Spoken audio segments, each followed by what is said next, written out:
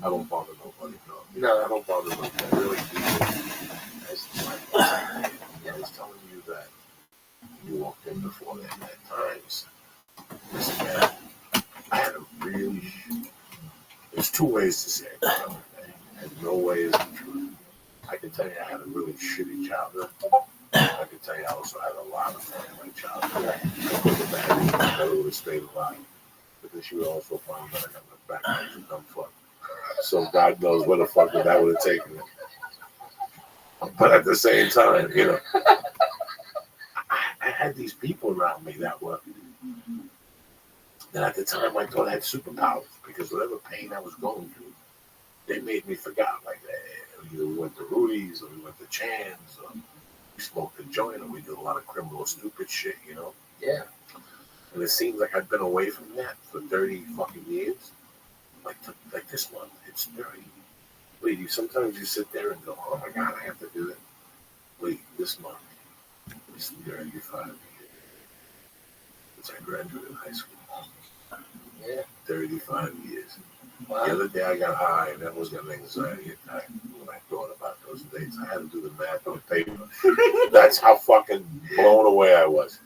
I'm like, I have to do the math on paper because this cannot be 35 fucking years.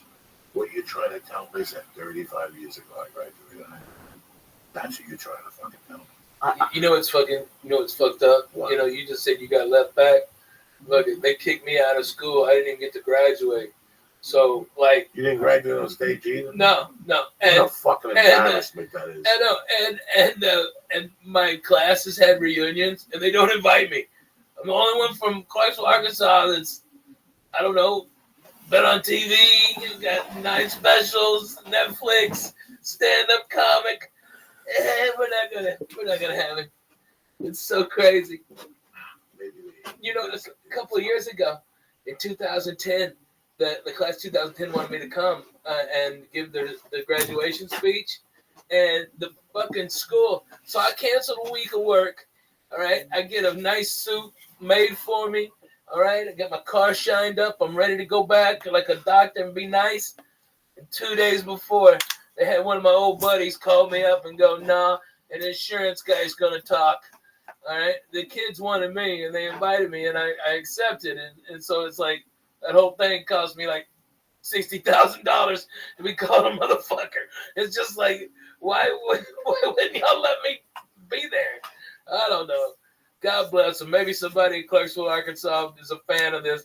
I got my buddy, Dirty Sanchez. He's Nicky is right there running a barbecue place with this Peckerwood white hillbilly or pillbilly. So how long ago did you get thrown out of school? I got thrown out of school 1990. So yeah, 27 years. 27 fucking. I know. So how long have you been My girlfriend's 25. How long have you been out of school? It's gonna be 10 years. This month. So yeah, I'm having a reunion. I think it's Thanksgiving week, which is weird. I don't keep in touch with anybody. One guy. Where are you from, Lee? Right outside of Boston. Oh, okay. Like North Andover? Sudbury. It's near. Oh, I know where Sudbury is. Oh yeah. There used to be a Chinese food place there that had comedy. Yeah. They had comedy in Sudbury? Yeah. I think they had comedy in Worcester. Worcester had it, and then there's Kowloon's. Yeah, that's on Route 1. Yeah, it's on Route 1. And then Sudbury had a Chinese place that I did comedy at one time. It was owned by Nick's. So I did that in the 90s. Was it Lotus Blossom? Because that's like the only. I think so. Holy shit. That's crazy. Yeah, I've been in your hometown. Yeah, I drove through. Cause you always talk about that, Jerry, about like seeing where you were. One of the last times I went to go see my mom, I wanted to go alone. She ended up driving me through the town. We just drove past my old house, and it was weird. It was kids I babysat are juniors in college and about to go to college now. And you can't go home. It's different. Yeah, it's terrible. Just 35 fucking years ago. Are you a different man than you were then? Without a doubt. First of all, I'm a man comedy, now. Right? You were already doing comedy. Yeah. Right. Yeah. In high school, you were Yeah. stand-up. Yeah. Wow. See, that's completely. I didn't know dick. At 18, 19, I had no fucking idea. I told you why, right? Yeah, well, you're on the Tech Kennison thing. Well, no. Before the part that made me want to be a comedian and not go to college and or give a shit about high school, because I was going to college and high school at the same time, was I performed at a Shakey's Pizza, and I won like $50, and the whole table got a tab, okay, and they were drinking pitchers of beers, okay, and slipping me one. All right, mostly I was fucked up on big red Cokes, okay, and shit weed, all right, and I got a fucking, I was in my 79 Oldsmobile Cutlass Supreme, okay, burgundy on burgundy, baby, okay, and I was walking out there, and this kind of ugly chick came over and we started talking, and then made out, and she blew me by the fucking dumpster behind Shakey's Pizza on Highway 71 in Fayetteville, Arkansas. And I said, fuck school. Fuck it all. I want to be a comedian. I just did 5 minutes that I've never done before, all right? And it made people laugh. I got free pizza. I got fucking $50, and an ugly girl sucked my dick. I'm in. I'm all in. But the difference between then and now is I was a kid then. I was a kid because, all my friends were much older, so they always talked to me as a kid because I was the youngest person doing stand-up in Houston, and I was the kid. I had no peers, nobody my age at my level stand-up, and I was pushed around and protected and everything until I got so mad I almost killed some of those old fucks in Houston. They don't know how close they came. I had a pistol and I was out of my fucking mind, okay? I was fucked up on codeine syrup and I was ready to fucking kill somebody, okay? I'm serious.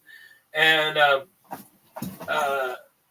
moved out here after the Latino Laugh Fest, Joey Medina, and I met you. And being out here was a chance to remake myself in the image I wanted to be.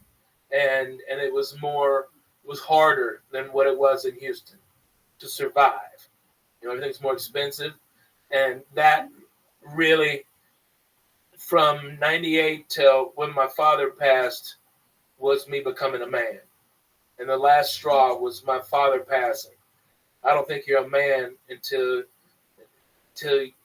you don't know you're a man until your father passes away and you're no longer a son. You don't have a dad. That's the point where you go, this shit is way the fuck real, okay? And I've got to get my shit together and, have responsibilities. And that's the whole thing. That's the difference. But yeah, so when you ask me, was I the same man as I was then? I say I wasn't a man. Had I fucking commented somebody? Yes. Had I had my dick sucked? Yes. Was I 18? Yes. Could I vote? Yes. Was I a dumb fuck? Way yes. Was I naive and stupid to the ways of the world? Yes. Yes. Without a doubt. And it took me a long time to get motherfucked to learn that lesson. At 19, I had the mind of a child, but the essence of a man. I had a it's so weird, like I had to write this thing. I read this book, and they want you to write like your negative, positive stuff. And I wrote, there was a thing like how insecure I always was, but confident at the same time. Yeah.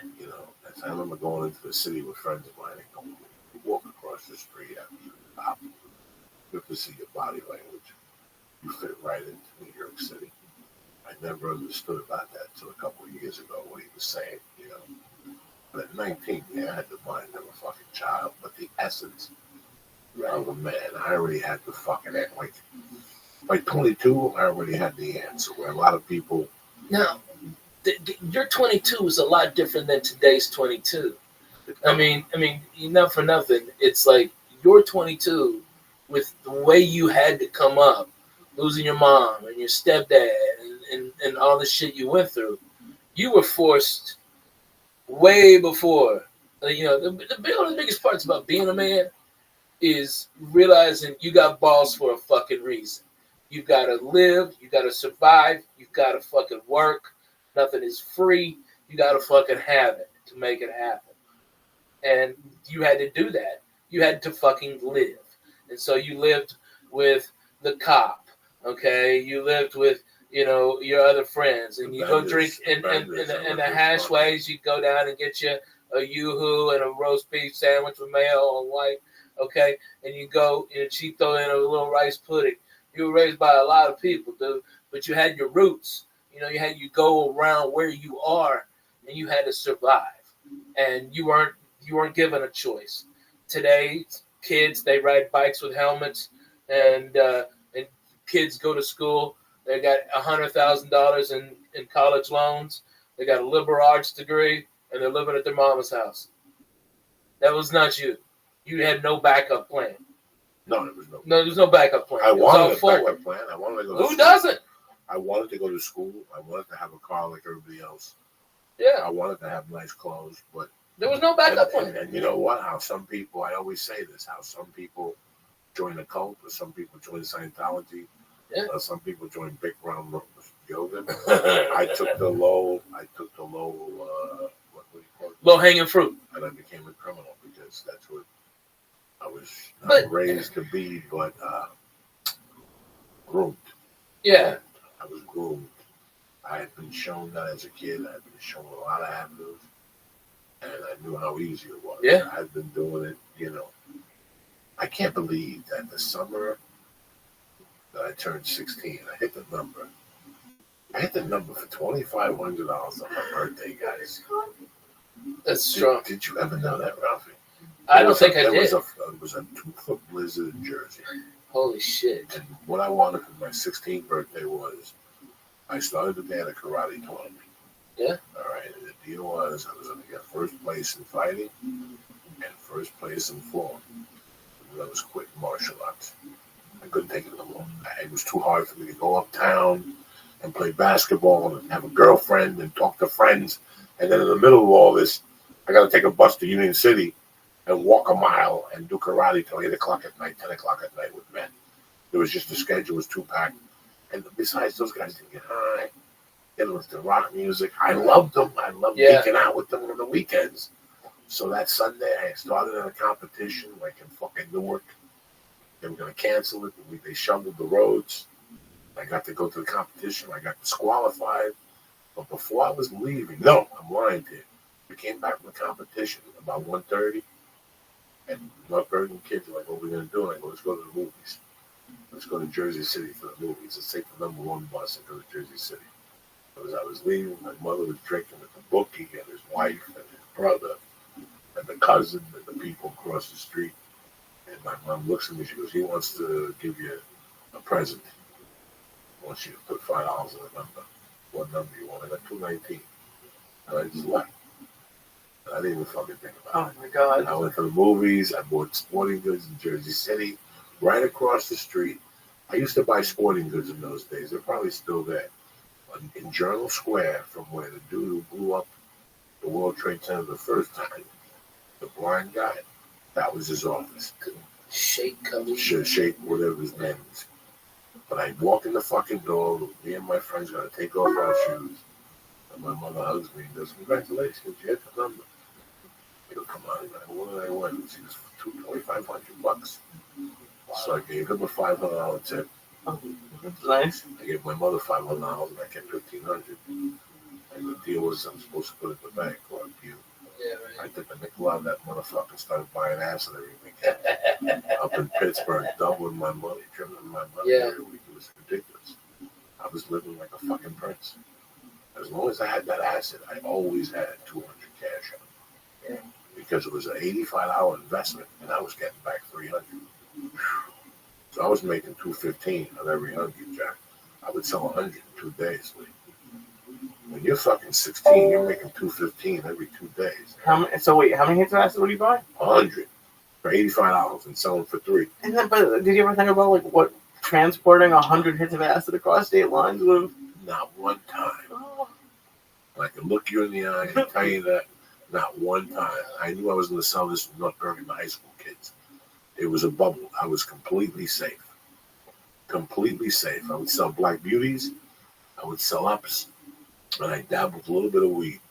A friend of mine, Joe, would sell me a quarter pound for $200. And I'd sell an ounce for $100.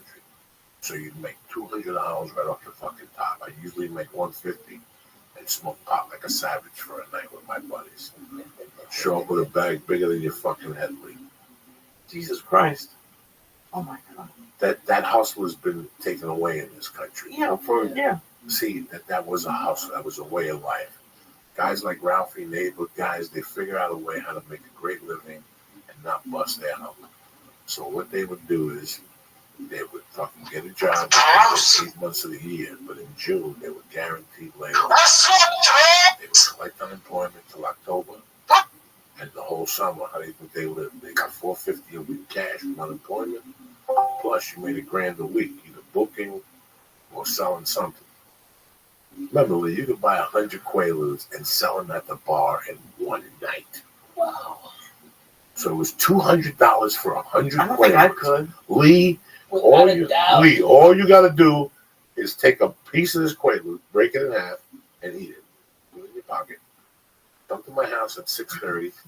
You come to my house at 8. This is how quick it was, Lee. I swear to my mother's grave. I swear to my daughter Mercy. You come to my house at 8:30.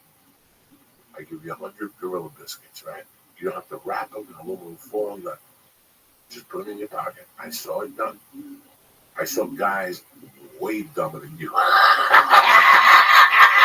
I don't mean that way. I know guys that are completely idiots. You're college educated. You just wouldn't know. I have an arts degree. Your body language would give it up. But I know guys like you. Right. Oh my God. That would live at home with their mothers. On Friday and Saturday. On Friday, I'd see them at 8:30. So Quaaludes. You give them 100 Quaaludes. They go to a bar and they buy the half. Yeah, like you just buy the half a Gorilla Biscuit, put it in your pocket. And pretty soon your eyelids start to close like that. People would know. People walk over to you and say, Lee, what are you holding? That's like an open sign? And you just tell them right off the bat, I got Lodi. Who wants to go to Lodi? Because Lodi was a place in New Jersey. I had an Aunt Maudie Bell in Lodi, Texas. Okay, Lodi. That's so funny. So they used to call him Lodi. Lee, if it was a Friday night, people were doing at $4 a piece. Everybody who would come to you would give you a 20 and take 5 of them. You think of the look of it that way. Nobody would come to you and buy one Quaalude. So 5 people buy. I mean, you wouldn't even believe it.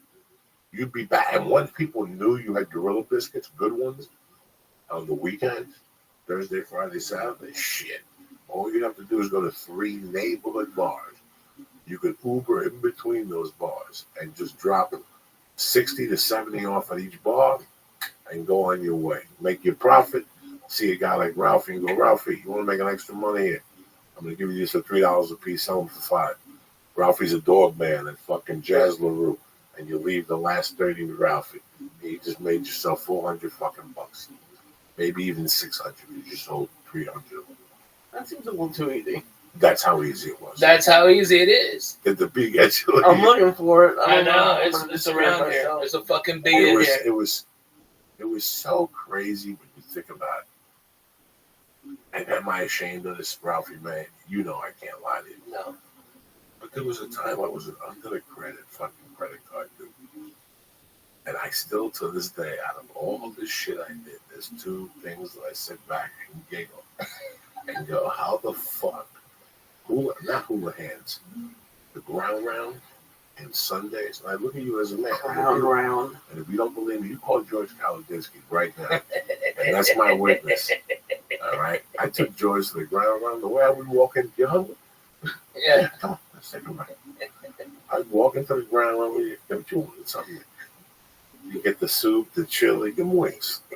How many wings you want? 6. Give him 12. You're like, look at Joey. And all of a sudden, like, the tab would come. I go, thank you. And I go, start walking. And you go, why? We ain't paying for this. and then you're fucking accomplice. Do you know how many times I did that? I think I did it 3 or 4 times with George. With George, you made him your getaway driver. Oh, yeah. Without him knowing it. No. In those days, there was always a by the way. I would give you what you're looking for, but it ain't gonna come easy to you. You're either gonna give me a ride, a shirt. I gotta take a shower at your house. I gotta do something. Yeah, the boy with the turned up. Oh my God! Yeah, fuck you. You gotta give me something. Nothing ain't cheap in those days. I'll give you 20 Quaaludes, but listen, we're gonna go to the Bronx. You gotta wait outside this black neighborhood and keep the car on go. You know what I'm saying? Keep the car on go. Lock the windows. Keep it on go. Don't open the window for anybody. Oh, I was. You don't need no air right you now. don't need no air. Just keep fucking Mind your breathing. fucking business.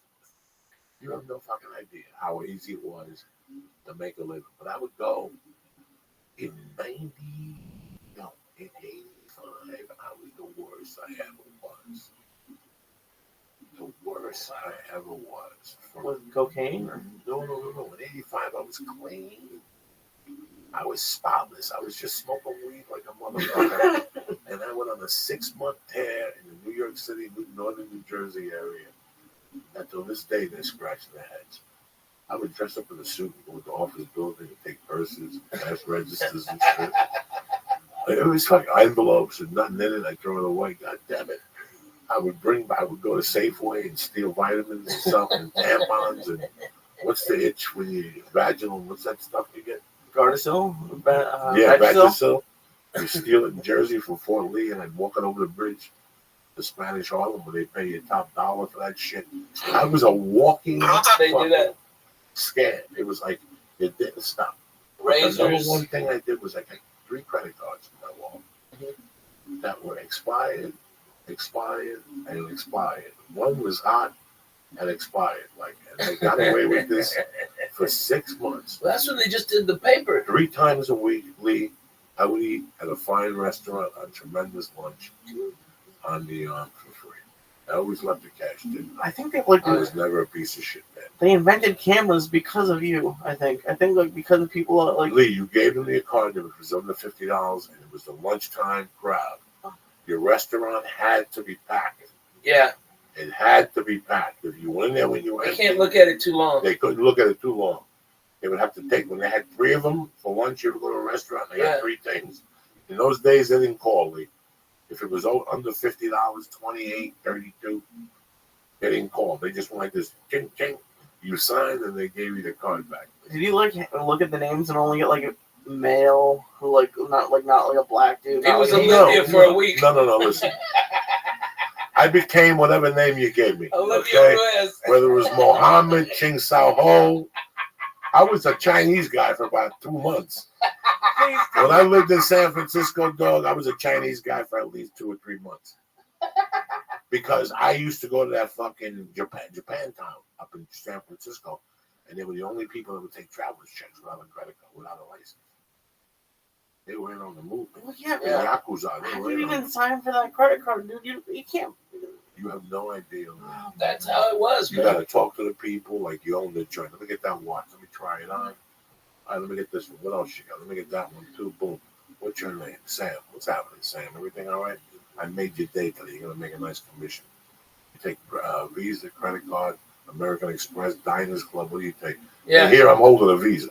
Yeah, but you know what I'm saying? I'm holding a Visa, but I'm throwing different options at you. I got Discover. I got Amex. What do you want? I got a silver I've card. seen you do that. No, dog. You got to walk in there like you own the fucking place, Lee. And the guy would be smiling, having a great time. You give him the card. He's thank you for coming. Thank you for coming, Mr. Kim. Thank you. Yes, yeah. They're not going to argue with you. Every once in a while, they ask you for a license. Yeah. 1 out of 10 times, you got to ask for a license. Then you got to run out and you lost the credit card. The credit card was hotter than hot. Remember, in those days, it wasn't what it is now. If I stole a credit card in LA and I sent it to you overnight mail in Jersey, you had 2 days to go bananas because it would only break down in zones. Right.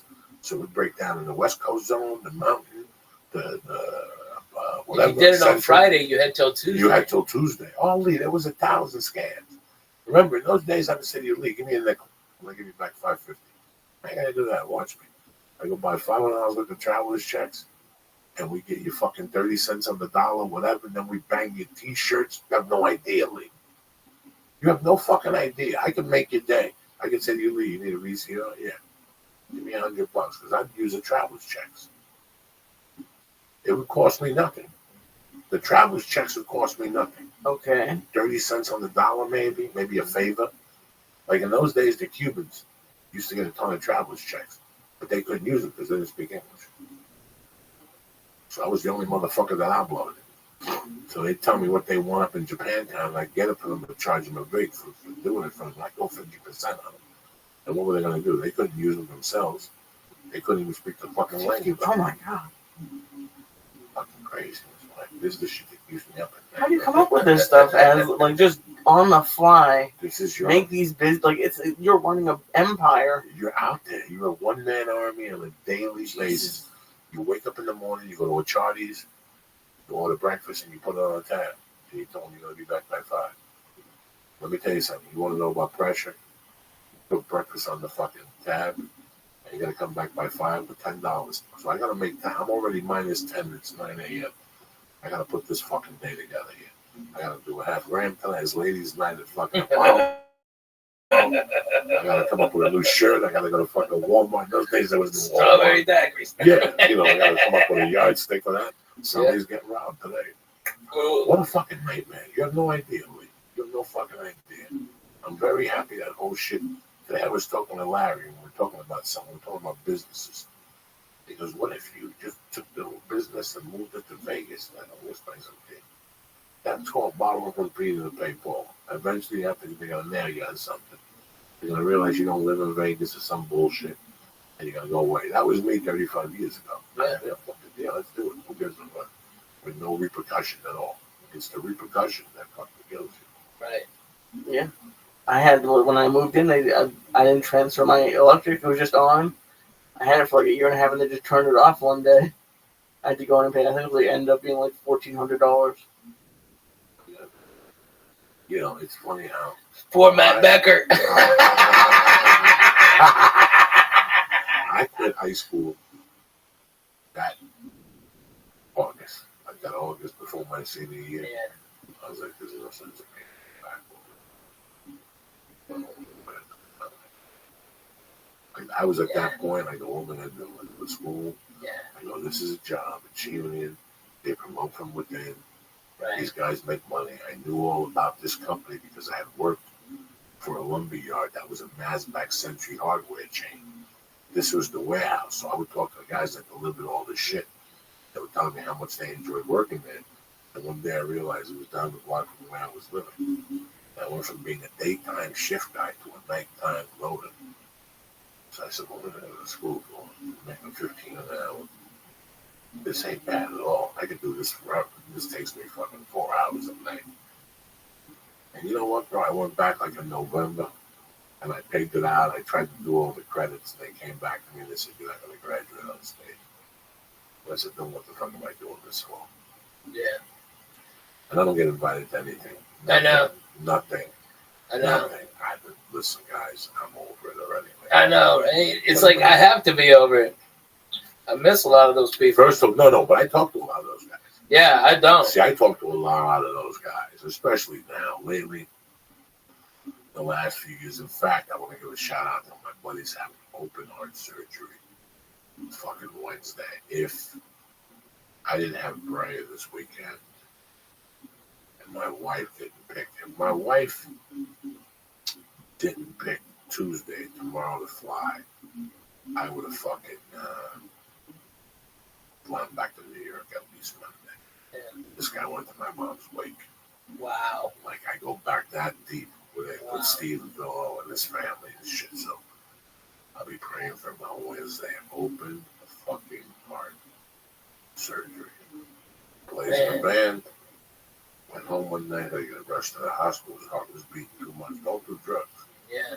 Hasn't done a drug in 20 fucking years. And it happened again. He had an episode again. So they said they have to do something to his valve. So wow. But I was all 4 years with that kid. That's fucking amazing. 35 years. And guys, you listen to this podcast, like, what the fuck's Joey talking about? What they was talking about? It goes fast, motherfuckers. It goes way real fast. Real fast. I know next year I'll know Ralphie 20 years, right? Yeah. 98. That's how fast this motherfucker knows. I know Ralphie from an apartment to getting a dog to getting married to having a big house, to having 2 kids, to having 2 houses. And a bus. Now back to one house. Now back or no house. It's fucking Reno, Tahoe, and back to the ghetto. I'm so lucky, dude. No. The guys at Caesars are just treating me super nice now. You know, I mean, it's phenomenal. They're class acts. You know, and I can't be mad the way I'm being treated or nothing. I can't even cry. Well, listen, brother. And like I tell people all the time that you said it when we were talking earlier about there's no escalator to the top. You know, you're not getting paid right now. You're getting paid for the shit you did when you went up to Visalia and your fucking keys fell down the elevator. Oh my God, I remember that. Okay, and you had to get, who does that happen to? Lee, who does that It happened to me. You go to a fucking gig, you did a great job, you spent the night, you wake up the next morning, you go to the fucking elevator, you go, oops, your keys go down that one little crack. That crack. And I heard they held for like a minute. Yeah. I heard they held. By the time you bent over, you shook the elevator. I could see them.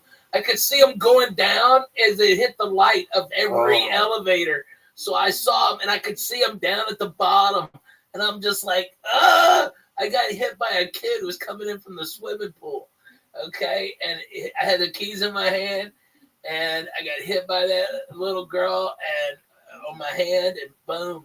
They just right in the middle. It took 2 years, but the Hilton there, or the Marriott, whatever it is, they gave me my keys back. But luckily, I had an extra key in the car, so all I had to do was get it over. And it was Saturday, and they couldn't get an elevator guy. No. I mean, there was 1,000 fucking by-the-ways. Yeah. And that's why I tell, everybody, like young comics, if you had that book to some dude when I was with my family. And on the way out, he goes, I've seen you at the comedy store. I just got into it. I've been doing it a year. He goes, what is it? What is it? Can you tell me? And I go, time. Yeah. Time and mileage. If you do 8 fucking open mics a night, I guarantee you 20 fucking years from now, you'll fucking get paid.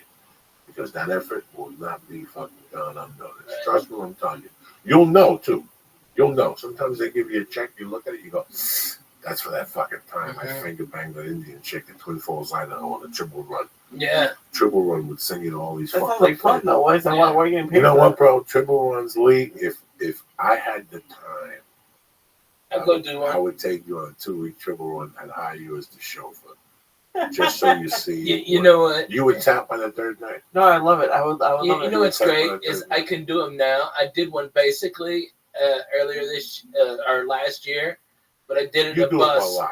Yeah, but it was a bus. It was great. It was great. I guarantee I wouldn't quit. I mean, Lee, this is. But you're in a car and you're driving 12 hours. 12, Lee. And then you're driving, and then the next day you gotta get up and drive another 12 hours. And then the next day you drive another 12 hours. And then the last day you drive an hour.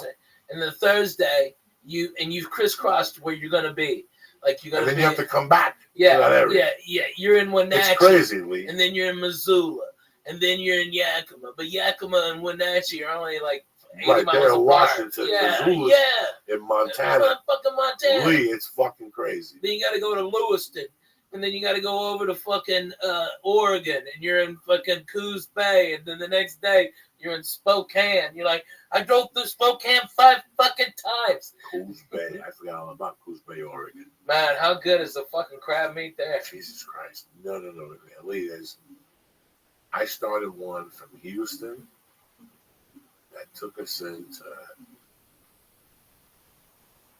somewhere in Idaho. And then we got up the next morning because there's some days you drive 8 hours. There's something, because you got to remember, we got to do a show. So I get off stage at 11, 11:30. You got to have a drink. They pay you. You got to talk shit. These people don't see civilization. They don't see anybody.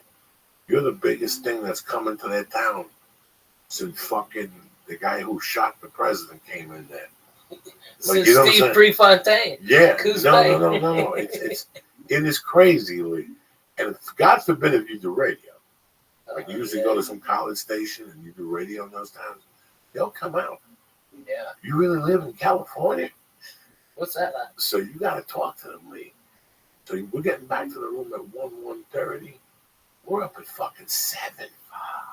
driving 10 hours to 5:30, get to the hotel, take a shower, eat, do the fucking show, go right back to bed, and fucking do it all over again. Hopefully we catch a 6-hour drive.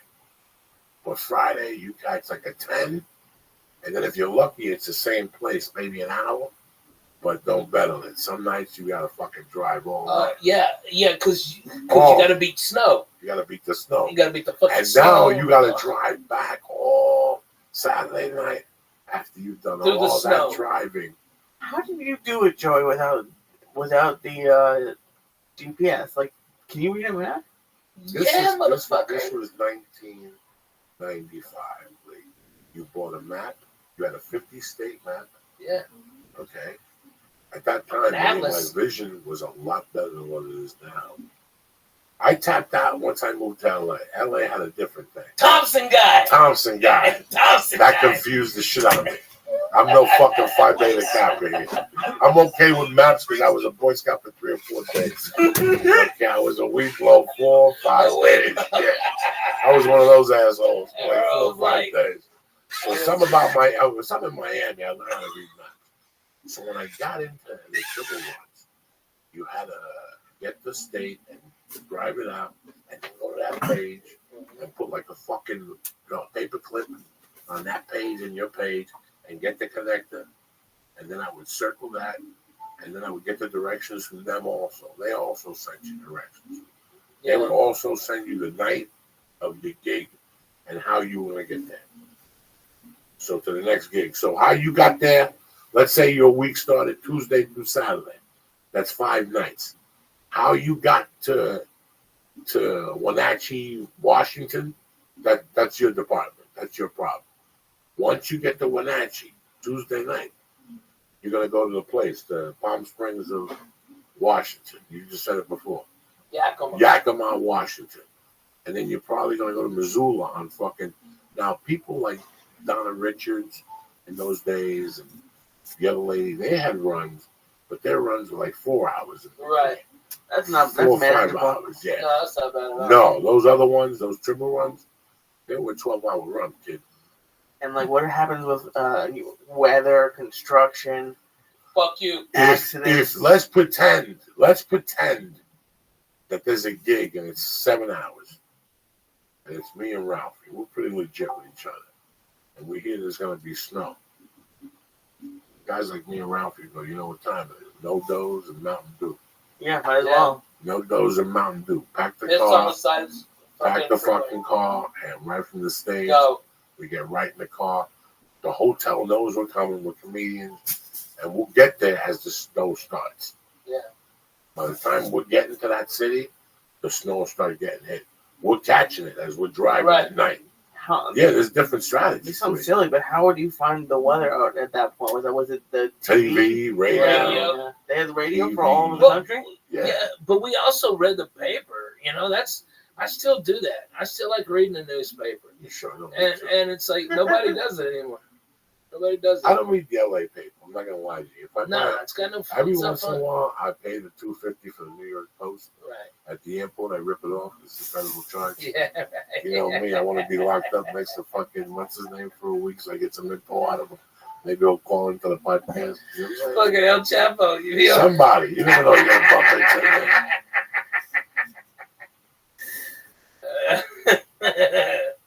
So I wish my memory was clear of those times.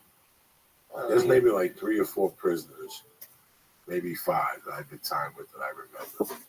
But from time to time, their name will pop up and I'll look them up on Facebook. One kid I found his son. Oh, wow. And we communicated for a while. I don't know what happened there. And the rest of the guys, like I remember Etchy. He's a black dude that was like from Indiana. I did time with him. He was cool as fuck. Spencer Antoine, I looked up. First of all, if I'm 50, Spencer's got to be fucking 80. Because when I was 25, he was 55. Right? So I was doing time when I was 25. But I'd love to reconnect with him and just talk some shit. All the dudes in the AIDS unit, they got to be dead. That was 87. That was way before the medication.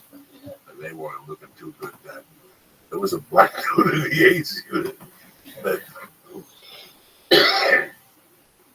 they thought he was going to die before, way, but he made it. By the time I got out of the halfway house. He was still there. When I worked with Katie Siegel in Superior Donuts, I felt like pulling her over and going, you don't understand how many times I watch you in the age of that fucking show, Married with Children, on Sunday night. Oh, yeah. We get a bunch of food from the visitations. And we fucking watched Married with Children. Like 8 prisoners, and the dudes who had the AIDS, they wouldn't leave their bedroom. Yeah. They would stay in that bedroom. We were cool with shit with them, bro. We would knock on their door and make them come out and eat. We used to have tons of food. Is that me? Food?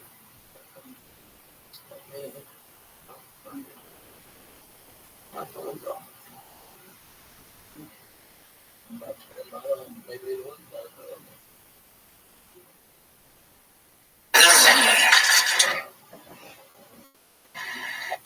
You fucking frick, I hate dick. They call me recording here. You're the chicken bear, I don't know why you're talking, buddy. Puerto Rican rehab. What? Dude, you should go to my rehab. Man, my rehab was nice, dog. Nice. Oh, no. This one, chanting. You can stay here for 22 years. They told you that going. Massages and Yeah, stuff. just give us the envelope. Just show up here early for the meeting. That wasn't mine, man. That was not really, mine. They worked on your heart over there. I can't hate it. How long did you stay in rehab? 2 days. No, I wish. I was out of there 2 days. I would have been out of there. But my wife was like, "You're not coming to my house, okay?" And I'm like, "What the fuck?" And they gave me a fucking Ativan, okay, that I'd never taken that shit before. And I woke up 24 hours later, okay, 24 hours, the whole day later, in my own piss, okay, going, I just pissed myself. What the fuck did y'all give me? I just smoked weed. I was taking some pills. But I wasn't taking that motherfucker, all right? I swear to God. Oh, my God, Coco. Would you recommend that? I've been taking names. Ralphie might tell me a story that had you running the airport like O.J. Simpson. Oh, my God. Oh, my God.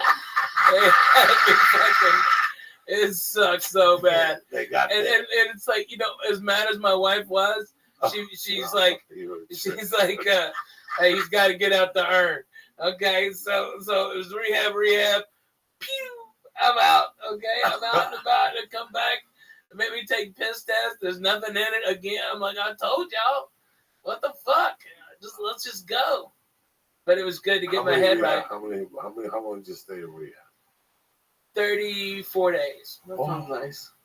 Yeah, it was great. I ran it out to the insurance. Said, "Fuck it, we're out." Insurance billed it? Yeah. They paid for the whole thing? Almost of it. It still cost me like $60,000. When you went to the rehab, did it help you? You know what? I wasn't addicted to drugs. I was gonna be because I had PTSD, and I would have been. I really did. Why are you laughing at PTSD? Because he's a cocksucker. That's why he loves torturing me. I'm just trying to think. What he's got PTSD. I was there on many occasions. Yeah. Was it the fall on Gardner? No. That's what I'm saying. Mate, get up. I think you're going to mug you. Was it the time we found the hooker? I mean, there was a lot of situations where you could have got PTSD. That's all. No. It was when I almost died in Tampa. But you were fucking such a dick. All right? I know. Put the sandwich down. That's what it means for Ralphie May. You told me that joke one time. You go, you got PTSD. You put the sandwich down. That's the problem you got. But I would have been addicted. I would have been. Ain't no doubt about it.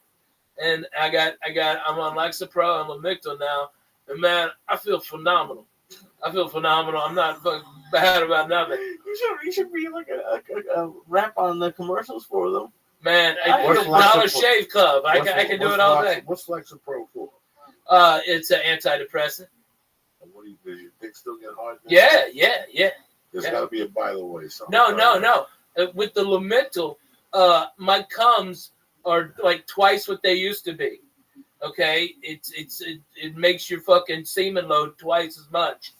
All right, which means my nuts get a little sore, so I gotta fucking drop a batch pretty regular. Okay, but man, it's like more volume than it's like a fucking wet sock or a ladle of pancake batter up against the wall.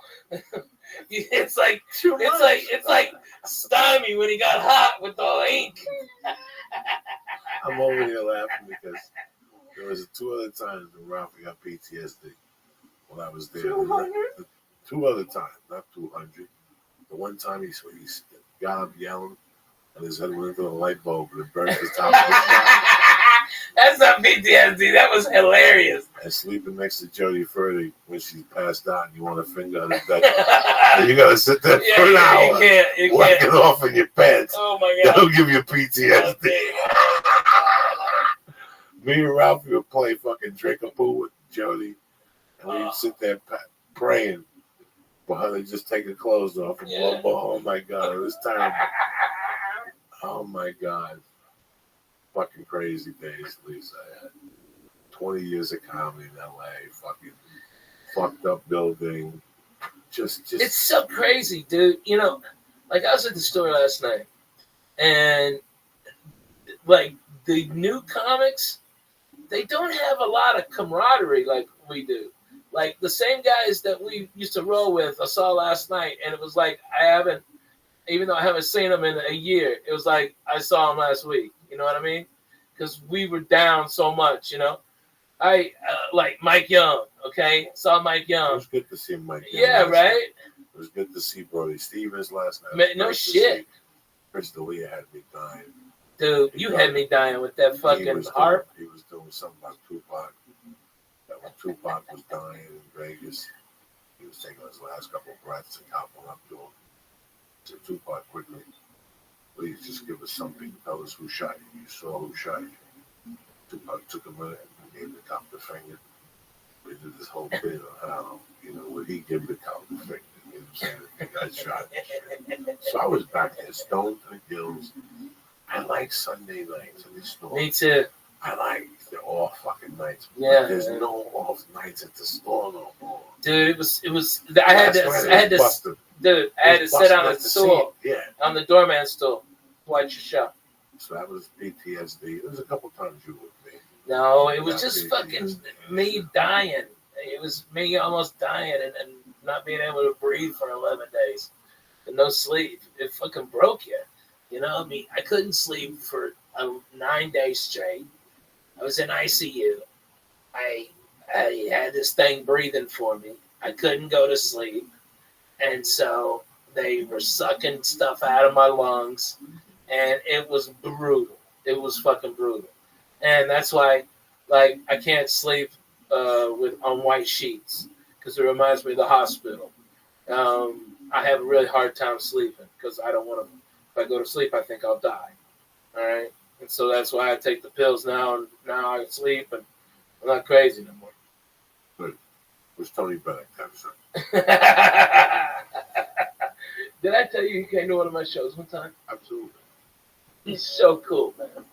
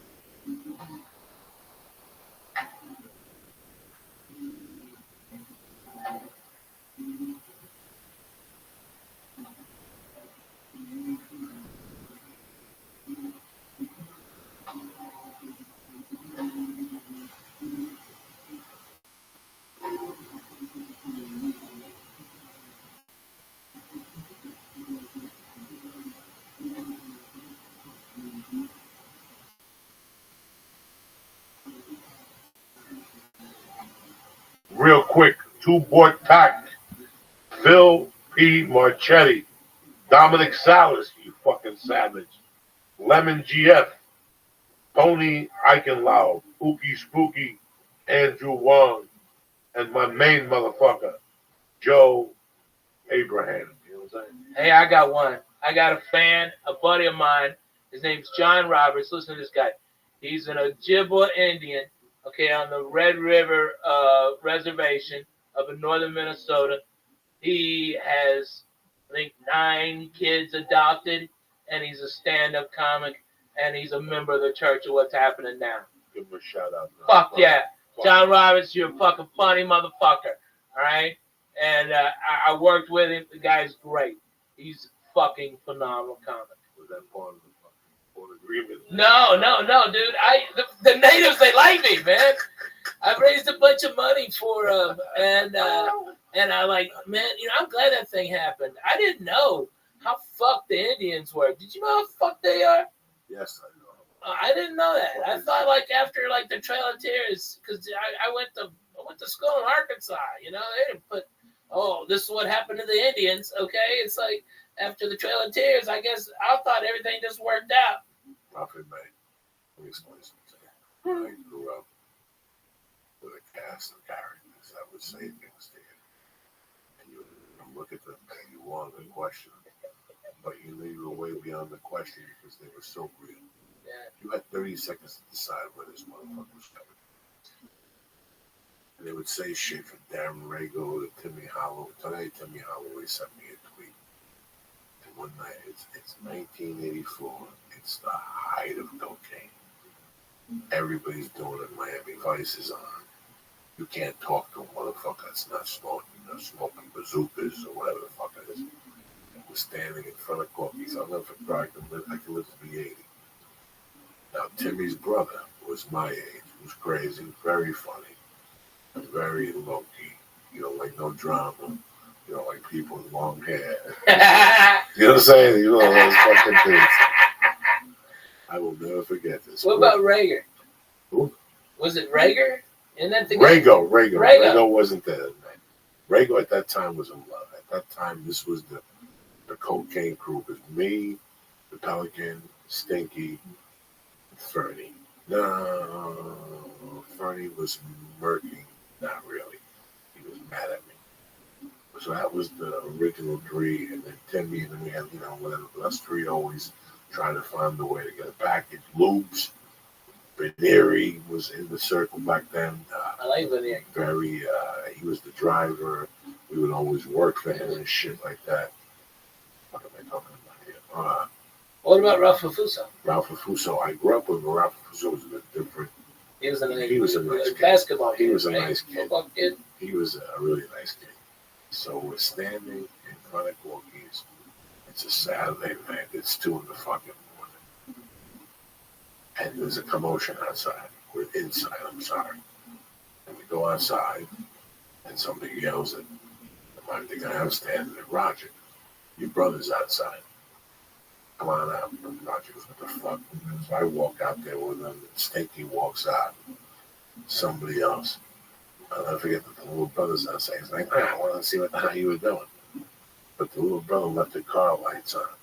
He left the car on, double parked, with the hazard lights. With the hazard lights. Yeah.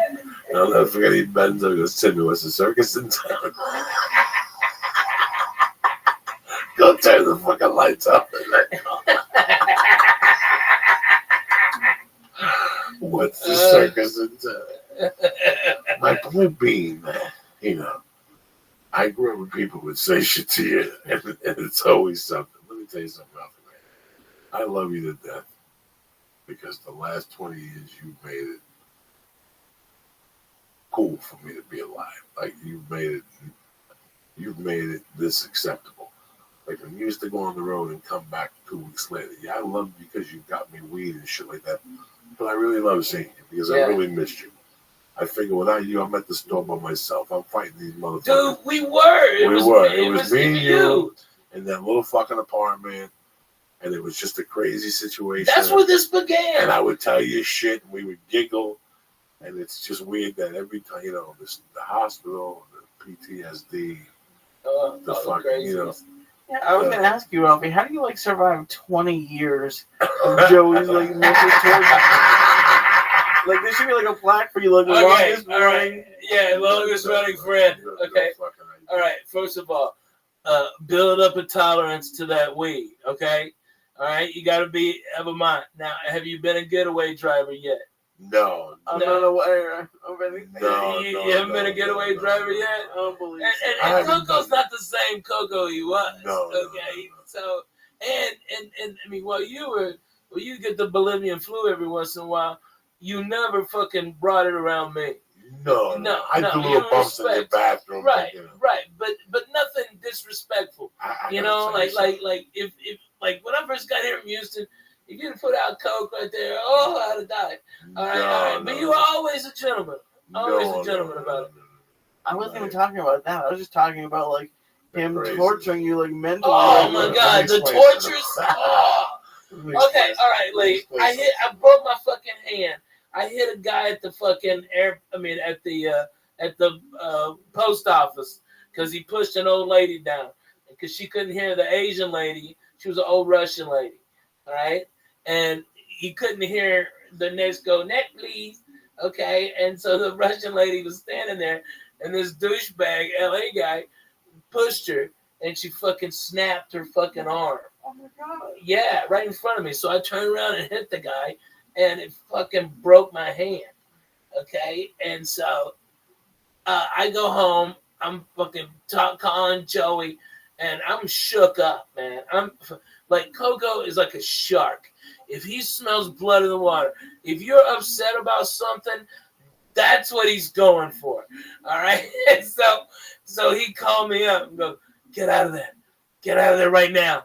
The police are coming right now because you knocked the guy out. Let's go out the back door.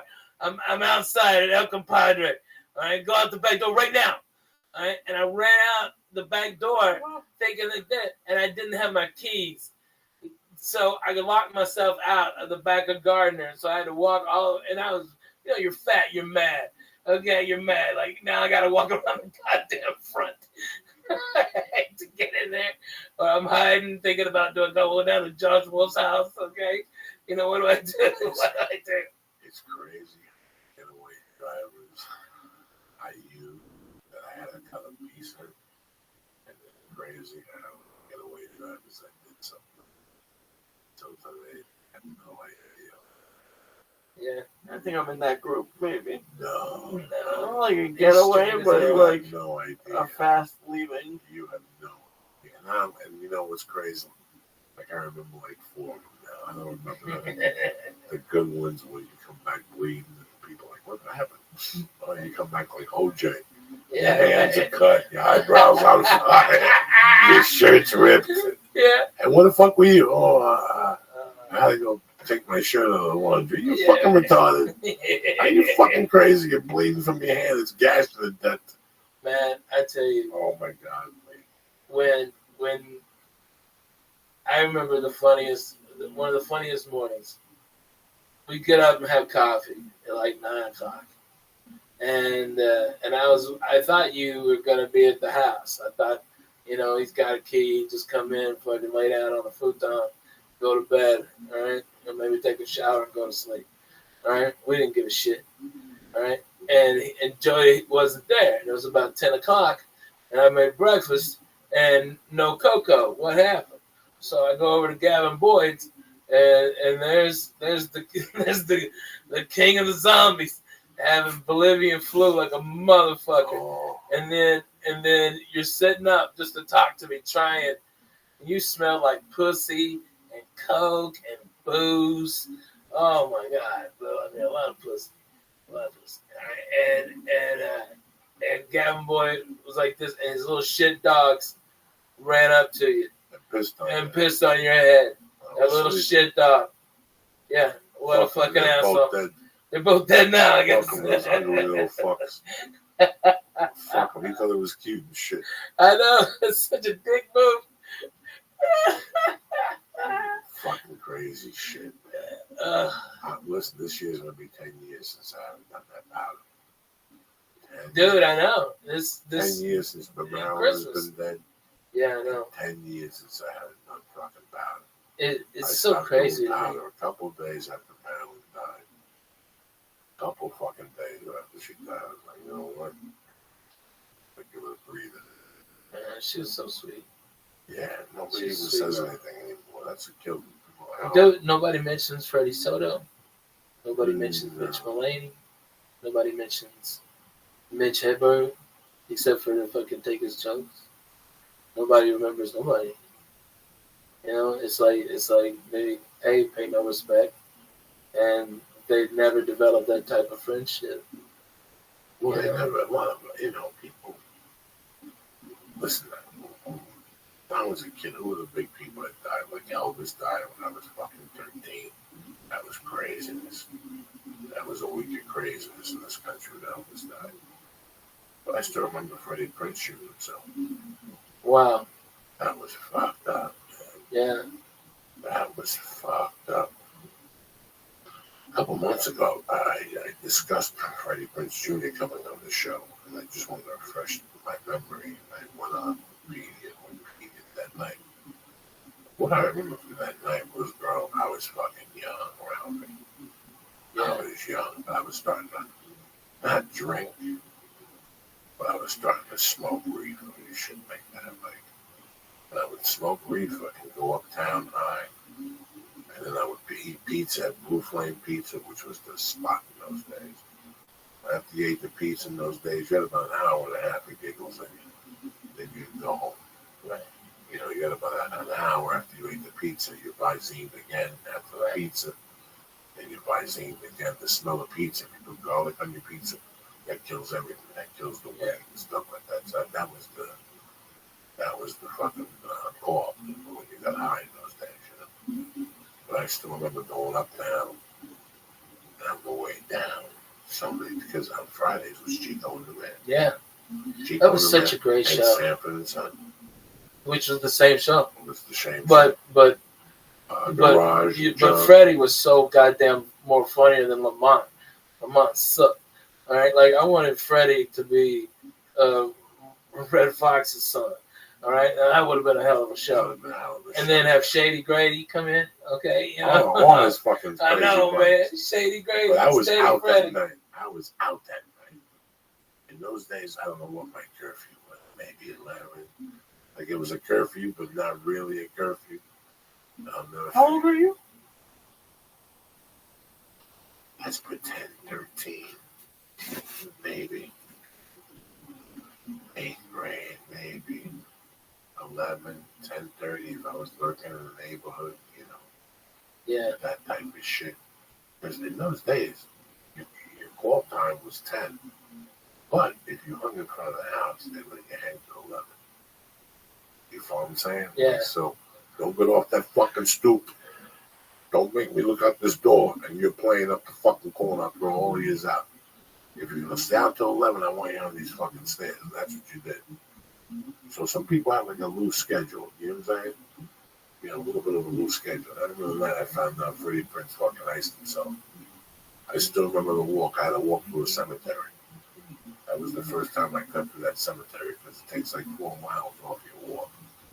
From uptown to downtown, there's a back fucking road back there. And people would say, be careful because there were devil worshippers. But I walked back there like 3 kids. And I saw some people doing some Santeria. And they made believe they were going to chase us, but they didn't chase us. The other guys ran. I ran like for 5 minutes. I was tired. I'm like, fuck this. You jump in like by 64th Street, and you jump out by 51st Street. It was a tremendous little fucking, but those grave sites were old, dog. Like there was a lot of grave sites there from 1860s. Concrete was broken, the headstone was already broken and shit. You would die. Man, but yeah, time flies. You know, it's like comedy has so many people that are just gone. You know, I mean, and like over the 20 years, the cast of characters like that we knew that were like really good, and like where are they now? You know, that like are no longer even income. It's crazy. Last night, I was standing where you were standing. Last night, I got to the thing. I saw Chris D'Elia, I gave him a hug. Chris Spencer was up on stage. And I walked into I walked in. I gave the Chinese kid a hug. And Cole. Fung. Fung. Yeah, he's my man.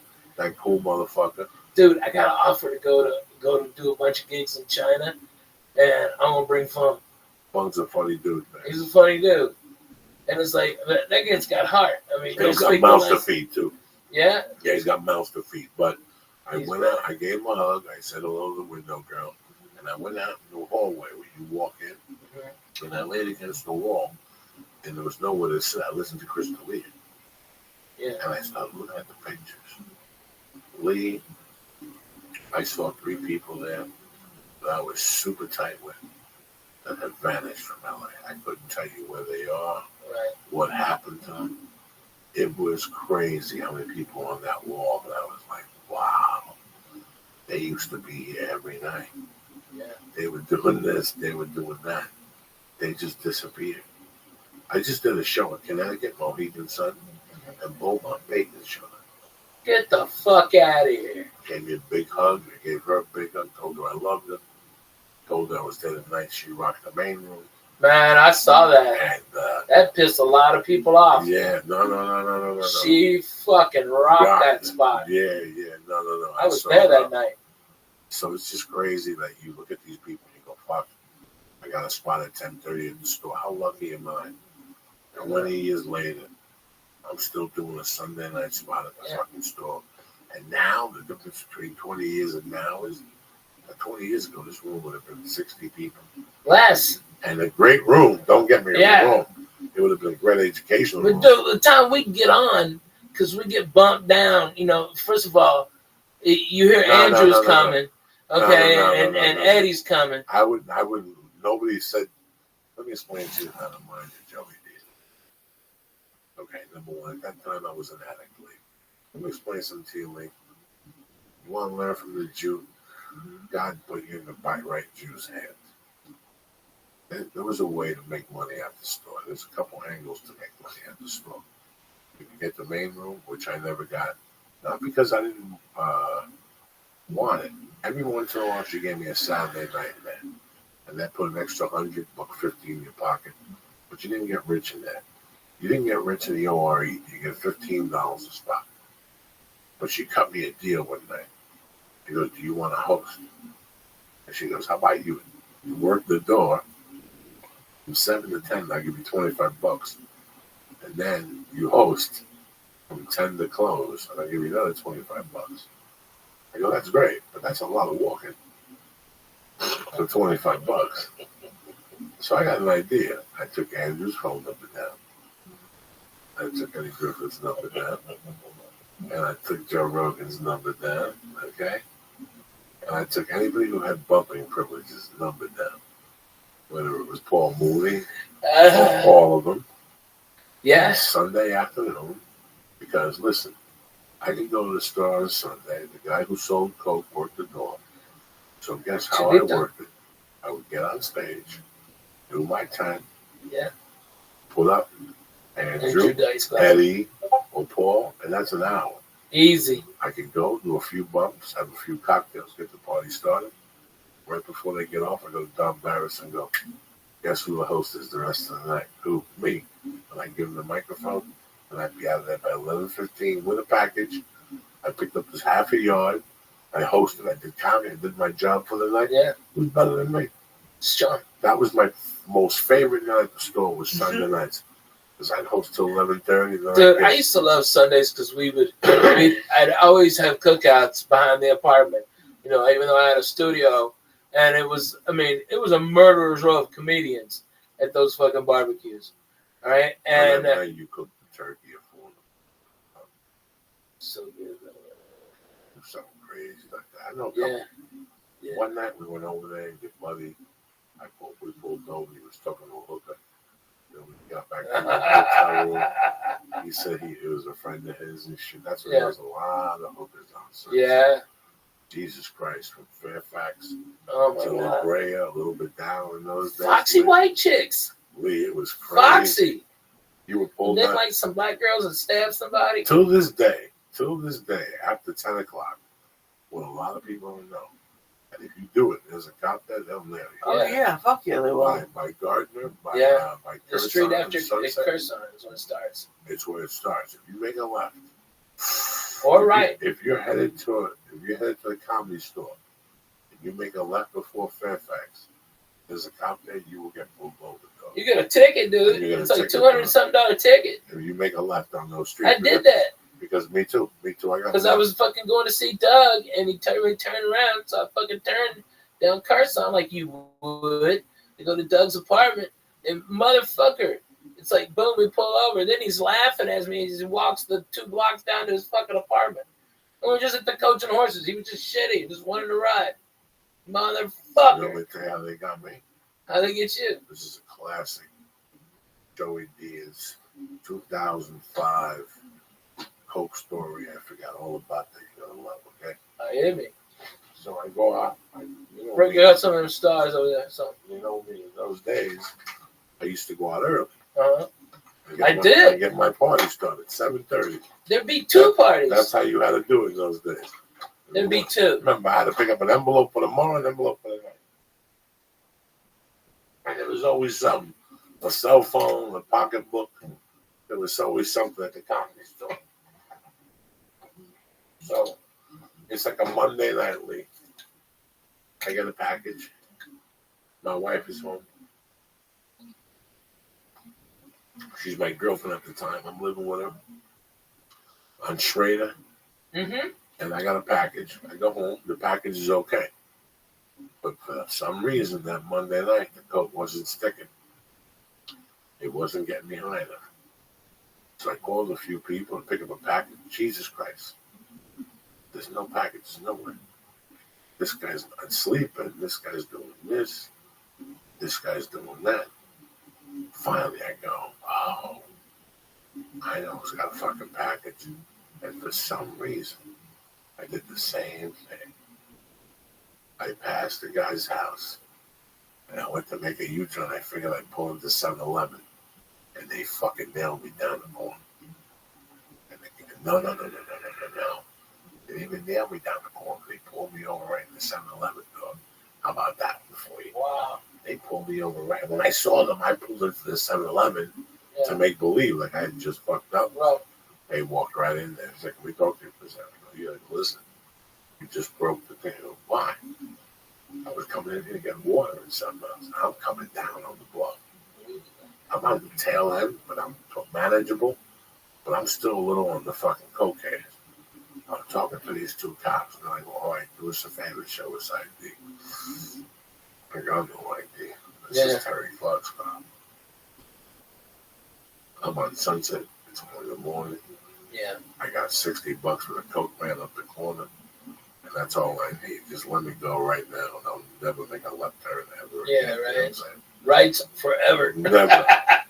Rights forever. You'll never see me in this neighborhood late night again. And I fucking started telling the guy, he goes, I'm sorry, bro, I gotta tow your car.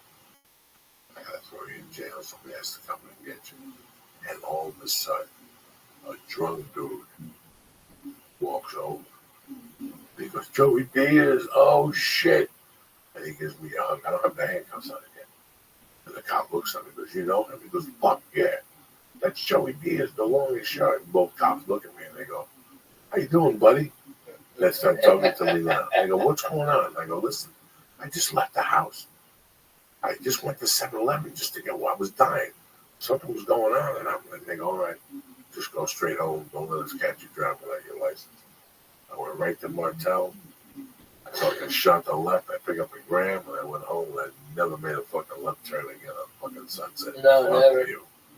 Fuck it, They were man. going to tow my fucking car and everything. Dog. They do that on Melrose too, Jack. Melrose, you can't turn after 11 on some parts. Really? Yeah. I think Santa Monica too. Like not Stanley, but on the other side of Fairfax. Those houses back there, those gays, they're like, nah, you don't bring your party back here. All right, you want to turn a trick, suck cock in the fucking bathroom? Go for it. Abby's down the block. You know what I mean? That's how they get in there. You know? They go get the taste of dick out of their mouth with that Brazilian food next door, that bossa nova. Okay? When I first moved here, I don't know where it is now. I don't really know where it is, but it was on Santa Monica. It was off Santa Monica. When I first lived here, I lived at the strip with a trailer. And for a while, I would stay with Doug, and then for a while, I would stay with her. Now, you have to move the trailer around, right? And we lived next to a park. That if you went there in the daytime, like if I can remember where it was Hollywood. It was right around Beverly and maybe Curzon or something like that. It's probably a fucking building now. Yeah. But at the time, it was this little park. In the daytime, they had benches and you could walk up the stairs. They had like a little swing area. Go at fucking 3 in the morning. That place would turn into sex central in those days. So I would be sleeping with Carol in the fucking trailer. And you could hear the men. This is 1997, guys. And they were fucking right outside. Like they were hookers, I guess they were.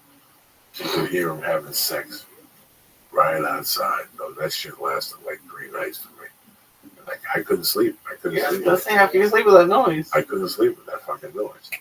And there was no women out there. There was no guys or women. It was all every time we looked out there, it was 2 men having sex. The one guy choking the other one. It was. I just remembered this shit.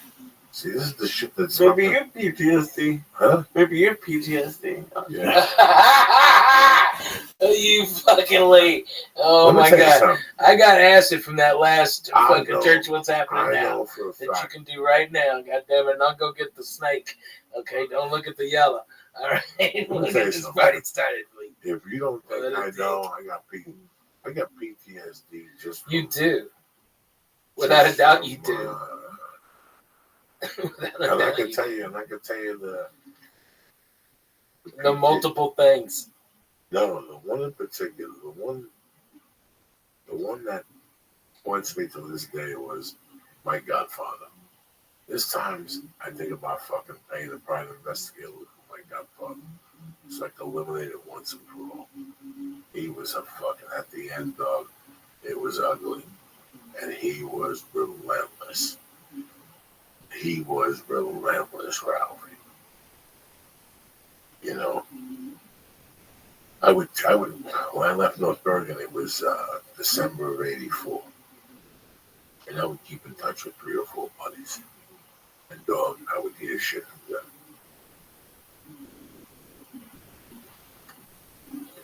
that I could have called bullshit, or I could have believed. And then years later, I smartened up and I go, why would they fucking be talking this shit? And then I had another friend, my first daughter, Jackie, her godparents, her father, the godfather, Pete. He was a fucking serious white dude that I grew up with. Pete was Italian, no Irish, none of that mafia shit. Pete was a serious fucking white dude that knew his shit. Before I made any moves in those days, I go to Pete. If Pete goes to the cops today, Pete could throw me in jail for 30 fucking years. From 1980 to 1985, I told Pete everything I did. Whether he agreed with it or not, whether he was a close friend of ours or not, I told, because I always had to have somebody I was 100% honest with. Yeah. Like I've been that guy for a long time. Yeah, no matter what you came to me in those days and said to me, like if you came to me in those days and said, Joey, tell me that you didn't rob the comedy store. Yes, I fucking did. I was that guy. Like if anybody else asked me, I go, no. And it was weird. He had a hooded sweatshirt like you. No. It seems like a liability to me, isn't it? What's that, buddy? Telling somebody? Wow. You gotta burn your heart. Listen, bro. If you no want, judgments. That's what real friends are. You did? In those days, if you have people that if they come up to you, listen, man. If you don't want the answer, don't ask the fucking question. Right, that's true. But, okay, when I was 14, I got one of the greatest lessons in my life, and it stuck with me. His name was Jimmy Bender Sr. He once told me something that fucking just stuck with me. Like, I started hanging out with him, swimming in his pool. I was friends with his son, and when I went to the track, he goes, listen, if you tell me the truth, I got your back. But if you lie to me, I can't help you. And that always stuck with me. I always remembered what that was intended for. And then years later, I saw him kick a junkie in the stomach and drag him out and say the guy was going to die in his house. So I know he meant business, do you understand me? But at the same time, the way I was growing up in those days, my friends were going to take heat from me. Okay? Like, let's pretend, let's just throw some names out here because we know. Let's pretend Ari was Ari Shafir, who's Ari today. People like Ari. Ari's a great guy. Yeah. Let's pretend I robbed a kilo from Ari. All right, like Joe Diaz today robbed a kilo from Ari. And Ari had two guys working for him. Steve Renazizi and somebody else. Whose balls are they going to bust every day? They're going to bust Ralphie's ball. They're going to bust Lee's balls. Like, where's Joey? Have you heard from him? Tell Joey when we see him, going to break his fucking head. You know, guess what? You're going to hear from those. Every time you go out, Lee, and you see those guys, they're going to come up to you and go, you ever hear from your pal? What you mean to tell me is you never heard from your pal? No. You're full of shit, Lee. You're a piece of shit. You fuck. Get the fuck out of here, you piece of shit. How long can you tolerate that for before you say, you know, I know where he is? Well, to be honest with you, Lee, if I lie to you, you're not going to take that from me no more, in my mind.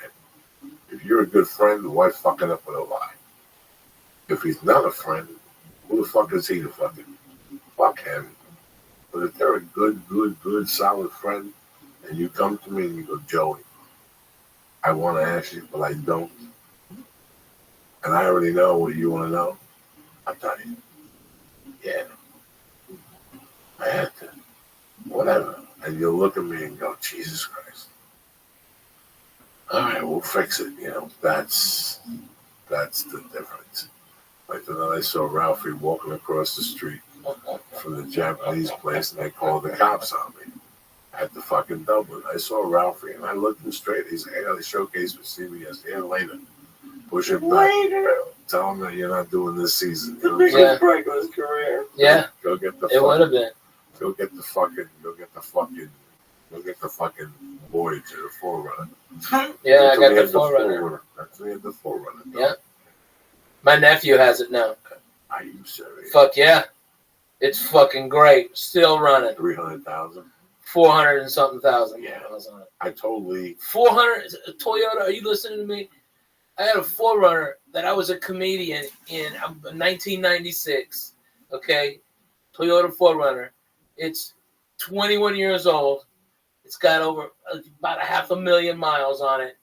And it's still going, Jack. Still going. You don't even see those anymore. No. My nephew had it repainted because I had shined it up so much that I created swirls in it from shining it so much with fucking not the right stuff. And so he had it painted, and it fucking looks great. Takes us to the Razorback games. He's happy as shit. He's got a little boy. He's one. He's fucking. It's like that car, you know, that fucking Wrestling. Bang his wife in and fucking leave condom wrappers all over the place. Ugh. Oh God, Jesus. All right, you know, it's that same car. My nephew's got it, but I had a good parking spot too, man. Good parking spot, and I was gonna rock right in. I had a showcase for CBS. They were all up my ass, and you're like, Ralphie, go get the fucking car, and I'm like, this is serious, okay? And I was halfway in the middle of the street, and I'm so fat that I can only wear warm-ups. So I'm always trying to fuck. Everybody thought I was trying to be black. It was the only thing that fit. And at Ford, I got them for free. Doug, it was Big Daddy. Big Daddy. We all wore Big Daddy. I lived over. I told Me too. Lee for a year and a half. That's all I wore. Without a doubt. I started Coke. I just wore their outfits. I just washed everywhere. Them. I wore it everywhere. Why were they giving you for your outfits? Because they wanted promotion first. Yeah, and then I got everybody in. Everybody who was fat. I got everybody in. I could. Sweatshirts, t-shirts, sweats, shorts. They were super high quality. Super high quality. I had that shit for years. Yeah.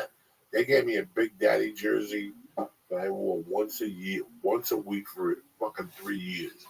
They gave me a Big Daddy Dallas Cowboy shirt. Wow. Like I said, Big Daddy, but it's blue. Silver stripes. I got hooked up somewhere, left in a hotel room in Beaumont, or something like that. I had some great Big Daddies. Man, I still got it. Yeah. And you know what? It's still some of my favorite shit to wear. I fucking love that shit. It's great. What has happened to them? So I don't know what happened to them. They were so good to so many of us. They got into the movies because they gave it to the black comic, and how he got into the movies was Barbershop. Yeah. The first Barbershop, he wore Big Daddy on there. So he was their first big client. Right. They had other people. But I wore it on TV. All over the place. I tried to wear it on the big Best Damn Sports show. Yeah.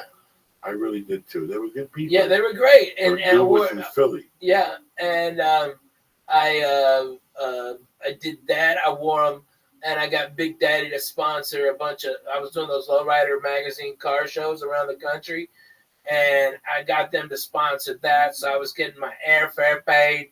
Okay, wearing Big Daddy at all these places, and they were selling out. I put them in my video when I went to Iraq. I wore Big Daddy. All right, and it was phenomenal. They make shirts that could breathe so much. It was 135 degrees, and my titties didn't smell like vinegar. You know what I mean? That's pretty fucking impressive. It was great shit. I probably have Big Daddy clothing lurking for about 2008. When I moved out of Hollywood, that was the end of the Big Daddy. I had a couple T-shirts. I had a few sweat jackets or whatever. Yeah. I didn't even know they were around anymore. Nobody had them. I couldn't wear sweats anymore. The mafia thing was over with. Yeah. So there was no reason to wear sweats anymore. So that was the end of it. I don't even know what happened to the rest of that shit. They were great people. Yeah, so nice. They're still around doing something. See, in those days, a lot of people would start those companies. They would blow up, and then they'd sell them. Yeah. And then somebody else would pick them up. Absorb it up, yeah. And they'd pick them up and buy 3 or 4 T-shirt companies. Yeah. And now combine them and do something. Have you gotten in contact with this Winston company? No. It's a designer. He's an actor. He's a fat actor, and he sent me a link to it. Dude, I just got this shit. It's fucking amazing. Every bit of it is fucking phenomenal. I'll get you hooked into it. My flavor, it's so great. It's like really super high quality stuff that I can't find anywhere else. I shop all over. Yeah. Texas is if you're a fat dude, you gotta go to Texas. Lord Jesus, that's the only place you'd go. Man. And you know what, man? It's such a shame because, like I explained on stage last week, in Texas, if I'm a 2X here, in Texas, I'm an extra large. Right. So if I buy clothes in Texas and I got extra large, I go, Jesus Christ, I lost weight. You feel good about yourself. Time to eat. Time to eat. They don't fuck around. They switch the labels on you. So you go to Texas, you buy a 3X, you're swimming like a fucking thing. You're like, what happened to this? I could use this in 3X. No, because they make the clothes bigger. In LA, they make them smaller. Get a 2X in LA. I guarantee you walk into any Walmart in LA, you don't fit in 2X. Walk into a fucking Houston. Yeah. You'll be swimming in a 1X. You go, Jesus Christ, I lost weight. No, they make the clothes bigger. So every of those Marshalls, all that shit, if you're a 2X like me, becomes fair fucking game now. If I usually walk into Marshalls, there's no clothing for me. But in Texas, Marshalls has clothing for Uncle Joey and shit. Don't move. Don't move. Don't move. Is the B right there? No. It's like, yeah. Don't mess. Come on, man. That's the church. That's what we did. Did you see his face? I did. It was great. It was great. It's going to be a great one. People are going to go. They're going to make gifts of this. Wait, have a star. No, thank you. No. Here, you eat this one. Yeah. Eat this one. Yeah, eat a double. That's Come on. Sorry, a double. No, you don't eat a double. I ate one too. Don't worry about that. Fucking God, give me the mother. It's not already. Where are you performing the next few weeks, my brother? Harrah's, Las Vegas. How long? this Thursday, Friday, Saturday at 10 o'clock. And then next Thursday, Friday, Saturday at 10 o'clock. And then I'm in San Antonio at LOL. And I can't remember. That's like the next 3 weeks. But like I'm going to be also coming back here next Sunday and Monday and Tuesday, hang out with my kids and do some meetings. And then the next week is Father's Day, so I'm going to be around. Maybe, I don't know, maybe you and your family, maybe Sunday dinner someplace. You know, maybe go back to that Italian place I told you about. Like, it's old school Italian. That Tony's Bella Italiano on Magnolia. Mongo. That's where he goes to eat shit like that. That's where I'm going to stay for now. What? Oh my God. Mongo. I'm happy you're doing well, Ralph. I'm happy. You know, before the podcast, and I know a lot of people listen to this podcast, you've been divorced, separated. And, you know, while it's happening, we think it's the end of the world. Right. And it's a pain that doesn't go away for 3 years. And either the attorneys could keep it going, or you need, like with me, I just squashed it. I said one day, you know what, man, I want to do comedy. That's it. I just want to do fucking comedy. You know what? I came to the conclusion. I was fighting for it, never I didn't want, because at the end, I couldn't cover this breath. Whatever your fucking name is. Ralphie. I'm Stone Dude. I know, baby. I couldn't cover the spread around me, and that was the worst feeling in the world to know, but also the best feeling in the world. When I moved back when I left living with George, when he was jumped up, yeah, and his grandma, and I was having a great time, and I was really learning comedy. I saw Mike was out all that night at 2 in the morning, and I figured it out. I got to move somewhere where I could do a lot of open mics, take my time, just get time, and I could do something with this fucking comedy shit. Yeah. I've been doing it in New York. It's been working, mensa. Anywhere I go, it's always been receptive, come back. So I'm on to something. I don't know what it is. And one time I play the flute. I don't know what it is, but I'm going to stick this out. I got no money. I got a little job I eat from week to week. Why not have a good time my way? Every night I do comedy, I bump into somebody, they give me a pill, we do a bump, I drink 2 cocktails because they give you 2 drink tickets. I'm having the time of my fucking life. Yeah. I wanted a family, I wanted to be married, that's what I wanted. Once I got on that stage and I got hooked, it was all over but the shout. I walk in one day, she said she doesn't want to be married no more. It was like God said, here you go, cocksucker. This is what you want, you fucking lunatic. And I went for it, Ralph. Who gives a fuck? And that's what we're enjoying right now. We're enjoying those triple runs that we did. We're enjoying. You did those other runs, but that dude who played C.W. Kendall. C.W. Kendall. I told him to suck my dick. Because, he used to give you a long week. Yeah. Then the week before the gig, he cut it down to 2 2 nights. days. Yeah, but it was like Wednesday and Saturday. And they're fucking 12 hours apart. You had to put yourself up for 2 days. It was fucking crazy, people.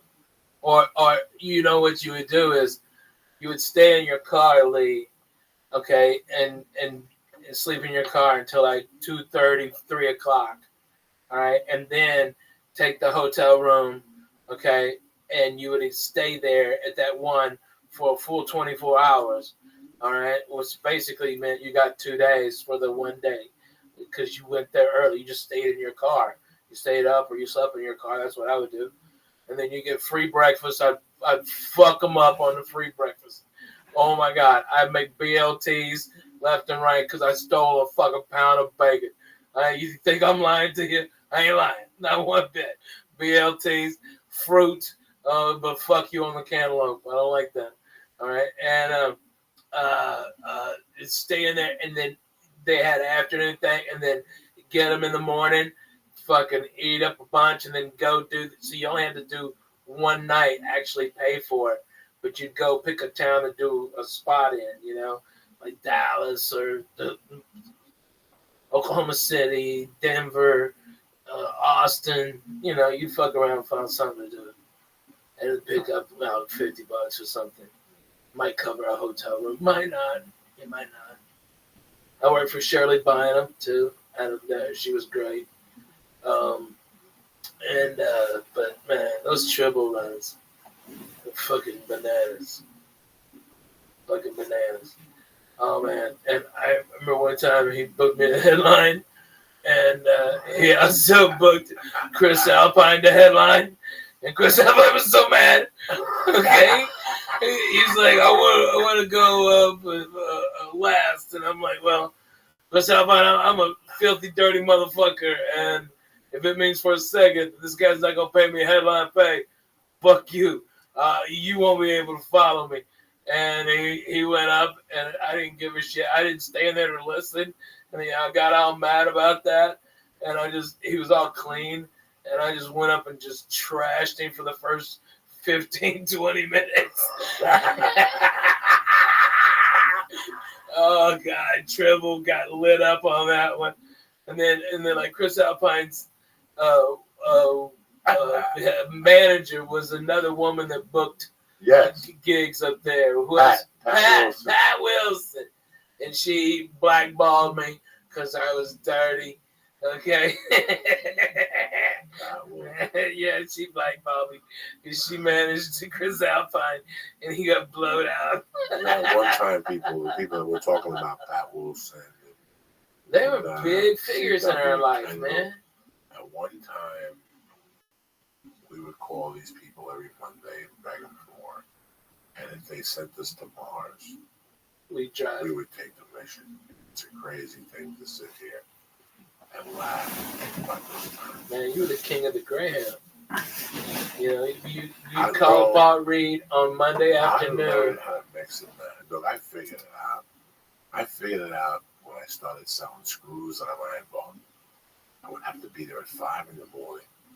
I would basically leave the store and park my car in those days and jerk off and go into this place at 5, and I would start fucking emailing back some people, Roger Paul, yeah, the Buffalo Funny Bone, fuck yeah, Miami Improv, yep, the Forum. You have no fucking idea, my friend. Yeah, the Birmingham, Alabama Club. Oh yeah, start out Houston Last Stop in the last spot.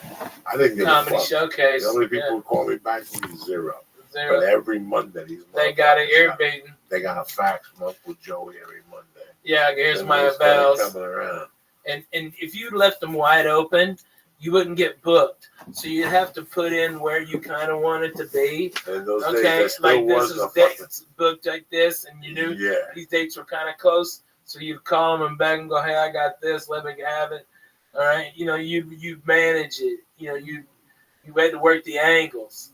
If you went in comedy like, well, I'm a nice guy and I'm going to send a headshot and a tape, a VHS, they wouldn't give a fuck. Okay, you had to be something different. You know, you had to be funny, and there was no fucking YouTube, none of this shit. It was VHSs. No, they couldn't check your fucking your webpage. Yeah. So you could tell them, listen, I'm going to be in Austin this week. Why don't you give me the week before? That's right, exactly. It was brilliant. Yes. Hey. It's an amazing thing to learn on your own. Then you hear that there's a Thursday in Beaumont. You're like, fucking somebody, hey, I'm going to be in town. All right. And you just set up and you start calling other comedians. It's like internet was like just your fucking Rolodex. You know, you go, hey, Dougie, where the fuck are you at? Okay. Hey, give me a feature week because I'm fucking co-headlining with, oh my God, what was that guy's name? God damn it. Fucking, he's an Arkansas comic. He's crazy. It's crazy. I forget. God damn it. And he was fucking bananas. That guy was so much fun. Or Captain Rowdy or something like that. You know, you see these guys and you're just like, wow, these are fucking, and now they're even gone. But it was all of like, hey, I need help getting this date, you know, and you go, you know, if you wanted to be in the at Zanies, you had to tell people that you were doing creative gigs in the Southeast. You know, hey, I'm gonna be there. Give me a spot. All right, boom. You know, hey, can I stay at your condo for extra? What an education it was as a feature act. Yeah. To go from having a day job to booking gigs now for yourself. And you're adding up all these gigs, and if you add it up, you're still not making anything close to what you were making. Yeah. But you'll accept it. You figure out a way to make it work. You know what? That bedroom in the back was an office. That's going to become a bedroom. I'm renting. Yeah. This is way before. This was way before Airbnb, though. Yeah. You went to the library and put a piece of paper up. Bedroom for rent. Split the utilities and shit. And these guys, you learn how, like from 93 and a half to 95, I learned how to become a comic shack. A bare nothing. That car was going to fall apart at any time. And for me to go on the road where I was going in those days, but every road gig I got, something always happened. Yeah. I met this fucking dude, man, in my life. That's why I sit there and I go, someday I'm going to pass away. If there's a real fucking God or whatever they talk about, the people that I saw that helped me were angels. And God said when I was like, my head was in a good direction, like just me a little bit out. I met this white dude in Boulder, bro. Can't remember what his name is. You know me, Ralphie, man. It keeps me awake some nights. Because I wish I could give him a big hug right now. I was going through a personal fucking hell. I was living in a one-bedroom basement. I was trying to do comedy. HBO had used me to open up for Carlos Mencia and Jimmy Abeda, 4 different cities. It was the summer of maybe 94. I'm barely paying rent, smoking cocaine. There was no company. It was like the car that they killed my Corleone boyfriend and Godfather one. That's what it looked like. The fucking back window was missing. It was about to fall. They do their things. I'm going to tell you something. I was taking a 6-hour drive. So this day I sit there reading the holy fucking ball. And I was doing for $250. I was driving to Cheyenne, Wyoming, or somewhere in Wyoming. And when you get there, it's beautiful. You get on stage, though, there's 3 feet of snow. Yeah. And you have to be from Cheyenne. You had to be in Bozeman, okay, and or Jackson Hole, okay, and you had to go through 3 feet of snow, and so you knew it'd take twice as much time, and if you're lucky, you find a guy shoveling and get behind him. So now you're going 25 miles an hour. And so you just double the time so you don't sleep. You just take no-dose, drink Mountain Dew, and get a Gatorade and piss in the Gatorade bottle. What about the night you get the 250 and you need every fucking dime of it? You got to take it home. Yeah. But on the way in, you walk in, it's beautiful. You walk out, it's a foot of snow and it's really coming down. You don't have the money to fucking get a hotel room. Right. You don't want to take the chance to drive. I almost shovel yourself out. Go behind a supermarket, dude, and get a blanket. I used to have a blanket in that truck, Lisa. I didn't hear the line nobody, Lisa. I remember one time I can tell you, I got one just like that. I know you did. You had that Toyota. Yeah, man. That Toyota was a fucking bed, dog. Yeah. Guys, I could tell you. I slept in my car so much. 100 times I slept in a car in fucking 2 years. Yeah, easy being a comedian. No, and I had not giving a fuck. No, you can wake up anywhere and get stabbed in the fucking neck, dog. Without a doubt. Oh my God, I would go behind hotels. Bro, I would go behind warehouses. I was falling asleep. You have no idea when you're tired how your mind works. I was falling asleep at the wheel, okay? And I'm at close to Mount Shasta, okay? There's scenic overlook. And I pull in there, okay? I go to sleep in the back of my truck, all right? It's like 50 degrees, all right? And I got my pistol, and I'm in my sleeping bag. I wake up, and there's 8 inches of goddamn snow, and it's now like 16 degrees, and I'm blue. My face is fucking blue, all right? I don't know where the fuck, I don't know how to get out of there. The road is completely fucked, all right? And I've got to be in Wenatchee, Washington, okay? And 14 hours. Okay, you know, and I don't know where the fucking roads are closed or not closed. Okay, or you know, and you have to cut through fucking White's Pass. Okay, god damn, fuck that White's Pass. All right, you drive up, and you're at, I think, 9,000 to 10,000 feet, something like that, and there's no weather at the bottom. Up there, it's a fucking blizzard. Okay, and so you have to fight going to sleep because if like I had to shut my car off because I'm gonna get carbon monoxide poisoning. Okay, I had a car note that every time I got in it, I'd have to write a suicide note. right? Because the smoke would go into the fucking cockpit, and Yeah, I would get a headache after 20 minutes. I'd have to pull over, get out of the car, and walk. I wish this was a joke.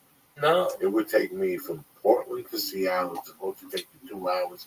It would take me 5 hours because I had to stop every 20 minutes and get out of the fucking car. That's what I did for $100. I yeah, would drive to Seattle to a Mexican restaurant in Portland with Donna Richards. And I would do the $125 gig and drive back to fucking Seattle. You're crazy. man. Look, How many Roger Paul gigs did you do with the with the Shout out to Lone Wolf Fan the Club. female He's a really DJ nice that- person. that wore a wedding dress. His Really? wife or his ex-wife? Yeah, he's really I think cool. one in all those years. Oh, really? Oh my God! Yeah, I are got you in on love a with him? string. And No, man, but I like him. wow, That was He's an extreme nice show. to treat I'll me tell you what nicely. you do learn about comedy, that Ralphie knows is sometimes things happen and you scratch your Dude, shout out to head. W Vagabond.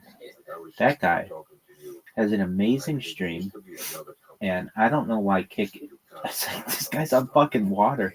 How the hell do you have like cell phone service or whatever? Phenomenal. And I sent them a tape. And they I know made he's a got co-headline fucking when I Starlink, got which is you. tight, but it's like, They dog, said, "We love your stage this is the presence. best content that You got Kick me could to do ever this have and wanted. do it straight like And they're like, 45. oh, well, fuck that. We want to see your face. It's like, dog, both are important. Oh shit! It looks like he's gonna hit this boat. Unless that's his boat, and he's just. Oh yeah. I mean, it's a fucking fascinating stream. You watch. I don't make comments about barely anybody on here, but when I see this motherfucker, veggie and cheese with a soda, W dog. I'll get home with $110. I need every fucking dime of this. There's no hotel in my fucking future.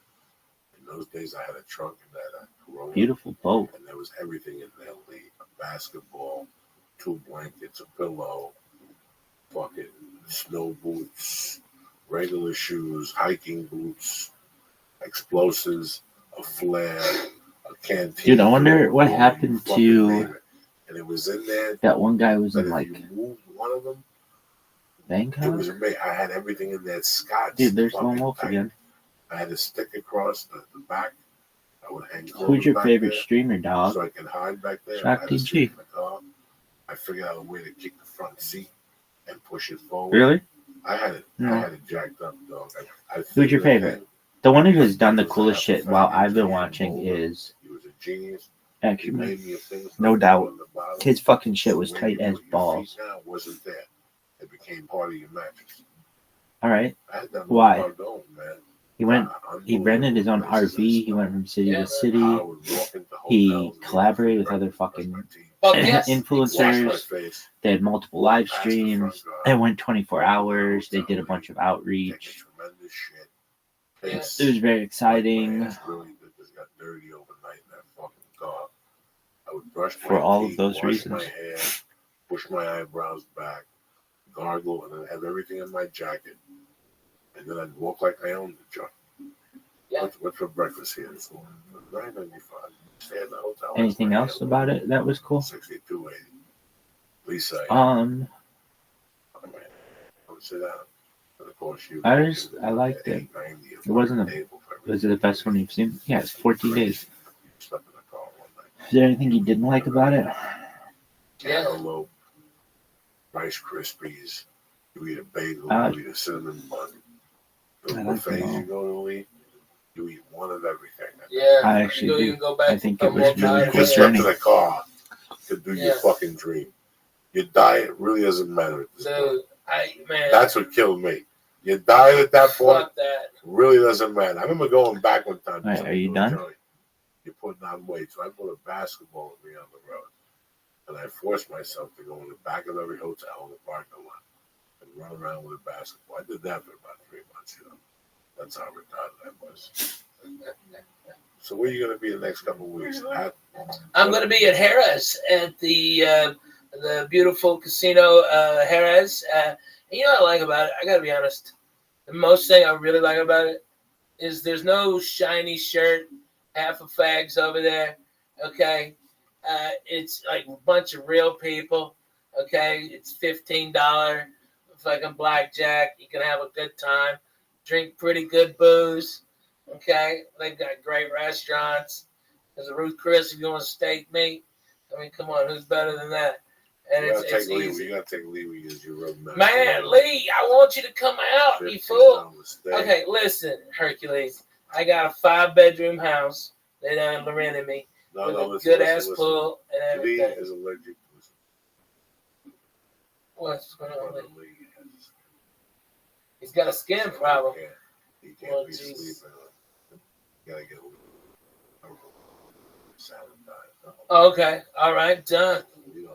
Done. I'll put him at the beautiful Caesar's Palace. You don't want to stand there for your No, good God, no. Don't stay at Airbnb. And I don't need it. I don't need it. I don't even mind. You're going to manjar in Las Vegas. You know what I'm Mi saying? familia, no manche en Nevada.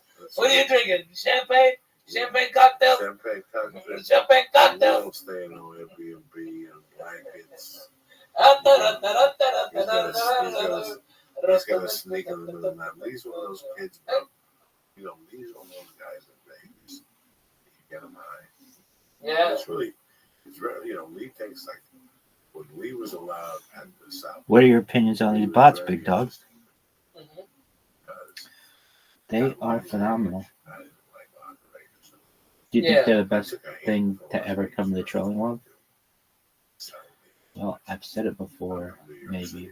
The wave beat me. I gotta walk around with cameras. I've given people how to beat me. They watch everything, Jack. But I don't think they're going to institute anything to beat me. I don't know, I could snort beats. I could go to a bar and gag out like I used to do in Houston. You can't even talk anymore. I go that. Alan Park Inn? No. Yeah, fuck yeah. Alan Park Inn. Or our house. No, the fucking other bar where you get jaundice. They had no windows. That bar there, I used to walk in there. I couldn't even fucking talk. But anyway, to make a fucking long story short, I don't know what the Which one is computers like the most? That one? It's what's up? Cool story, dog. The South Point. Yeah, we was on the South Point. Oh, We would finish just chatting, dog. We would eat something. We'd get high, and we would look like, okay, I get it. He's tired. I'm Stop tired. the streaming. And the next day, I hear a tremendous story. How he got up. Dude, did people talk to you? Brushed his hair and came down. He won till 5. And at 5:30, he bumped into a friend who put bad luck on him. And he went back to the table. And he ended up losing. What did you talk? Plus $100. I He's salivating. can barely hear you.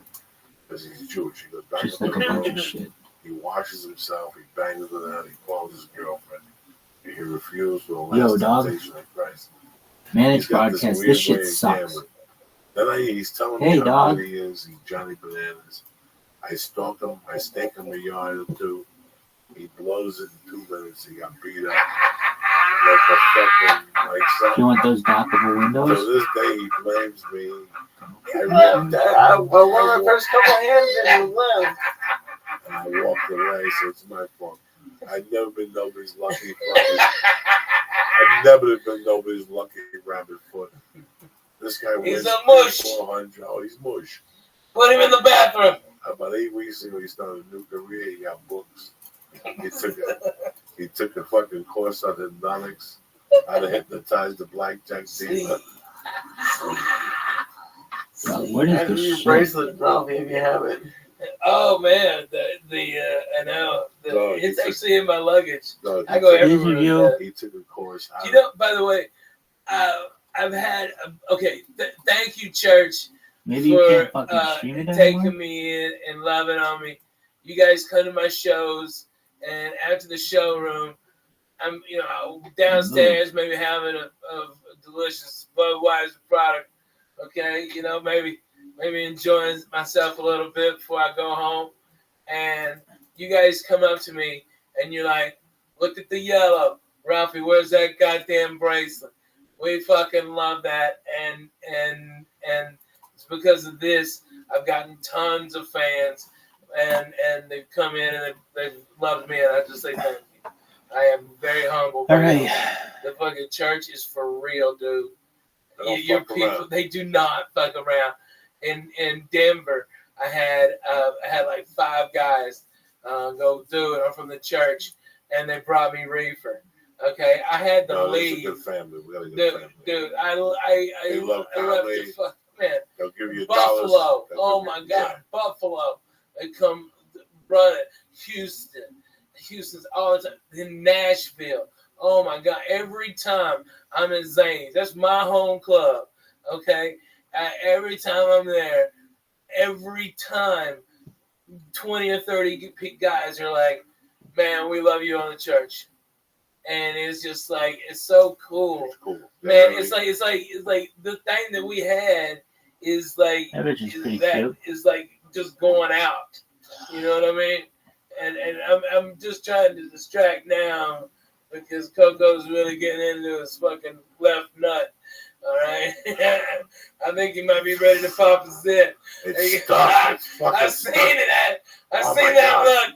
He can pop his zit on his nut. There's nothing like moving. Oh, the little blood. There's nothing like moving and fucking getting like stuck. Your nut gets stuck on your underwear.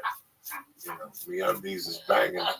So from that, I had shorts on, so we fucked it up. All right, let me read this out and we'll get the fuck out of here. I can't believe you just leave it out there. Don't forget this weekend, you fucking savages. Starting Thursday night, I'm at the Brea Improv in Brea, my fucking home club. Thursday, one show of death. Leo be so there. what are we Bring thinking? up the ship of new stars. Tomorrow, Leo be there breaking his record of 3,000. Whoa. We're putting him on a skateboard and sending him back. Nah, Lee'll be there. Lee ain't breaking his record unless he gets paid from now on. Lee's doing personal appearances. If you'd like to bring Lee, fly him out to your party. Lee'll eat fucking 5,000 milligrams if the money's right, okay? We don't give a fuck at this point in the game. $10 a milligram. No, we gotta lower that. Don't be stupid. Don't be stupid. You want them to whine. Yeah, don't be greedy. Don't be greedy. What do you think is reasonable? Hey, man, no, you might get lucky. Somebody might know how to barbecue. Let them make the offer. You know what I'm saying? Okay. I'm open to negotiation. Yeah. Now, Lee, don't forget, on this one, I need a little taste. You've had like 19 ventures. Does a $5 bill fall my way out? Never. Not at all. Nothing even what is big. He makes Just the tip. And he makes he makes thousands of dollars, this fucking guy. Selling fucking everything. He sells hats. He's just savage. He's a savage. Look at him. He's smiling over that cocksucker. He still owes me for the gambling. 3 times I stayed there. And all 3 times I lost my investment. Yeah, right? He comes back not even with a $5 bill. He's bringing garlic fry from the casino. Nothing. He comes They back. are fucking good, aren't they? I tried to invest with him. But something, say what you will. That fucking Southport Casino's got great fucking food. Yes, they do. Their fucking steakhouse is fucking amazing. That seafood bar is good. I like the one at Harris better on that one, but I gotta be honest with you. You got sushi right there. I think it's one of the best food in any casino. I mean, they're fucking bomb over there. They're doing it, Jack. I like that fucking breakfast, dog. I'm happy with the 3 eggs and the fucking bacon. Can you imagine? Fuck yeah. That's how simple I've become. Here we go, motherfuckers. The church is brought to you by one of my favorite products. Let me explain something. I did business with these guys about 3 years ago when we first started. Am I bullshitting? No, they're one of our first. They're one of our first sponsors. They sent us a bunch of stuff. Till today, I still use their products, okay? So this is how much I like. I always kept their razors. I always kept the main stem. I think they sent me like 3 main stems over the years. And I still have a fucking backup, okay? I don't know how they do it. But as far as razors and fucking the whole package, they're the best in the business. And what makes them even better is they deliver it right to your house. You made the smarter choice by switching to Dollar Shave Club. That's a smart choice right now. Dollar Shave Club will always be the smarter choice. Why? Because you get a great shave at a great price. And it's conveniently delivered right to your door. It's an awesome life hack, no-brainer choice. You no longer have to step to the store to buy a cheap disposable razor that gave you a cheap shave, or spend a fortune on razors with gimmicks and shaving tech you don't really need. When I use the DSN Executive Razor with the Dr. Carver shave butter, I use that stuff in the shower. I pull up my sideburns, I put it on my face, the doctor thing. I give it like a minute or two. Guys, I start shaving before I go in. I make the thing over here by my sideburns, and I shave it off. You actually see the hair sticking to the fucking shave cream. I give you. The Dr. Carver is one of the best products you can use. You understand me? The Dr. Carver shave butter is transparent for more precise shave. And it's what does it say? Ingrown hairs, and it fights razor bumps. No. Ban him. Smarter choice by joining Bingo. Dollar Shave Club. And for limited Bingo. time, members get their first Bongo. of the Executive Razor Ban him. with a tube. You ready for this?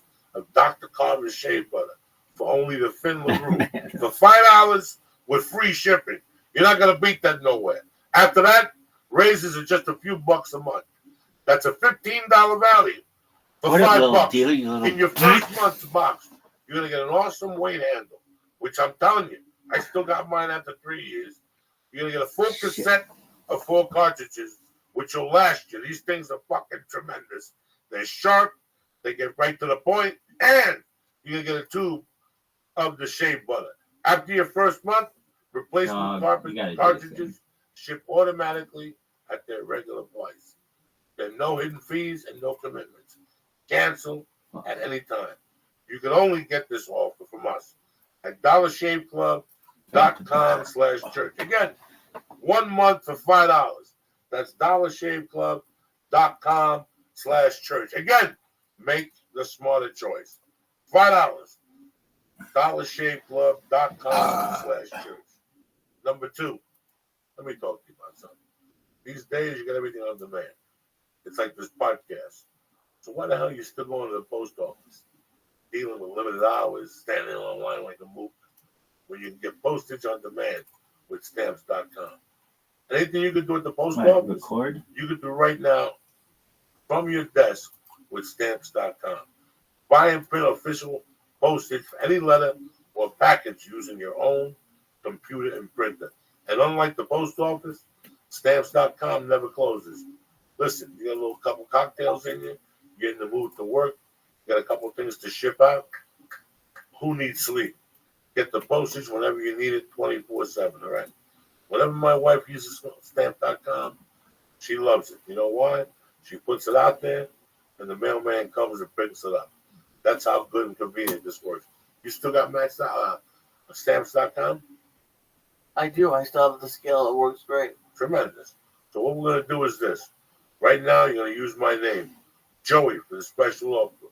We're going to give you a 4-week trial. This includes postage, and we're going to send you a digital scale. Don't wait. Go to stamps.com before you do anything else. Click on the radio microphone at the top of the homepage and type in Joey. Listen, you got a small business. You're trying to get a small business started.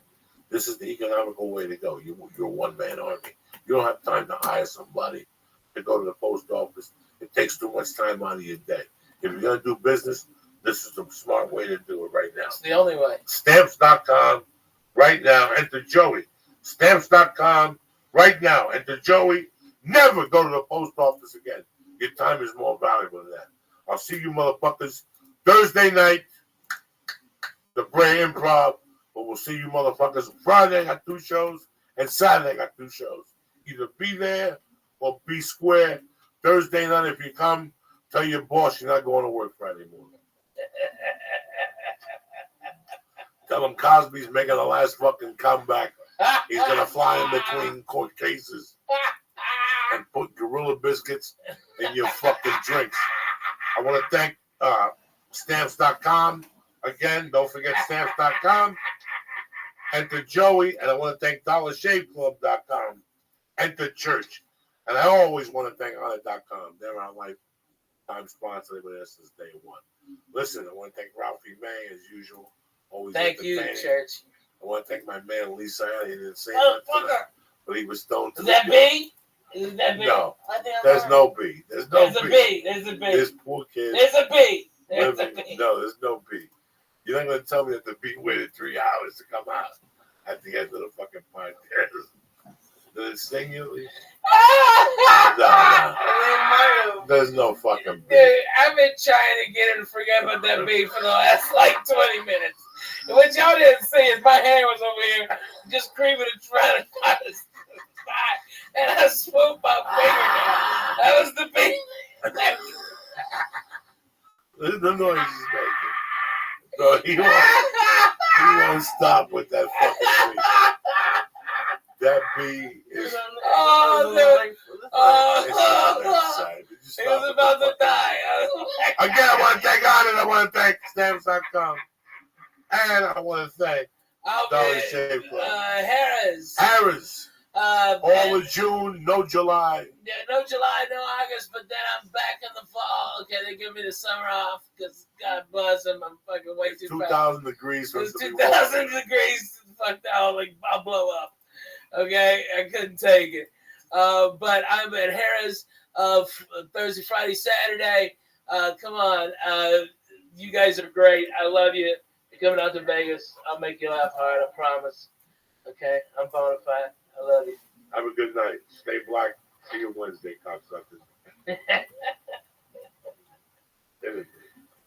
It's that music, man. Here you go, lady. Oh, shit.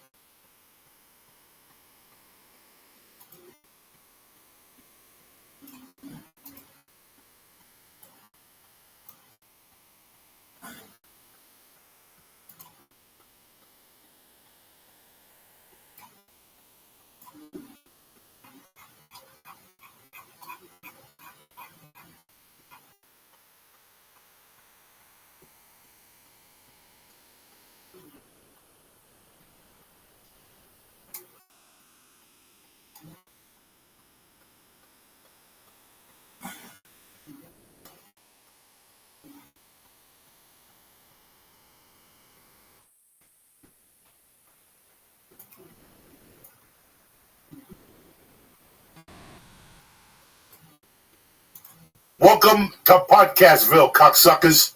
This podcast is brought to you by Nature Box. Listen, you all want to eat better, but when it comes to snacks, sometimes it feels like the whole world is delicious and 1 billion calories versus boring and tasteless. It doesn't have to be that way.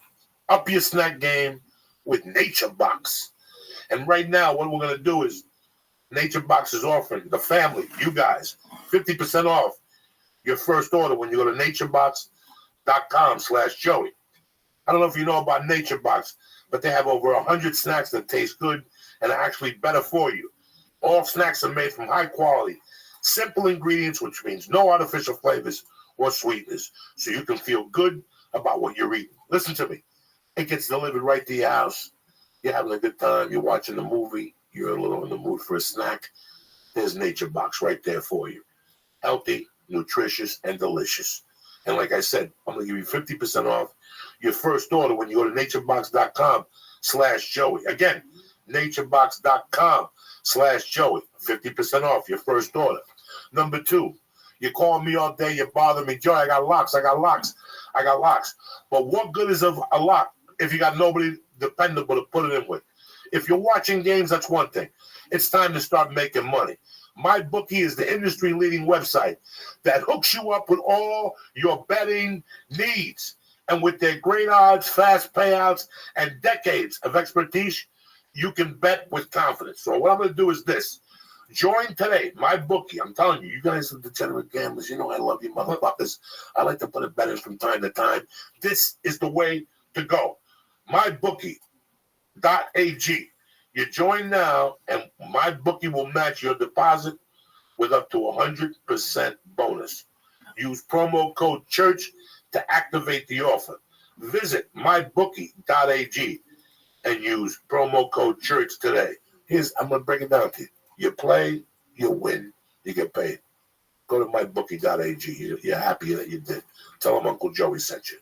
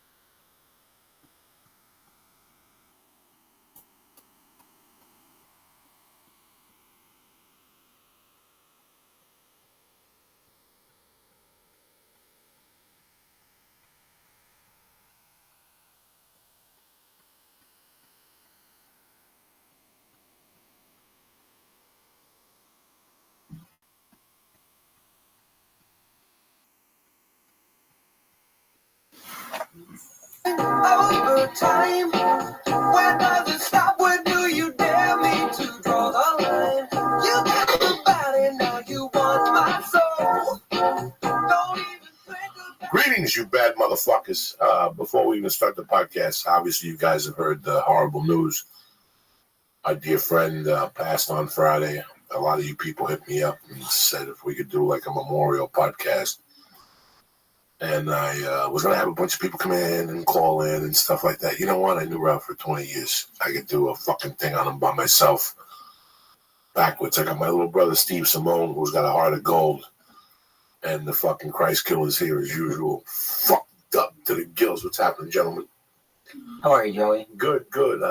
Friday, I'm in jiu-jitsu. I walk out the door.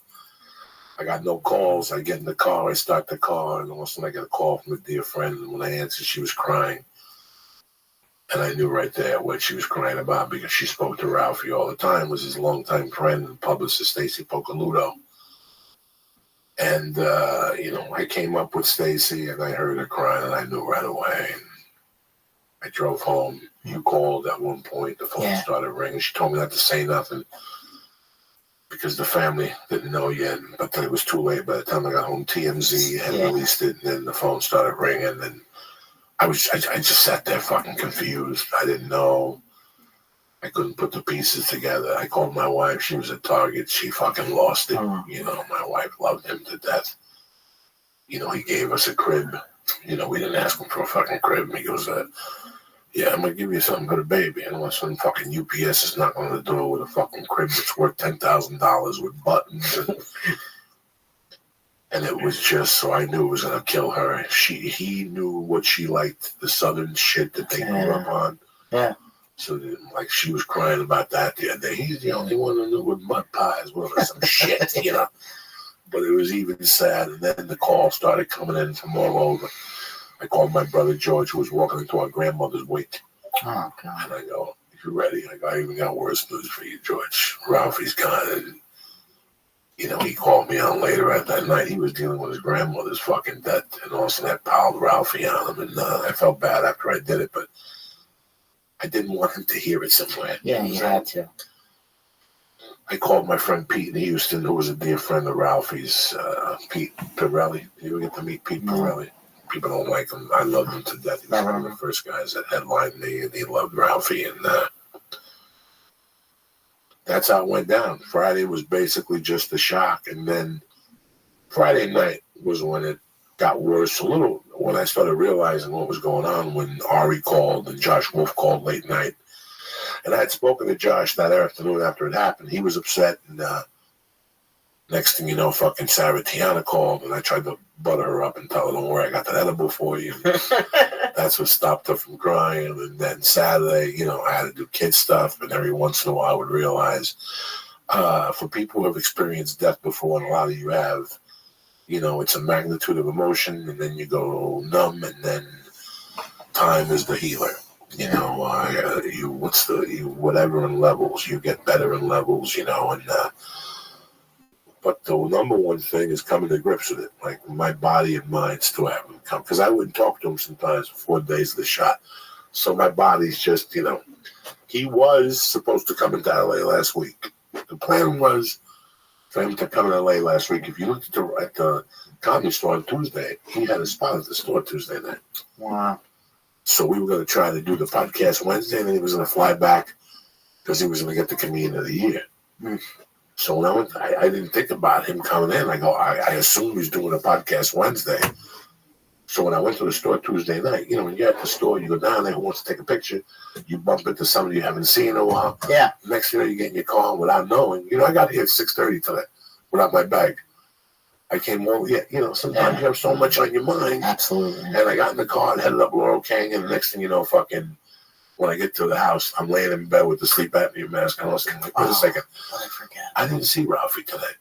So the first thing Wednesday morning, I called just to make sure. I didn't know if he had the kids, Tuesday. And then he went over or something. And he said no, that he didn't feel well. He had the pneumonia. But he had a different angle to him. I could always make him laugh. And on this day, I couldn't make him laugh. Something wasn't right. And I hung up on him. I didn't think nothing odd. I just thought maybe he'd be having a bad day. Yeah.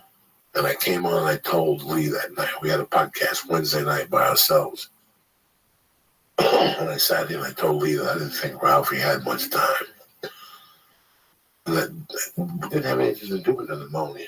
Yeah. It didn't have nothing to do with that. It had to do with a tone in your voice that I recognized. One day when I was a kid, I fucking was leaving the house. Getting ready to leave. You're getting ready to leave and the phone rings, and we had no caller ID in those days. Yeah. I went and I picked up the phone. It was my mom. And she goes, I'm here. I'm going to get something to eat, and then I'm going to come home because I don't feel good. But I'll never forget, I left the house thinking, you can feel it. Her voice sounded weird. I didn't know then until years later that she died that night. Well, Ralphie had it wasn't a heart attack. It wasn't congestive heart failure.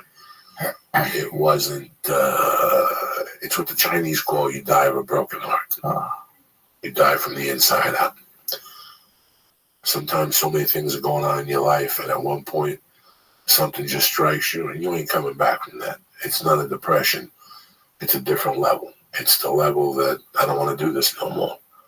That's a complete different level than depression. Yeah. The level when, you know why they found him. He missed radio.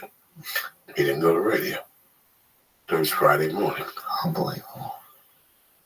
So I know he's in a better spot. I know the last couple of years he's been living with a lot of pain, so now he's pain-free. Things happen in your life sometimes, especially during a divorce, that you can't believe are happening. You are not going to believe this is happening. And if your faith is fucked up and if things are going on wrong, it pushes past the boundary and you don't come back from that boundary. After my divorce, I had a hard time, guys. If it wasn't, this is a stupid thing, but comedy saved my life, guys. I'm telling Lee, Steve Simone, the people at home. Comedy saved my life in a weird way. Yeah. In a weird fucking way, because the divorce killed me. The divorce was one thing. Yeah.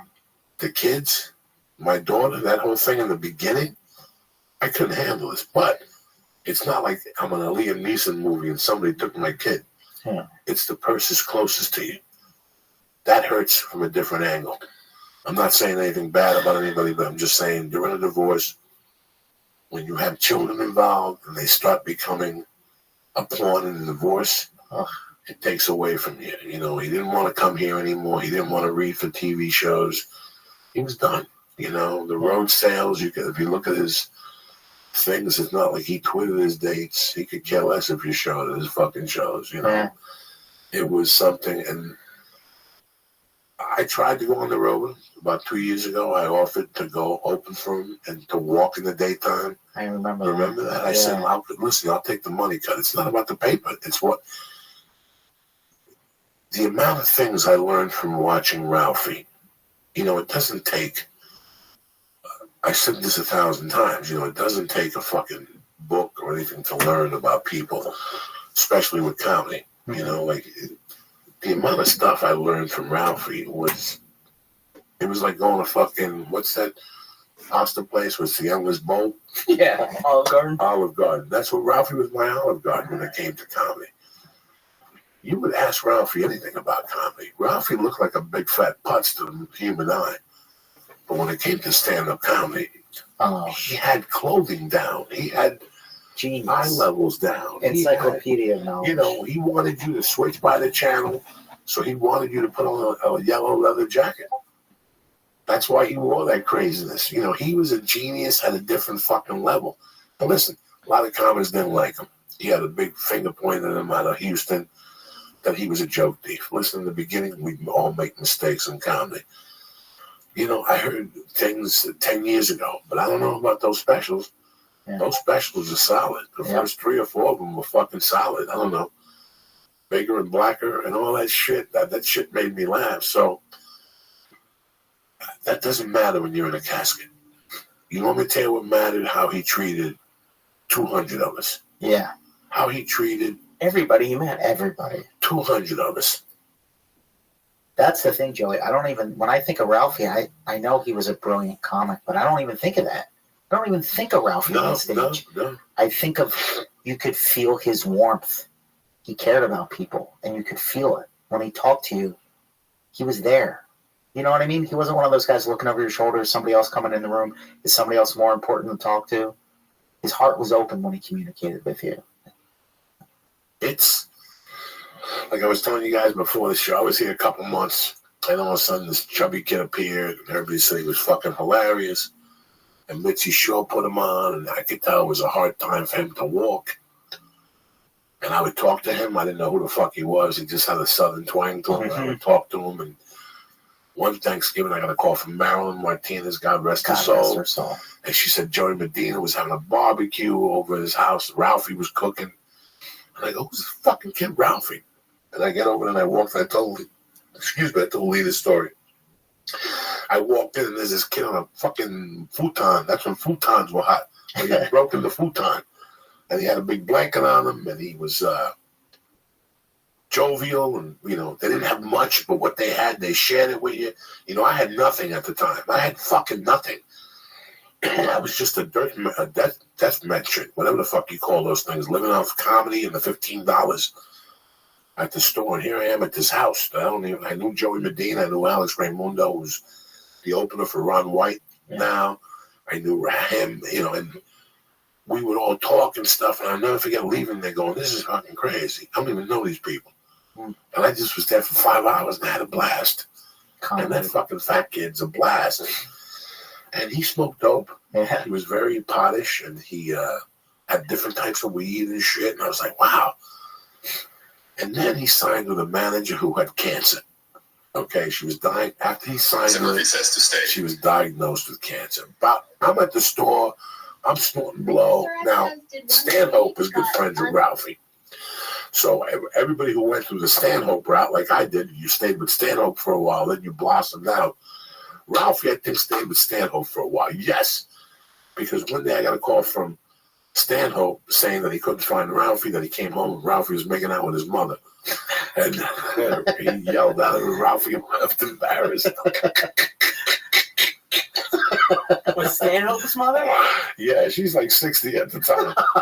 So Ralphie calls me back. He's fucking lying. I would make out with his mother, Bonnie Earmuffs, God rest her soul. Oh my God. She had fake tits from the 50s. It's fucking hysterical. This is just so she lived. So Ralphie, Doug Stanhope had an apartment.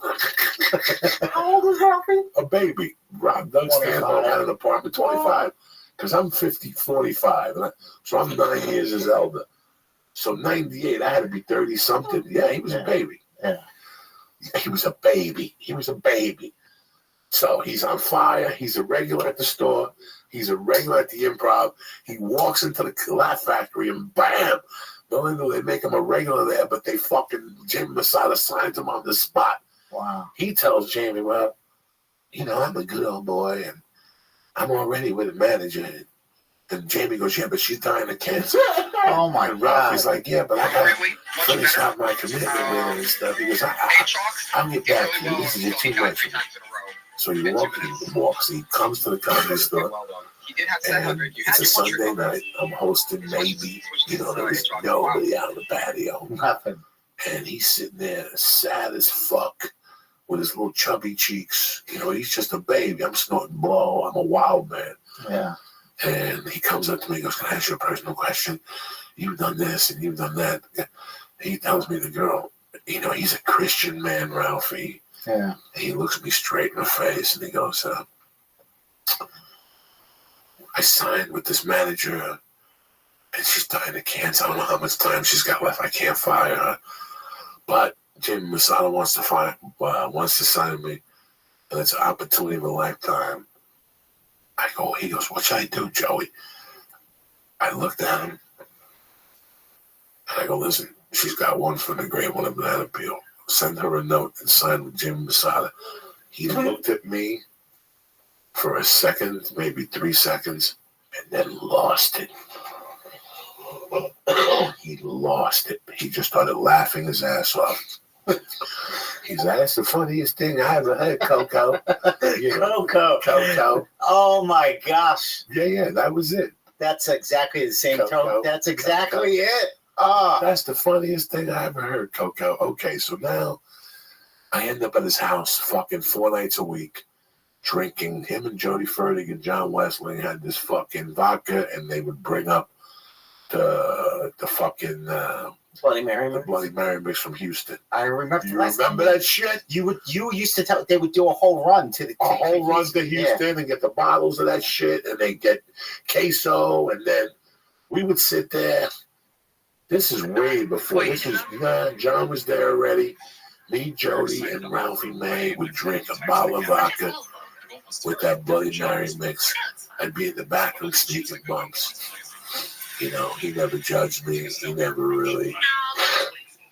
It was nothing like that. It was nothing like that. It was just. He was just a regular guy. And then he asked me where I was from. I would tell him comment about this before I told anybody anything. Yeah. Like, I never told anybody anything. Where you from, Jersey? Well, my town play football. That's it. Nobody knew nothing. And one night, he just asked me. And I just started telling him Georgie stories and Carmen Balzano stories and stories of me growing up in my mother's bar. So we left it at that. Yeah. Okay?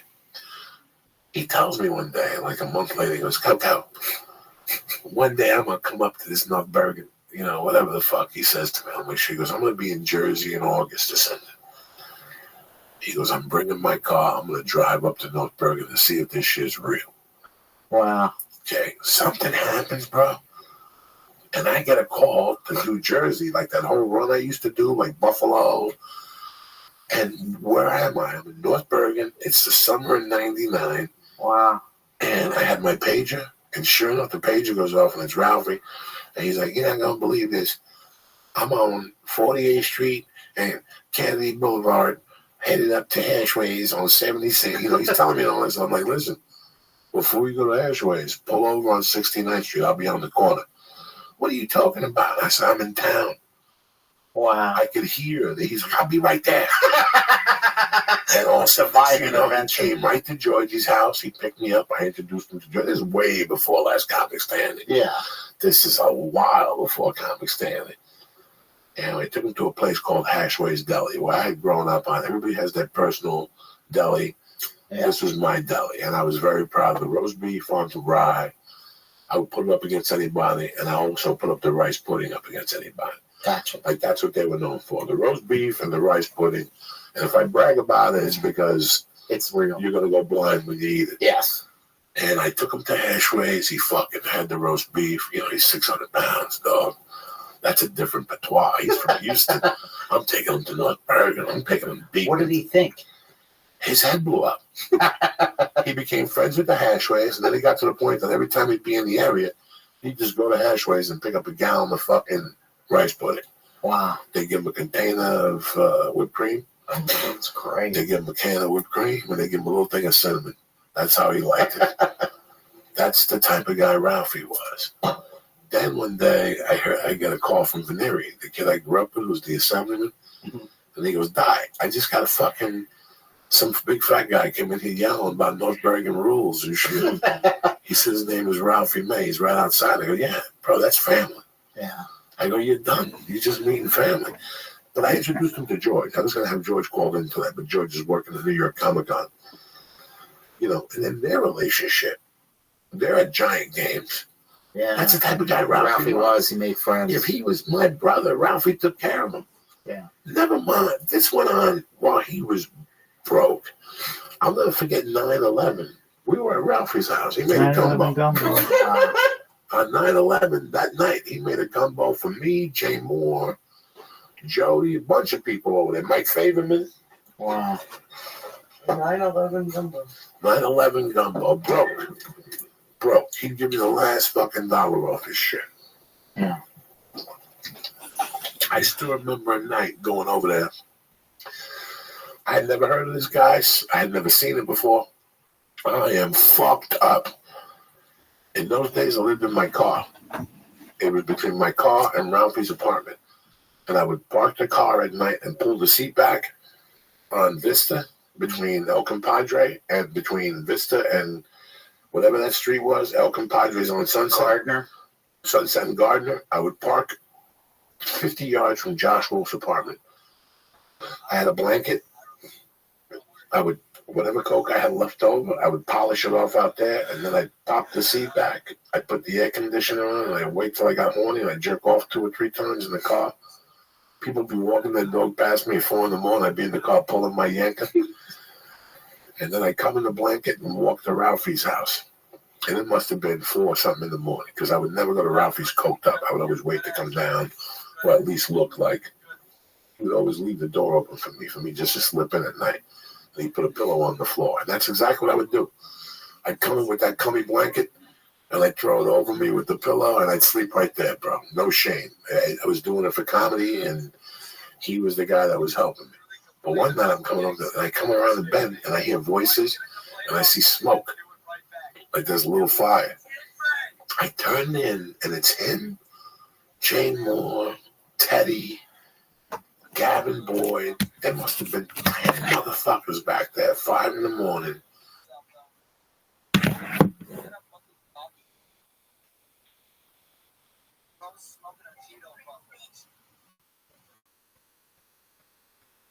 You gotta stop smoking that. What the fuck are you doing?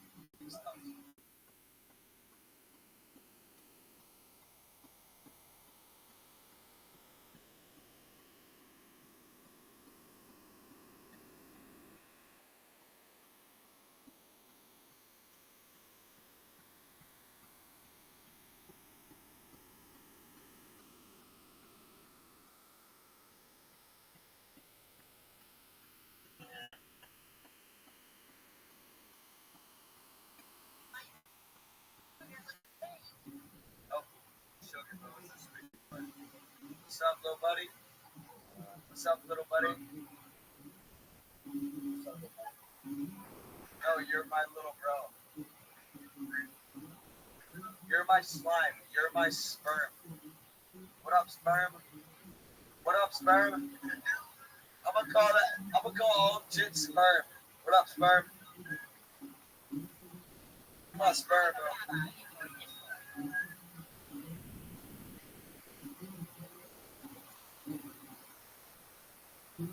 Listen to me, brother. Yes, I do. Look at you looking around for weed on the floor, bro. Just roll it. You're gonna lose more. Slime. Little shit. Little shit. Little shit. Little shit boy. Little shit boy rolling up some skinny ass tiny little blunt. I'm big Ori. I'm big Ori. I'm big Ori. That's who I am, bro. Why you say that? Don't say that to me, bro. That was rude, bro. I'm not.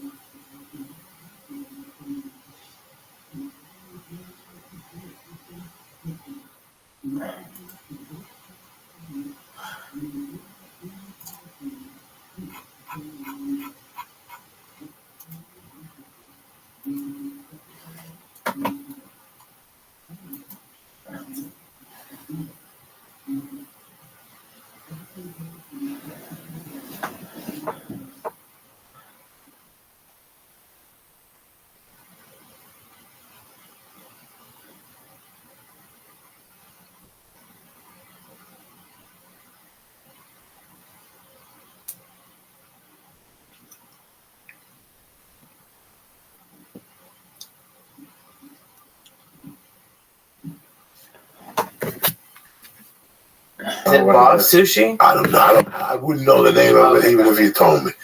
He would walk in and they would be yelling all that shit out, and he'd go, "Must be the money."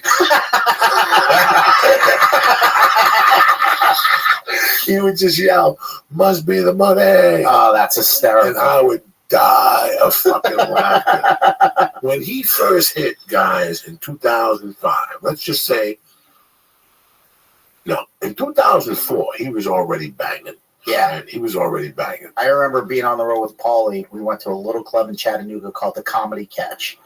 And it was right after Ralphie had done Last Comic Standing. And they told me that he sold out everything. They added shows, and there were still lines down the block.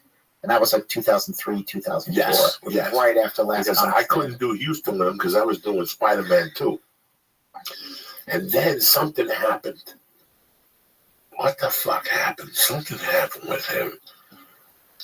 And he got me a room in New York. Like, he was just fucking hooking. Oh, when I got the longest yard, I got a weekend somewhere. I got a weekend in Rascals, Jersey City. Yeah. And Ralphie called me. He goes, "Dog, where you staying?" He goes, no. I'm headlining Caroline's. I got a room for a feature. I got an extra room. Stay in the extra room.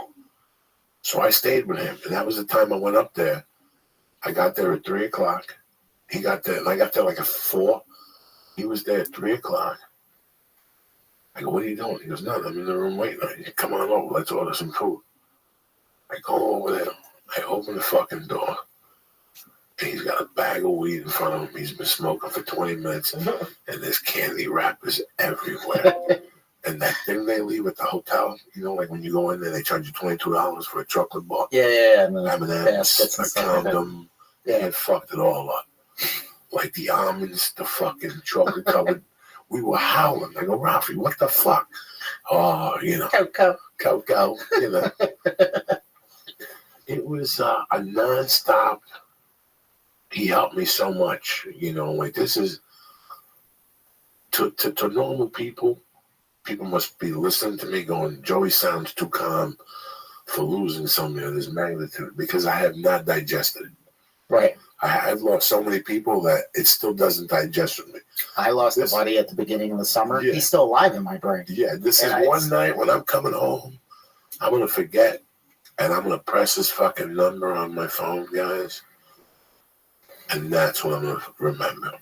And that's when it's all going to come to me that I haven't heard his voice, that he hasn't come on the podcast. Important to Traer, and we are so modes bringing to players Yeah, Knockout 6. As you've heard today, I'll never see him engines and again. movement systems will also be coming to zombies. Okay, cool. There are many additional. You will in heaven. I totally believe that. For sure. Jack.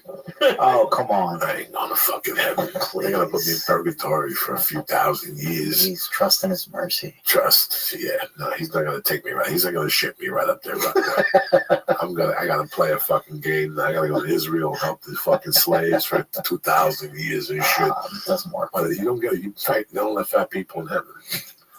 You gotta be like 180 or above. They don't want no problems. If you get to heaven, Seattle, they send you to a Christian fat camp. There's a weight limit in heaven. Steve Simone, what's going on with you, player? This one, it's been a rough week, Joey. I'm going to be honest. No, I know. I try not to be this person, you know, but I'm just trying to focus on all the joy Ralphie brought into the world. Yeah, that's why I haven't. You know, like legitimately. And thank God I wasn't closer to him, but it always made me feel good whenever we hung out.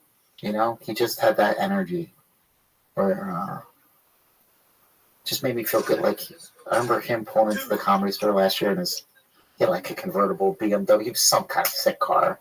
And it was just like, it kind of reminded me a little bit of like when Rodney Dangerfield showed up at the country club in Caddyshack, like, "Oh, Ralphie's here." And he's like, you know what I mean? Yeah, you know what I mean? When he's like handing out cash to the parking lot guys, and it's like, "Oh, the party's here." And then just the young guys going, "Stevie Simone, how you doing, player?" And then me and Ralphie are in the middle of the parking lot, and then all the young door guys are like, "Oh shit, Simone knows Ralphie May." And I'm like, "Yeah, how long?" And I'm like, "I've known Ralphie since I started comedy." And I told Lee earlier today, just he had this way of just encouraging you, you know? Like, I remember he was always supportive of younger comics. And the bigger his star got, the more people he started to influence. And we would talk, because he was really not happy the last couple of years. And my phone would ring sometimes at odd hours. And I would just get on the phone and talk to him. And It's closed. I'm not calling anybody else typically, but I think I'm praying that he has the peace now that he was searching for the last couple of years, you know. And I believe it. Like in my heart, it makes me feel good. I know he's in a better place. All I know is one thing, man. I know one thing for sure, guys, that at an early age I had a sadness in my heart, but the fucking people around me made me hobble with laughter. There is nothing like somebody making you fucking die of laughter, okay? Yeah, it's the best feeling in life. Now, with Ralphie May, it wasn't as much that he made me die of laughter as that how much he would leave himself open to a guy like me, okay? Like when you meet me, do me a favor. If you like me, and tell me everything about you. Don't make me have to find something out on the sly. One night I was here one night and fucking me and Lee were talking and Lee was mad high. I hadn't seen Lee that high in a long time. And he got pale on me. Pale. I mean, then I got scared. I thought he was quitting or he's going to Boston to be with his mother. You know, it was like something came over him and he told me the deepest, darkest secret of his soul. And he was like, I hope we're cool. And I go, Lee, you're always my brother. I don't give a fuck. Yeah. But Lee got to know me so good. He's like, I'm going to tell Joey. Before Joey finds out, I'm going to tell him that, I used to be a trainee before. I'm just teasing you. But he never told me when we first hung out together for years, he never fucking told me that about spellbinders. Okay. When comedy got really popular in the 90s, there was the Laugh Stop, the Laugh Spot, the Comedy Showcase. There was everything but an improv in Houston, yeah. But the club was Spellbinders. If you ever went to the Houston Improv 10 years ago when it first opened, it was the old Spellbinders. Okay. Ralphie was banned from Spellbinders because he fell to the stage and sued the club, all right? Now, her name was either Kim Carnes or Lynn Carnes or something. Somebody sang a song with Kim Carnes. Yeah. So this lady was Lynn Carnes. Voices came. Right. So Lynn Carnes, it was the lady who booked the room. So when I found this information out, I didn't bust his balls. Big deal. I'm with him. We're getting high. And and also I look at him one day and say, listen, I just put a tape in. Like exclusive. I worked the role. It was like just gonna take over. Spellbinders. Italian pizza kitchen. Columbia.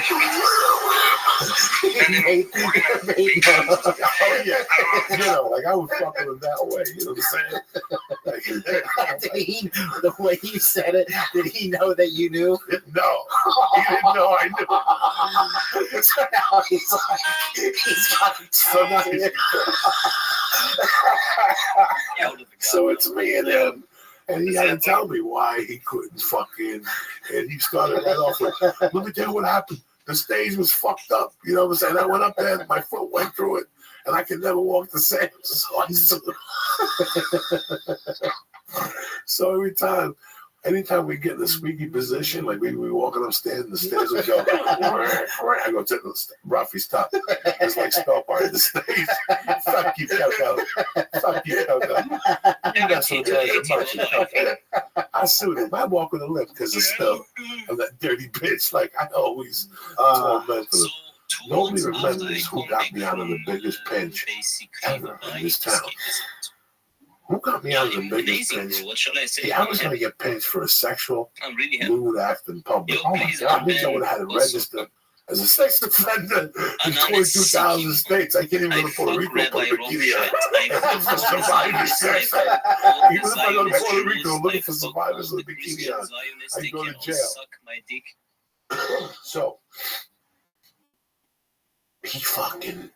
And I didn't do nothing. I ate some chick's pussy at the fucking comedy club. Remember that comedy club, that fucking jam where Jay Davies ran, or where Dane Cook became a star? Doublins?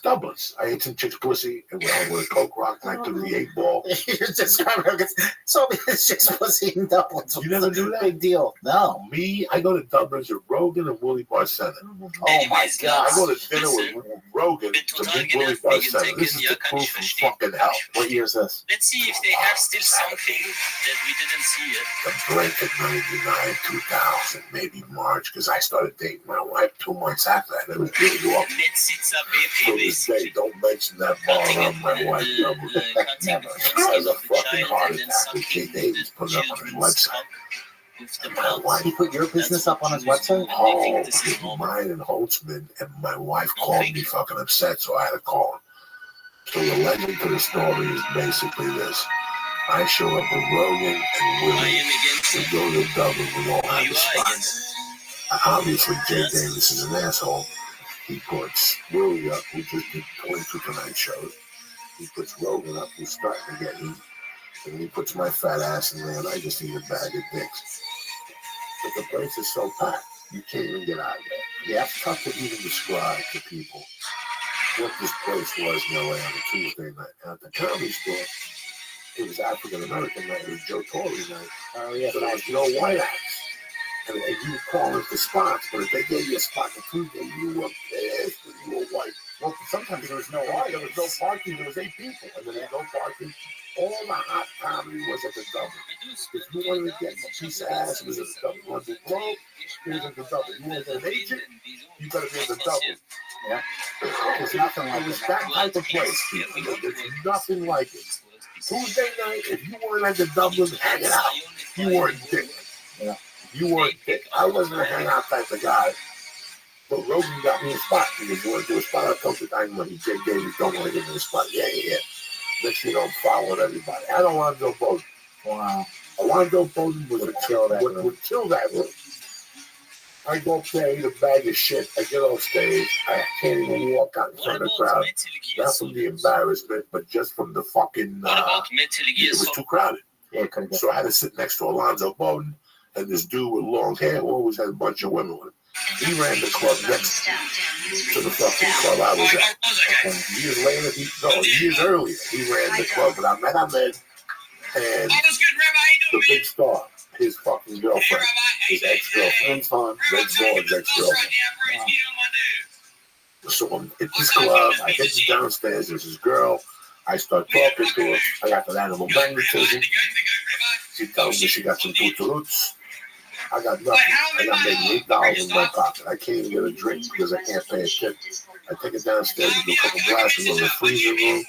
I put her on a keg. I ask her right out, maybe we would do a blast of coke off your little pussy. And like, no, don't even remember. We'll take that bikini off. Let's put that little monkey to work. She went for the whole day. I put a coke on like a monkey. I ate it. I had my top out whacking off. The whole fucking thing was horrible. But they had us on camera. Also, the door buck. Steroid guy. I opened up the door with 2 big black guys like that. I put the coke in my sock and shit. They took me upstairs. I would get rid of that coke. I'm old school. I hold on to this motherfucker. There's got to be a way in. So it's just security. They didn't call you just security. They called the cops. Cops were on their way. They had to tape. The next thing you know, the girl's crying. The other girl she was with is crying. The guy with the long hair who thought he was Johnny Macho buying drinks. Hey, JB, hey, man. His girlfriend's asshole in the freezer. He's sitting there red in the face, staring me down. And I'm like, what are you going to do, guys? I'm like, going out of here tonight. He's like, no, we call the cops. We're going to press charges. Summons this shit. You know, I can't go through this shit. There's going to be some sexual shit. But I look up and there's Miyagi across the street. Yep. There's all you can eat sushi you can get a set. Yeah. So guess who's at all you can eat sushi?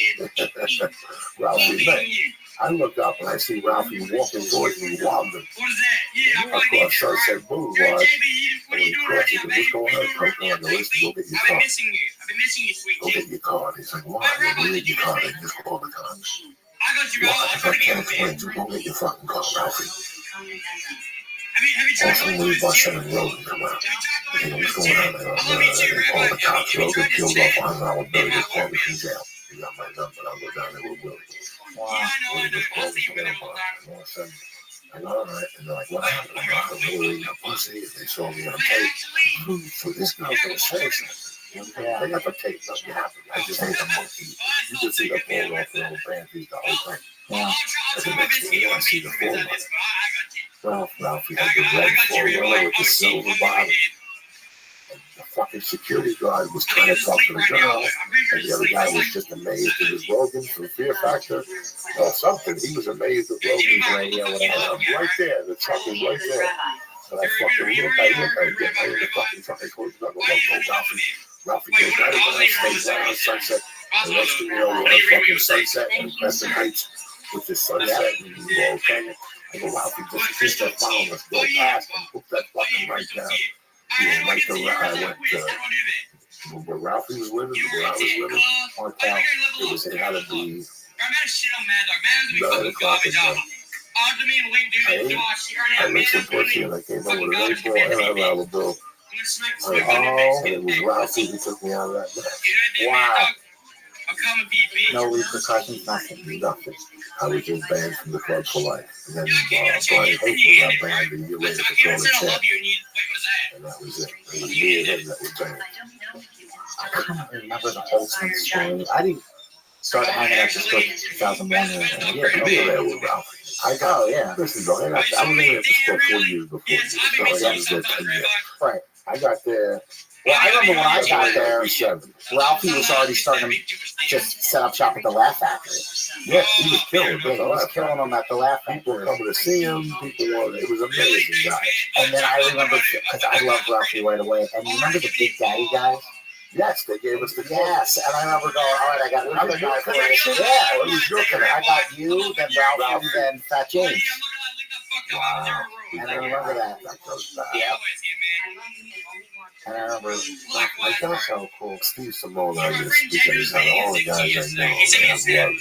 Steve has real love. I can tell when you called me the other day, you said you just want to talk. You knew I wanted to talk. yeah. Because this is how you remember all this shit. This is how you remember what you've done with the guy. Another time, I see him at the store on Lakeside. I got a package in my pocket.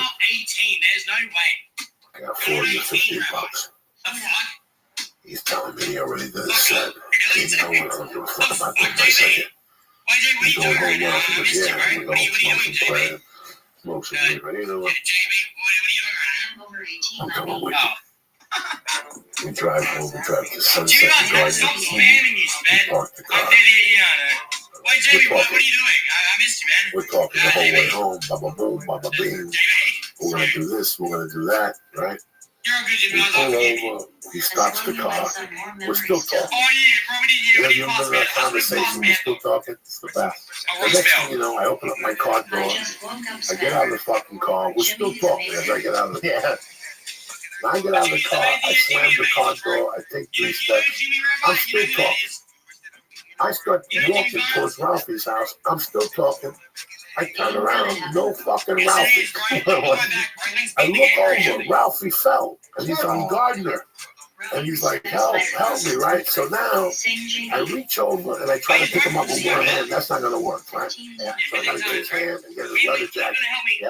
As I'm pulling him up, some lady by the fire department goes, leave him alone, I'm calling the police. I go, Ralphie, you gotta get up because they think I'm gonna be mugging you. He's like, I can't get up. Come on, I slipped on the plate. There was no plate there. He just fell. His equilibrium was off. So I'm picking him up. I mean, the lady's like, leave him alone. Call the police. I'm like, Ralphie, get up. Say, all the fucking cops on us, you fuck.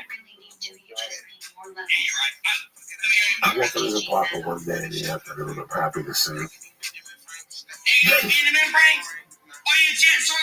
back there. And he's got a screen up and a curtain. And like another screen. Okay. He's got no shirt on. And I walk in and he gives me the lips over the lips. Hey, what's going on here? And I said, what's the guy's name? What's the pretty boy's name? I did not know this. What's the real pretty guy in Hollywood? Not Leonardo DiCaprio, but the other guy with the blonde hair. Brad Pitt? No. Fabio? No. The blonde hair, short. He did the movie about the fucking black people. He played the attorney. Well, that's how his career got started. A Time to Kill. Good-looking guy, smokes reefer. Has it Matthew McConaughey? Yes, Matthew McConaughey. So I walk into Ralphie's. I don't know dick about dick, people. Okay, I'm just a. It's got to be 19. It's got to be 2001. I was the only person who was allowed in that house when Ralphie didn't have a shirt on. Like that's how much he trusted me at the time. That's love. I walk in, Ralphie kind of covers up. He forgot he left the door open, and he's like, "Shh." I go, "What's the matter?" They go, "Shh." So all of a sudden he's like, "Matthew McConaughey, your movie sucked dick." And all of a sudden he would go like this, and all of a sudden you hear, "Fuck you."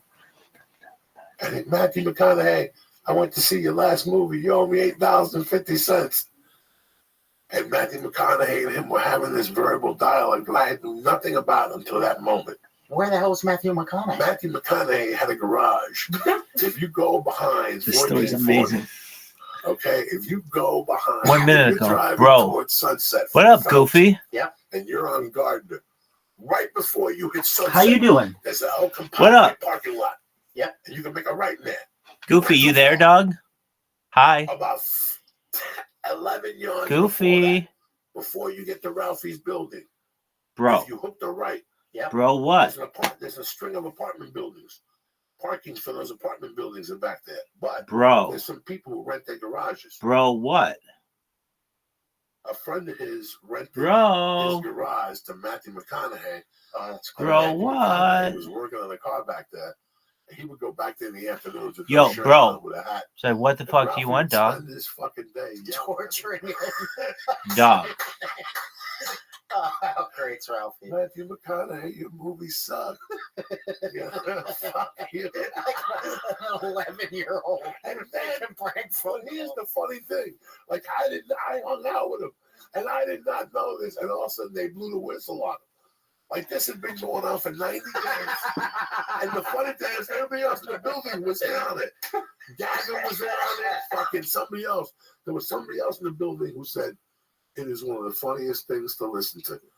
He goes, I was sleeping one day, and I woke up to those two going off. And he goes, I thought it was Ralphie having a conversation with somebody else in the South. He goes, it was Matthew McConaughey. He goes, when I looked out the window, because those apartments don't have air conditioning. So your window's always got to be open. Oh, that's so... Did they ever become friends? No. To this day, Matthew McConaughey, he goes back there, and he probably looks back there and singing that somebody's going to yell at him. Why would Matthew McConaughey put up with that? It's so funny. Now, it was dark. So, like I told you guys, I went back there one day. After this went on, it baffled me. Like, I'm a fucking, you know what I'm saying? Like, you're arguing with Matthew With a McConaughey. movie star around town. Matthew McConaughey. Like, he would sing songs. Torturing him. So, So good. Oh my god! So, Did Matthew McConaughey ever confront him and really like? no, Matthew McConaughey finally did something. Matthew McConaughey did something. Like, he did something. Oh my god! I can't remember what he did. Like, he snapped one day. He's like, come on, you fucking pussy. He confronted the building. He says Now, it was 3 floors. But how Ralphie was doing it, it sounded like it came from the top floor. So he's looking in the wrong window. Ralphie was on the first floor right in front of him. But the way Ralphie had it padded and the whole system, Ralphie worked from his voice like Jeff Tom. There was a 60 Minutes during the going back there one 1990s day, and just because that there's a lot of times we would sit focused and smoke on dope. an ideal Like, a lot of community times it where was such all a the popular houses were area. in the round. Right now at the top, right now, I And forget who lived there. it was very peaceful But and you always bump into utopia-like. comics in that area. Yeah, it was like Utopic, it was so almost to like being speak. on a college Yeah, campus. we would Or sit What on that wall. is Plus, the name of that karate community teacher, and where like, is I it? loved the shit out of him. Had a car back there, and he would work on it. And one day he asked me, he goes, fucking Arco Matthew McConaughey brought his car to the wrong neighborhood. They fucking hate him, yeah. And I'm howling. I go, what are you, and I'm trying to control myself. And I go, what are you talking about? He goes, boy, he tries to fix his cars back there. And then somebody in that building who fucking tortures him. Oh, it's so good. He goes, and one day 2 or 3 people got in on it. And that's what happened. Like, Gavin would get on it and shit. Were you doing it every day that he was there too? Every time. If listen to me, if Ralphie had a meeting and he was about to leave and he looked out the window and he see Matthew McConaughey jacking up his car, the meeting would be canceled. He booby trapped his window and he just started yelling from the top of his lungs. It's so I great. wish he recorded it. Oh my God. Oh my gosh, that was like a Jerky Boys CD that you could buy. Ralphie just hammering Matthew McConaughey's balls. It was. What episode like I of said to 60 you guys, Minutes at was this time, Art I was walking Cosanti around with nothing. featured? I would go to his house at night and drink his vodka and fill the bottles back up with water. That's a nice guess. Oh my God. I would do the worst things. I loved him like a motherfucker. He would make me laugh my ass off with that type of shit. Like, you know, the best was I'm in El Paso, Texas. I'm minding my own fucking business. And the phone rings at the condo. Bling, hello. Go. It's Ralphie. Man, I'm coming right now. What are you talking about right now? He goes, I'm coming from Houston. It's your birthday. It's my birthday. Oh. His birthday was February 17th. Mine was the 19th. So he goes, come down to Arby's. Meet me at Arby's. That's where you pull in and we'll go do some shit. Yeah, birthday stuff. Because the condo had moved. There was an old condo in El Paso now who we had moved. Was this at Bart Reed's Club? Bart Reed's Club. Okay. It was on the west side, whatever. Oh, yeah. So the old condo was down the corner from Taco Cabana. Oh, I love Taco You wake up in the morning, go right to Taco Cabana like a motherfucker. Texas is. Lee Sayat, we're going back to Austin. Going back to Austin. Yo, I don't think so. Going back to Austin. Going back to Austin. Yo, I don't think so. Going back to Austin. Getting some shrimp. I'm going back to Austin. I'm getting that fucking thing. Going to Chewy's. Get some Cuban food. Hang out with what's his name? Bobby and Sharon too. Going back to Austin. Going back to Austin. I don't think so. Anyway, sorry, I got all fucking excited. So it's your birthday. So it's my birthday. Ralphie shows up. It's me, Noe Gonzalez. Oh, I love Noe. Maybe John Westling, maybe not. It was that long President's Day. So Bart Reed said, you need to stay in the condo till Tuesday. She's not going to clean it. Who cares? So I had no reason to come back to LA. Everything. I was homeless. Yeah. So any day I didn't have to come back to LA. It was fine. They offered to drive back with me. I couldn't do that 24-hour drive. That was brutal. I already had a fucking plane ticket, so I was like, nah. So that Sunday we hung out, and then that Monday we woke up. Everybody stayed at the condo, which was nice. And we went somewhere, and then we went to the movies. We went to see Payback with Mel Gibson. Good movie. 2099. What am I thinking? Bitch, I'm coming after you. Denzel Washington in that movie? Yeah, this is 1997. Psych, you're too boring. You remember that movie, Lee? I don't think so. No, why would you? You were too busy playing fucking horoscope movies and shit. Horoscope. Payback, Mel Gibson. I was not. You've never seen this? Put a scene on from fucking this guy's great scene. 1999. He was brilliant. We went to some movie theater to see this. If you 97 or what one? 99. Payback. Mel Gibson, Maria Bello. Yeah, tremendous. Fucking tremendous. Kind of black and white-ish, kind of. It was shot differently. Brilliant. You know, like we were talking about before. Mel Gibson was fucking brilliant up to one point. Yeah. So we go into this movie. We ate somewhere. Like we're in El Paso, so I'm just assuming we ate something Mexican that was good. And we go into this movie, and it's all of us, and we got the whole row invaded. You know, give or take, me, Ralphie, Jody Furtick, Noe Gonzalez. There had to be 8 of us. I can't remember who else was there. I think it was Carlos Mencia weekend, and we were all openers, and we all went together.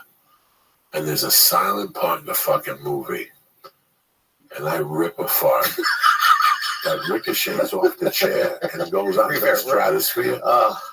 And the whole movie looks at Ralphie because he's the fattest dude in the movie. And I'm like, Jesus Christ, Ralphie, man. He's like, fuck you. Fuck you, Coco. I can't believe you blaming me another time. Again, him and I went dirt poor. And we decided with coupons. We had everything at that time. Isn't it crazy that crazy? No dough. We all think money's the answer. No, but you look at the happiest times of your life, we had nothing. Nothing. He's yelling at Matthew McConaughey. He's just making the biggest. That's more fun than going to Fiji. Scroll that for a second. second. I bet Matthew McConaughey still hates that guy. Hold on for this thing up. Yeah, put the trailer on. This has James Coburn in it. This is a no. Go back for a second. Go back. Go scroll down. Right there. This one? Yeah. Watch this scene. Kick this line.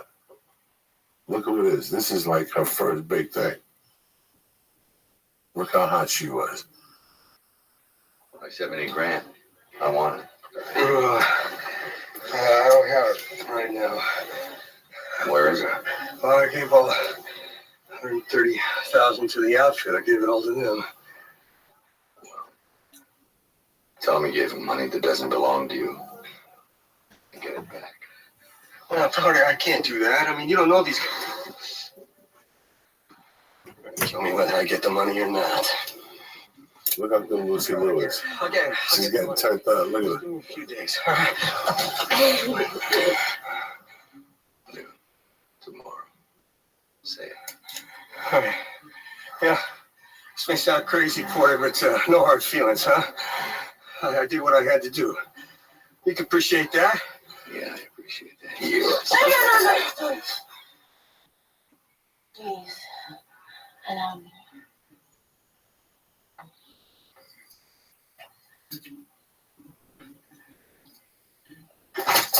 Oh, Jesus.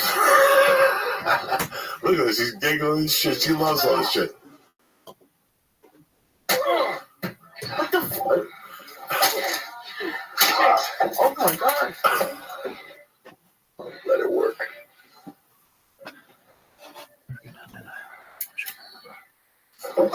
Oh. That's why you pay these chicks to come over and do this to you. I love you, baby. We love you. Oh. Time. Look at her ass. Look at her little Chinese. Look at her. She comes back with a whip now. Oh, this is tremendous. Yeah. You wouldn't give a Chinese girl $500 to beat you and suck your ass off. For those listening, she just stepped on his balls and squished it out like a cigarette. It's tremendous. That's why you fucking pay him the nickel. No, Who else is going to step on your balls and smack you in the face like that? I don't want anyone to do that. You don't know what type of party you're missing. Tell me you've had someone kick you in the balls, Joey. Listen, I had a chick smack me in the face a couple of times and tell me to go fuck my mother. It's tremendous. Wouldn't it leave Come my like a actually fucking alone? savage. You understand me? Sorry, guys. I was You just just can't texting. stop coming. I was just texting. You get flashbacks of mom, the whole fucking thing. You know what I'm saying? You go back to the womb and shit. No, chat. Where's Tony Bennett? Tony Bennett for fucking Ralphie Ray. I don't want him to sit there like I'm on the look of the game. I love you cocksuckers. What are we talking about? Oh, then we went to that. You farted and everybody blamed Ralphie. That was that time where I goes, Ralphie, and he goes, stop, Coco. And then about a year later, we went to Universal City up here. Up here is fucking whatever it is. We bought M&M's. So I start, hold on, put it like so I start throwing M&M's, right? Oh, no. And who? And whoever, we're in the second level right now. They were in the movie theater. We're in the movie theater. But you guys are professional 11-year-olds. You're farting. You're throwing candy at people. So we're sitting like this, watching the movie. There's a balcony, okay? Yeah. And we're up in the second balcony. And instead of like whipping at people, I'm just letting them go, right? Like just wherever they land. So they go through someone's skull. So, you know, we're firebombing people, and they're the M&M ones. Oh. The They're peanuts big or ones. the Yeah, the peanut. They got substance to them. So we're whipping them off the top. And you can see them throughout the screen. You can see it. We're fucking howling in the back. But out of one of those peanuts, you hear it going. And it was cool. By the time it got to where we launched it, it was like the guy had a headache and everything. But it didn't break. It hit the guy's head and bounced off.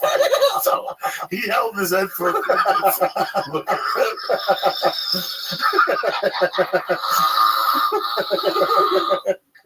He's looking back to see who could have done such a thing. I would immediately leave it for you two guys. Like you didn't remember prime suspects.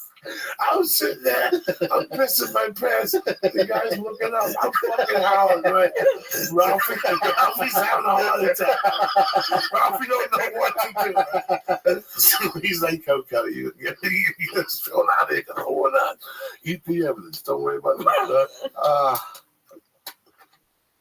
So we take the fucking. What are you saying? We take the fucking M&M peanut thing and we throw it behind us like it wasn't us. And that's it. Nothing happens. Okay. The movie ends. Me and Ralphie are stoned to the gills. The movie ends. I'd forgotten all about the peanuts. I'd forgotten about everything. You understand? Yeah. The movie was so good. I can't remember what the movie was. I don't remember what the movie was.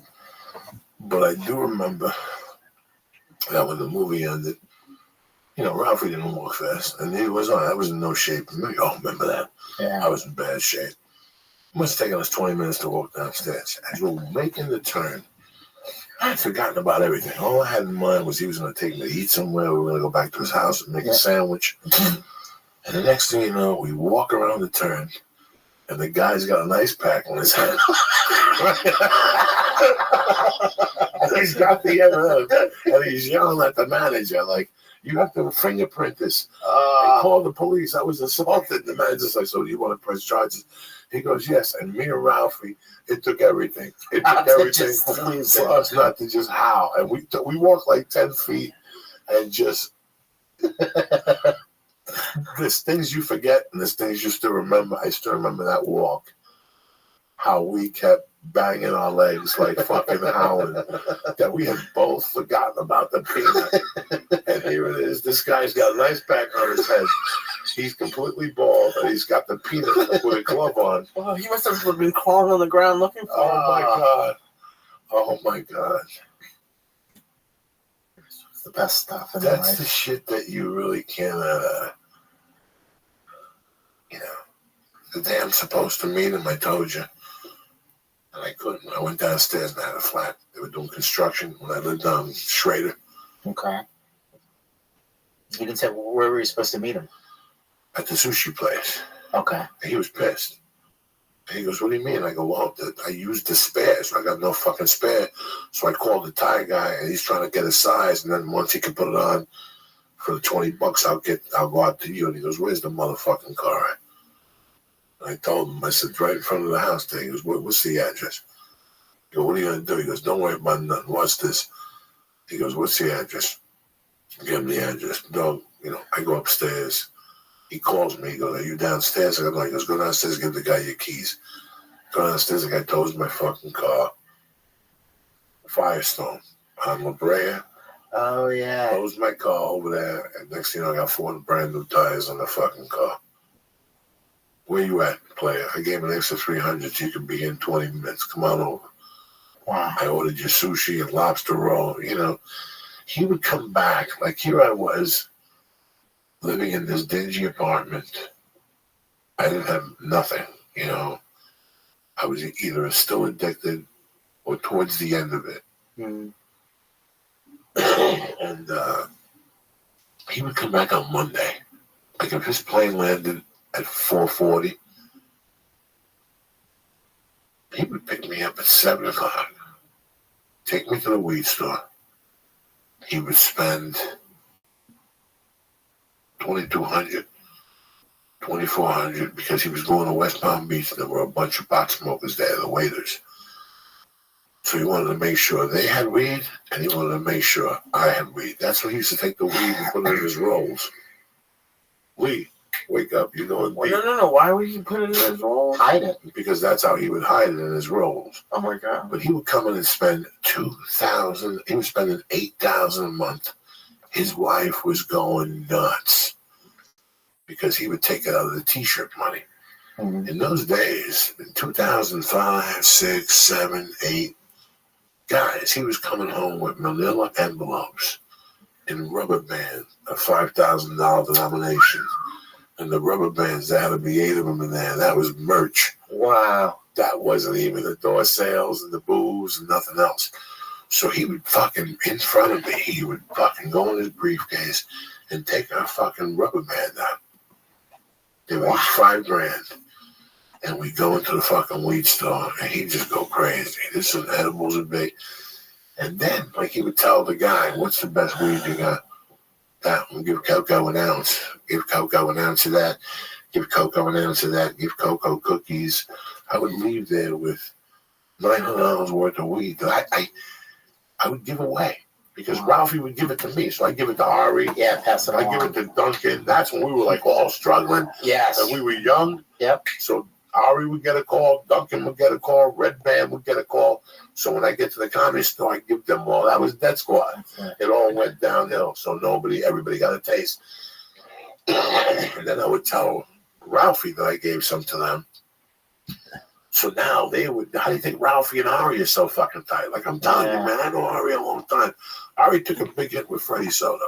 Yeah, that one got me. And this one is going to get for Ari too. Ari took a hit with Freddie Soto. You know, I knew Freddie, but I didn't really know Freddie as much as to take a big hit with him. Yeah. Ralphie, I was more personally involved with him, you know. I remember visiting Ari 2 years ago in New York. It was a great night. Gabriel Iglesias brings me to New York. We land. Me and Gabe are having drinks at the bar. We get pizza. He's calling in the night. Ari's calling me. When are you getting here? When are you getting here? All right, because Ari's out to dinner with Justin. They're at some fancy place, whatever. Finally get to Ari. We meet Bill Murray, and we just walk from wherever we are an hour and a half to Ari's house, just through the streets of New York on a school night, Wednesday, 3 o'clock in the morning, and the phone rings, and it's Ralphie May. Because that's how tight Ralphie and Ari were. And he puts me on the phone with Ralphie. I'm in New York. I haven't even landed. I've been there 4 hours. Hang with Gabe, get to meet Bill Murray. Me and Ari are catching up. All right, Clive. Stevie Simone, you're a good man. And I'm just like, that's it. Because didn't Ralphie bring Ari out on the road for a while? Yeah, he took all of us. He helped. Everything. And you know, Lee, it was, I think I did 2 dates with him. Now, I loved Ralphie to death in those days. You know, Ralphie was a killer. Yeah. But on the other hand, I was a different type of killer. Yeah. So I would kind of scare his crowd. He took me to maybe, when he won Last Comedy, he took me somewhere, Beaumont one time, and then we went to like a bigger room where I just bombed. But both times, Lee, he didn't know what he was giving me. I never worked with anybody like that before. Everybody sends me a check in the mail. This guy just went in his pocket and just handed you. Sometimes it could be $1,400. Wow. Sometimes it could be $800. Sometimes it could be $2,200. You know, he knew what I went through. He knew what I went through all those years. And when he hit, I was still fucking banging.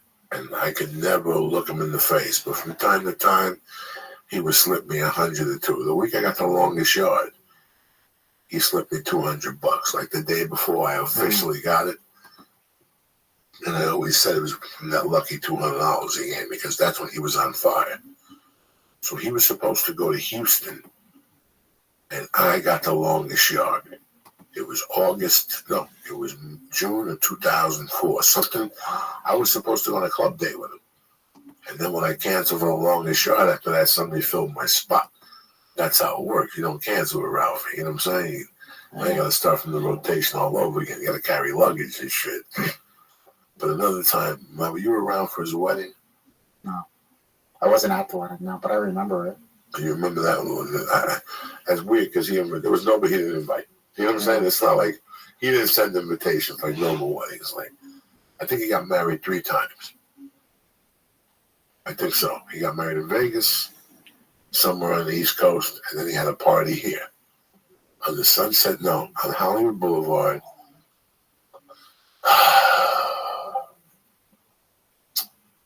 They tried to do comedy there.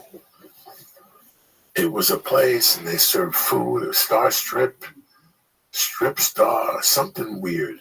Yeah. That was the name of the fucking place. Well, Ralphie got married there. But when he got married, he sent the invites out. It didn't say Ralphie on it. It said Raffy, right? That's great. You know, it could only happen to him. Yeah. And he's got me as a buddy. You know what I'm saying? Just more ammunition to break his balls. Oh, yeah.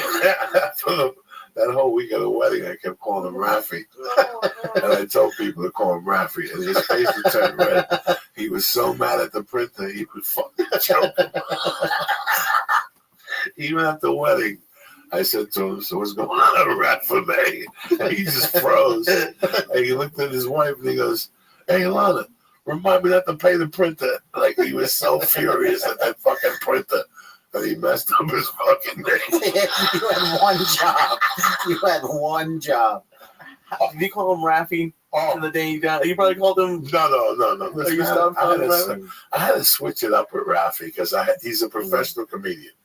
It's like really a jiu-jitsu tournament. Before you fuck with Ralphie, you better come prepared and know how you're gonna step inside and get him to die of laughter. Ralphie loved it direct. He didn't like you fucking around. That's why I could always get Ralphie on the phone. Ralphie liked when I was direct with him on the fucking phone. You know, like, I can't even imagine. I can't remember all the things I used to do to him just to torment his fucking life. Coco. Oh, my God. Like I said, people, it hasn't even soaking in. I have thousands of these, you know. There's thousands of these. I have a friend right now that I haven't spoken to in a long time. I have a couple of them, you know. We were all there with them, man. And they have to feel as bad. Everybody. This is deep for a lot of people. Yeah. Trust what I'm telling you. This guy was a good guy all the way around.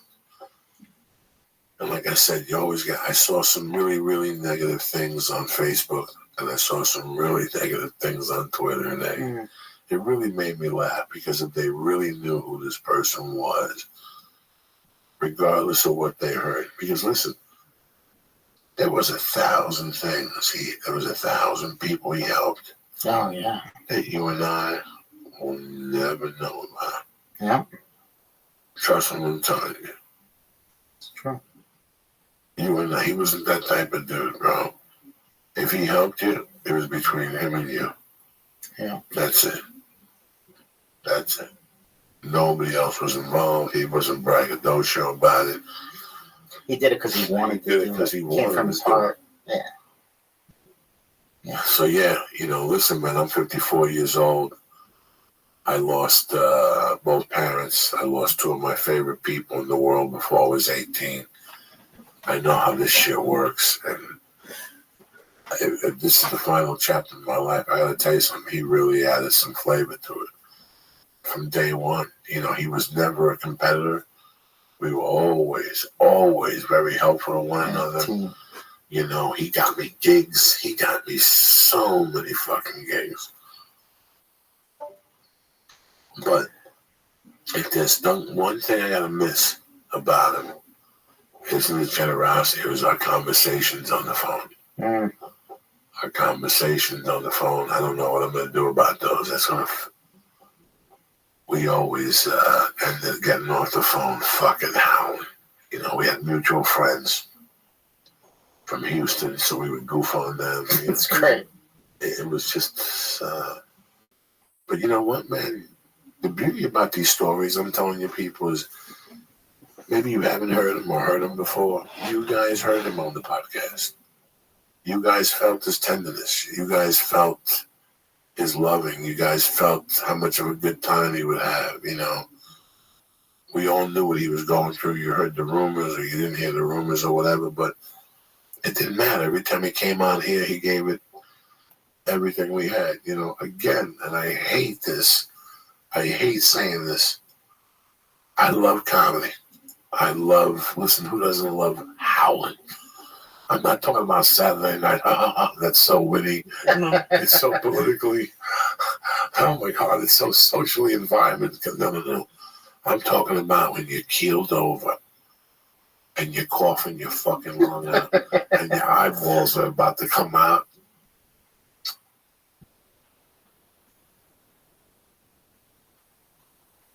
It's a weird thing for somebody to make you laugh that hard. And they just make your day. My God. I'm about to have a heart attack right now, but that Bert Kreischer night, I can't even tell that story. That Bert Kreischer night, it was one of the funniest nights of my life. With the way when he fell into the fucking kid's house. I'm gonna miss my day. This is it. The anxiety. I don't have no anxiety medication. I mean, it was just amazing. This motherfucking guy fell into a fucking toilet bowl. Okay? And listen, you guys know I have no reason to lie to you people. I'm a fucking animal. Give me a towel, please, or something. Yeah, I have to. Oh, no, don't get up over there. You guys know I'm an animal, and I love to laugh. You know what it is to want to laugh, but you can't because just picture your mother falling downstairs. I got a piece of it. If your mother fell down the stairs, would you fucking howl? I don't think so.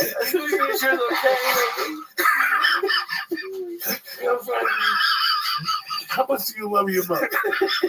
But if she fucking gobbled down the stairs and her wig fell off, would you laugh? No, it's your fucking mother.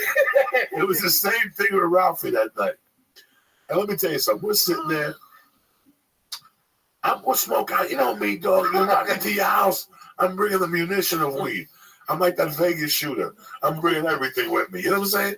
You invite me over to your house for a podcast. I'm bringing edibles. I'm just trying to be the best I can be. I'm showing up with the goods. You invited me over to your house. I know you get high. I'm going to bring the best weed, the best edibles. He invites me over. And I'm sitting there. We're waiting on Ralphie. And I know Ralphie, dog. Every time we had him on this podcast, the first 2 times, I told him, listen, this is going to be one of these podcasts. We don't know when he's going to show. We'll give it an hour, and then we'll start the podcast. But out of his love for me, he always was. One time, I think he was 40 minutes late or something, but he showed up. He was solid.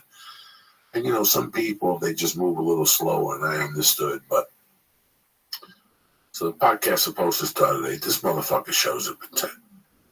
He sits on that fucking chair. You hear the wood creaking the whole time. We do the podcast. He's fucking out of it, guys. Now, when I tell you out of it, we're family. Something else was lingering. If you want me to lie to you, I can't lie to you. Something else was lingering in the system. He's my brother. Me and Heavy, he's my brother. I don't say nothing. It's not for me to judge. We wrap up he's smoking the vapor pen. He just had that fucking pneumonia. Remember when they carried him off the ship? And I asked him if he tipped over the helicopter and all that shit. I used to torment his life. How many people had to carry him and the whole thing. And they took him off the ship. And he went to the hospital and he stayed there for 3 weeks. And they put a tube in his lung. So when he came home, he obviously took the tube out. He couldn't smoke reefer. But he was hitting that fucking vapor pen. Now, I gotta tell you something. That vapor pen gets you high and all. But he's 500 pounds. That vapor pen, there's no reason why he should have been nothing, but it wasn't. So we gotta wrap it up. It's fucking midnight. Bert's got 3 daughters, 2 daughters. His wife is inside. We gotta walk through the house. Yeah, all quiet. The dog is barking, and here's me and Ralphie walking through the house. So we open up the man cave. Pop, pop, pop. Bert walks out. I walk out second. Ralphie follows. I help him up. Boom, boom, boom. me and Bert are talking about whatever, the climate, whatever the fuck two comics talk about. What club you going to next week? And all of a fucking sudden, you hear pa pa pa pa, but you heard wood smash. Like when you hear wood smash, it's real. Like I thought somebody jumped out the top like 3 samurais.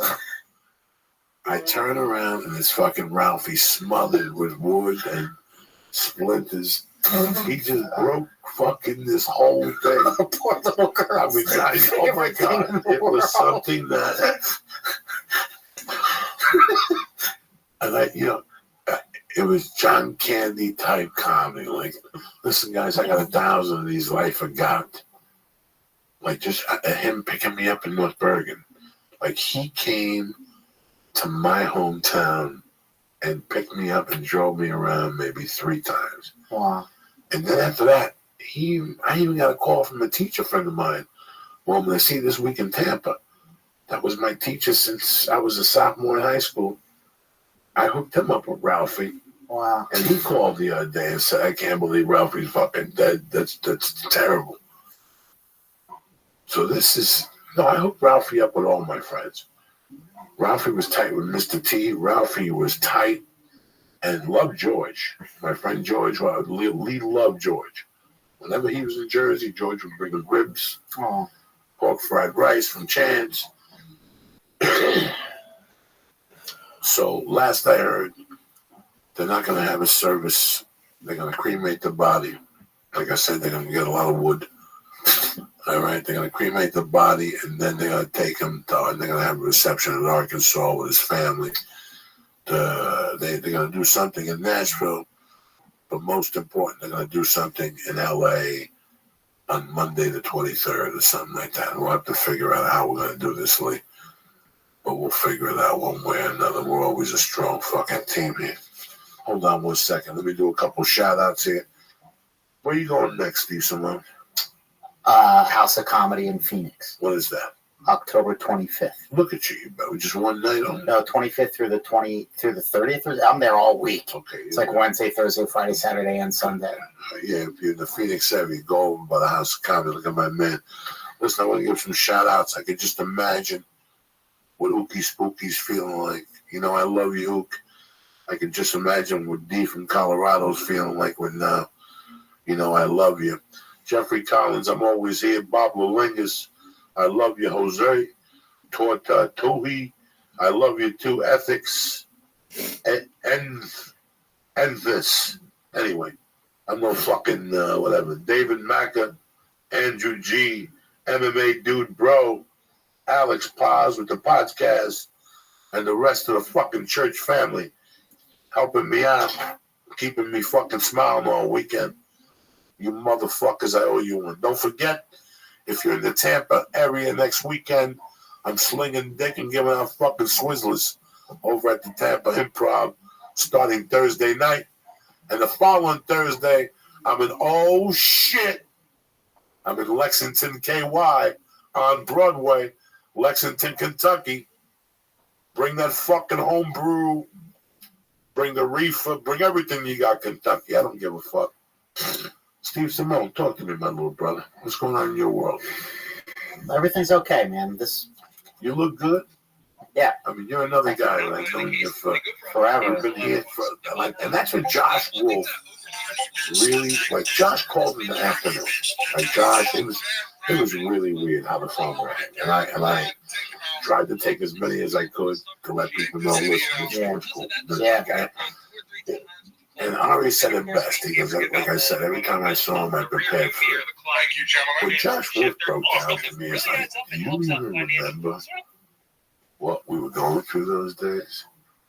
Like, we were all fucking broke. Barely putting it together. Josh Wolf had just had Jacob.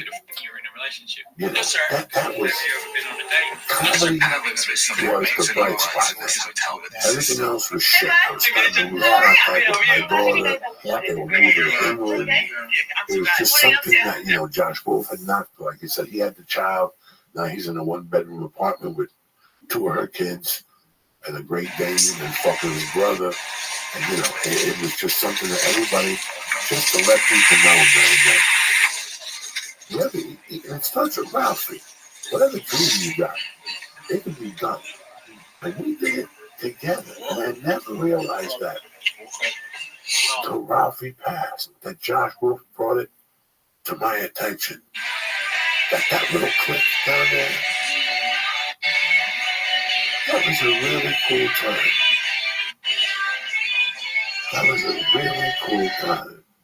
And even if I wasn't going to Montreal, there was only one person who believed in me back then. That's Mitzi Shore. That was good enough for me. That was good enough for me. Nobody else liked that. My agent was the coloring book. And I had a fucking deal from CBS for a fucking show, and I couldn't get nobody to sign me. Wow. That's all cards on the fucking table here. Couldn't get nobody to fucking sign me. Help me out. I had somebody give me $25 million, and I had nobody to go sign the deal because I didn't have a name. I need an attorney, and a friend of mine goes, she's a great attorney, she's black, but she's a fucking attorney. I said, okay, Puerto Rican, babe. That's what she was, Like Seinfeld. She was listening to me with those G's. I'll give you a fucking shot. Whistle! So she started rapping. But I had nobody.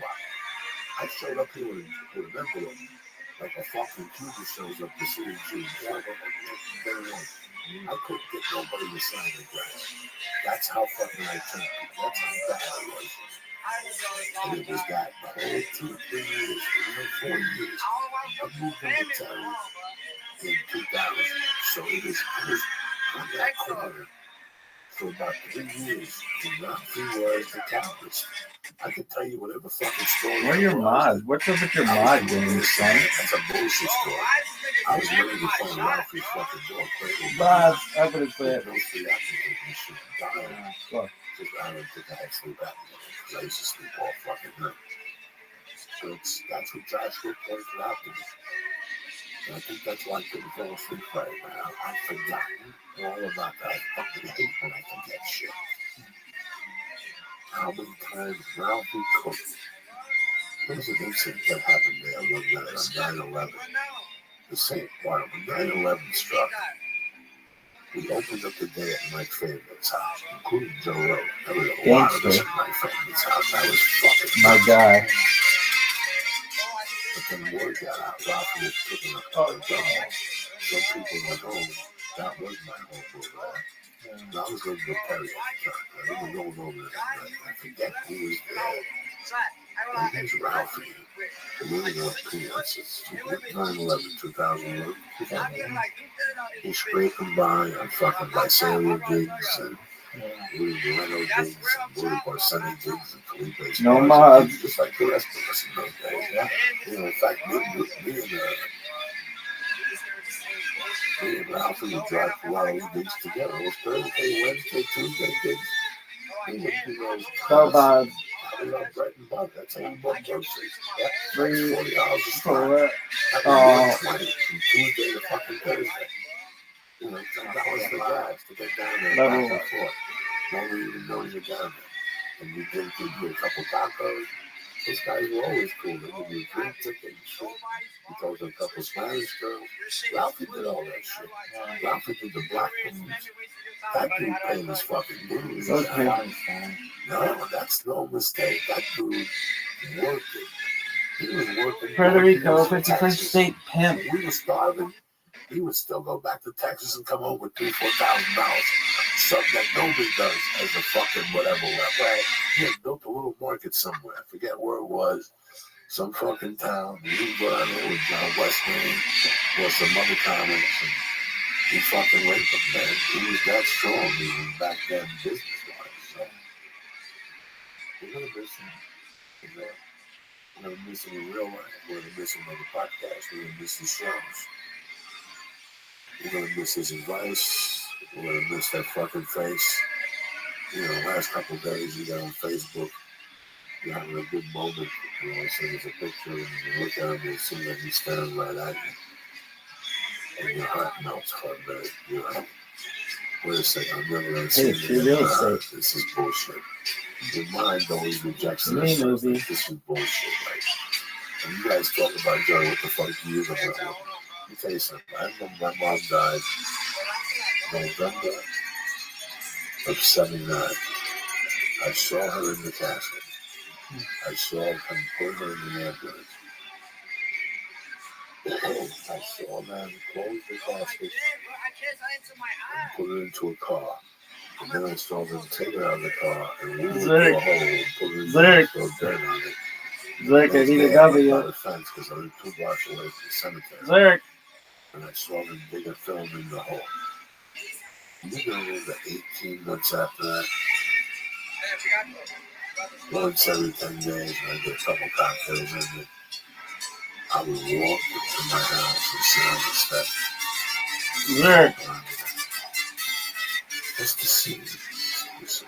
Maybe it was a mistake. Maybe my mom went away to Florida and didn't tell me. That's how fucking tricky your mind was. So I know the last 20 years here, my life has been wrapped on a route, one way or another. He filled the void for me that he was a guy that accepted me from day one. He accepted me from day one.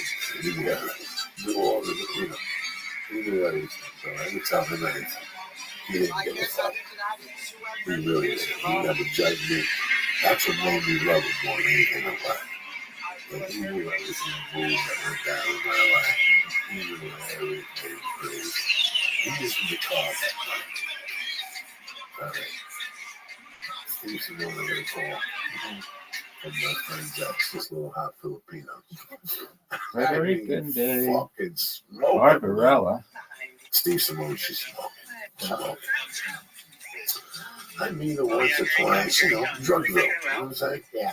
And the first time I see the skirt she's got on and the heels, I'm like, oh, this is a fucking, this chick's nice. She was Americanized, but she had black hair and beautiful dark eyes. So it's a Sunday night. I'm watching football and everybody else at 5 o'clock and the phone rings. I had a cell phone back then. Yeah. It's got to be 2006. Okay. And I got a call at about 5 in the afternoon. And it's a woman's voice. And she goes, do you know who I am? I go, no. She goes, it's. And I go, what's up? And she goes, nothing. Can I talk to you about something? I go, yeah. She goes, listen. I got a big role for the movie. It's going to be like 3 weeks of work, guaranteed. But I need to pay SAG. I don't know what the number was then. And I just want to know if I can borrow it from you. And I'll do, no, listen, I got $3 in my pocket and $22.50 in the bank. You know what I'm saying? They're ready to shut it down. I'm waiting for the tips to come in. Thanks, Barbarella. They shut it down. You know, when you tip people, it don't come in right away. Then you look at your account and $22 light. Yeah. And you're like, fuck, that's right. I put tips down and shit. Yeah, okay. What you got to do, So, time and shit. this girl telling me, she needs a $17.50, whatever, if I can help her out. Blah, blah, blah, blah, blah. I said, I can make a call for her.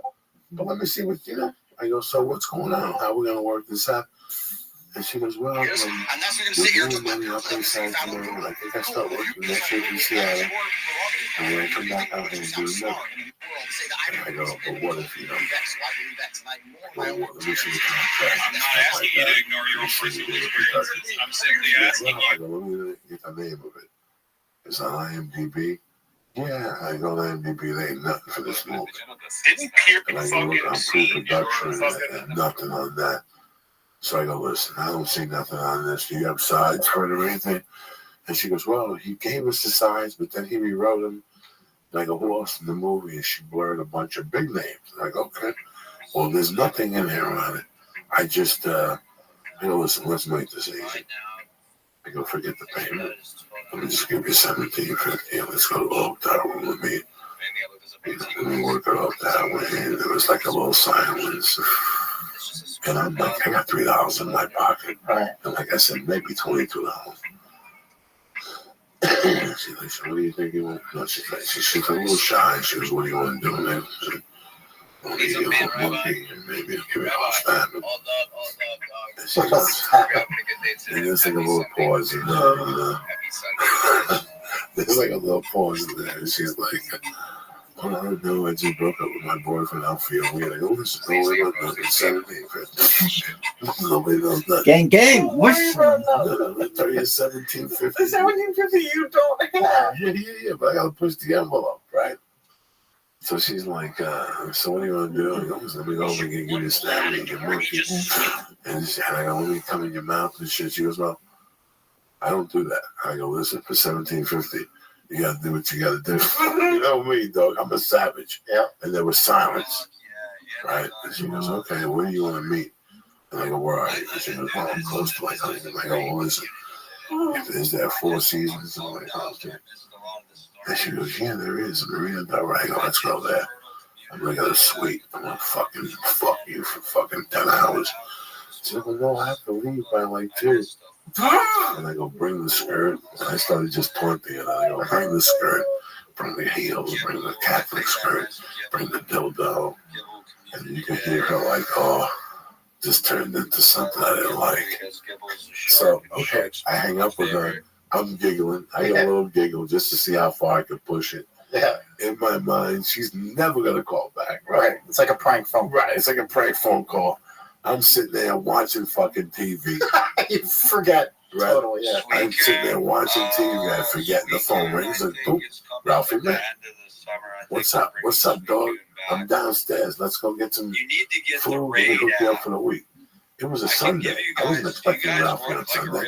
And Ralphie always came back on Monday, so I either gonna call Monday night or by Wednesday he'd show up and let's go buy a pound of weed. Oh, you want the news? But this was a Sunday night, so I go, all right, I'll be right down. I take a shower. Ralphie's downstairs in a brand new fucking car. I get in there, he hands me $200 right off the bat. You know, Ralphie was just pimping back then. We get in the car, we go over to Kushmart, we buy another $2,200 worth of weed, and now we're going to eat sushi somewhere. We weren't going to an expensive place. I forget where we were going. And next thing you know, my phone rings. And I look at the phone, and it's this chick. So I answered, and Ralphie, I go, Ralphie, I want to pick this up. Don't say a word. Don't laugh. I go, this chick wants me to give her $1,700. And I'm telling her she wants to suck my dick and all this stuff. And he starts, Ralphie, stop it. Don't say a fucking word. What's going on? Like, okay, so where do you want to meet? I go, did you look at the directions? Hold on 1 second. Did you look at the directions? I go, did you look at the directions? Where is it? She goes, it's in Marina Del Rey. I go, all right, I'll meet you in Marina Del Rey. She goes, I gotta ask you something. She goes, so how long do you want to hang out for? I go, well, how long do you guys? She goes, so I have to meet the producer in the morning, pick up the script and stuff. I go, what time is it right now? And she's like, it's 8 o'clock. I go, listen, I'll meet you that day. All right. I'm going to hang out till about 1. That's it. We won't do much, you know me. I come real quiet, but I go, listen, Ralphie's right there. He's just looking at me. The car is stopped. Yeah. And I'm like, listen, you know me. I'm not going to do nothing to you. I come in, man. All right, I'm the yellow monkey. I'm going to suck that fucking noodle. And then I'm going to put my fucking dick in it. I want you to lick it. I'm going to put it in there. Ralphie's like trying to fucking not to laugh. I'm trying not to laugh. And then I go, listen, I'm going to flip you over. I'm going to lick your asshole. And then I'm going to light that asshole on fire. Right? And all of a sudden you hear like a pause. And she goes, can I call you back? And me and Ralphie died. And I'm like, listen, okay, call me back. And me and Ralphie are fucking dying. I tell Ralphie, because I forgot all about it. I tell Ralphie the whole story, and we're dying. Listen, I forgot how I told her it. But I was like, listen, I'm going to lick your pussy. I'm going to fucking stick it in you. And then I'm going to fucking, then I go, I'm going to put my dick in your mouth. I want you to suck it and get it hard. I'm going to flip you over. I'm going to lick your ass off. I'm like, and then I'm like, yeah, it's all on fire. Like I just acapelloed this. And I could hear her whole demeanor. change on the But other she freezes. side. Like she thought it was just gonna be like I'm gonna go and feel her up and she's gonna leave. I'm like, no. If you go, I'm gonna wear that asshole out. And it was hysterical. She called back. I had forgotten about her again. Did she call back again? Yeah, she hung up. Said she'll call me back to see if she can meet me, which I knew she would never call back just from her reaction on the phone. Yeah. I knew she was never going to call back. And while we're eating sushi at that place on Sunset, now I know where it was, she called back and go, Ralphie, hold on, it's her. And I'm like, what's going on? And she's like, listen, it's off. I my uncle will front me the money, and I can pay him in 3 payments. Thank you, though, and she hung up the phone. And about a week later, I was on fucking Facebook, and she unfriended me. Oh, my gosh. Hilarious. Ridiculous. But listen, I thought if I tell the whole story, she was taunting me from day one. When I met her, the first 2 or 3 times, I met her as she had a guy. She always had a boyfriend with her. We bought weed at the same spot. Yep. And then we hung out a couple of times socially, but it was always with her boyfriend. Nothing ever happened. I never said nothing. Right. And then one day I see him and I go, what's going on? We're talking. You know, we all hung out together. And he goes, I don't date her no more, dog. Me and her broke up. That's it. And I never saw her again. Yeah. I never thought of her, nothing. And one day, dog, I'm walking. I hear beep, beep. And I look in the car and it's her with a low-cut blouse. Right. No bra on. Those medium row breasts just staring in the face. The sun bouncing off them. And when I get to the car, she's got like a mini skirt on, and you can see the black underwear on. I'm like, oh. And she goes, Uncle Joey, I need help. I go, what's up? She goes, I need like $55 for gas. I go, sure, $55 for gas. And I said, I got like $42 on me. Take this. And I was a complete gentleman. I just thought that maybe, you know what? I'm an older man. Maybe I'll show him my monkey. And I'll move on with that. But something else happened after that I could see she wanted to play with fire. Yeah. Like about a month later, she did something. Should be the name of your show. Yeah. Play with fire. Play with fire. Like she didn't know that I would take her ass to the hoop. Like she came back for more money. And I didn't ask her this time. Like I was like, I didn't think about it really. Yeah. Good job, Mike. You're getting better. I didn't see the pattern coming. Except this time you're And then busy. she asked me for money the second time, and I was like, wait a second. Something's not right here. She just bumps into me on the street. Yeah. She looks like she just came from a photo shoot from a barn with no fucking bra on and black undies on, and she gives me a glance on monkey. She knew what she was doing. No, she needed headshots or something. And then something else happened, and I was like, something's not right here. Yeah. Something's not right. Let's see where this is going to lead. And sure enough, 6 weeks later, she falls into the clutches of death. She calls Uncle Joey and tries to bang him out for $17.50 on a tit show and maybe like a finger bang and I love you and all this shit. And I was like, it ain't going to go down that way. Number one, don't shame your monkey. She's like, why? Once you tell them that right off the bat, you just destroyed everything. There's no comeback for that in that little girl's handbook. When the guy calls you and says right off the bat, not even hello. I opened up and don't shave that monkey. What are you talking about? Don't shave that fucking monster. Don't shave it. Leave that fucking hairy monster. She said, what are you talking about? You know what I'm fucking talking about. Hilarious. I know it does look like Christmas. Wait. It's It was hysterical how I psychologically broke her. She actually thought she was going to call me and trick me into just me giving her fucking $2,000. I'll give it to you. You got to work a little something. You got like a nut. Something. You know what I'm saying? I gotta go to the bathroom. So if I take a break. And Ralphie's keeping it together during all this. Ralphie, how? Hold on. All right. I drank too much water.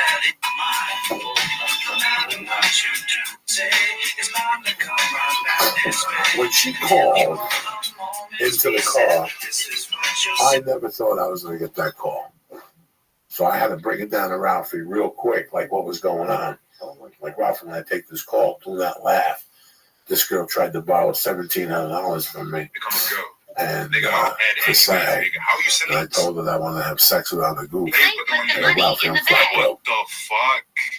He's on that nigga. Hell no. Let me tell you something. It's crazy. Oh How my many god. people, especially women, my god. will try to backhand you Oh like my that. god. That wasn't the first time. And guess what?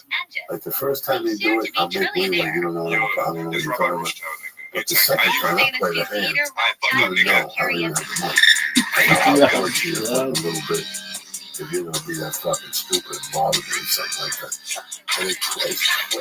I thought you were gone. Like, what if you're like, okay, I have to win? We ran by the goat. We ran by the goat.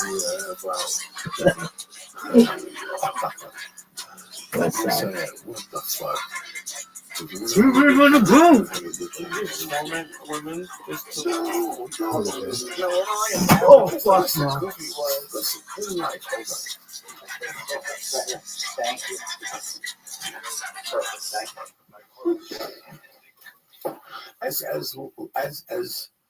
And I have to explain myself on something. As my friend here, Steve Simone, who was one of the nicest people in Hollywood and the nicest people at the Comedy Store. There's a lot of nice people at the Comedy Store, young people, but Steve Simone's one of the most respected guys. He's a sweetheart of a guy.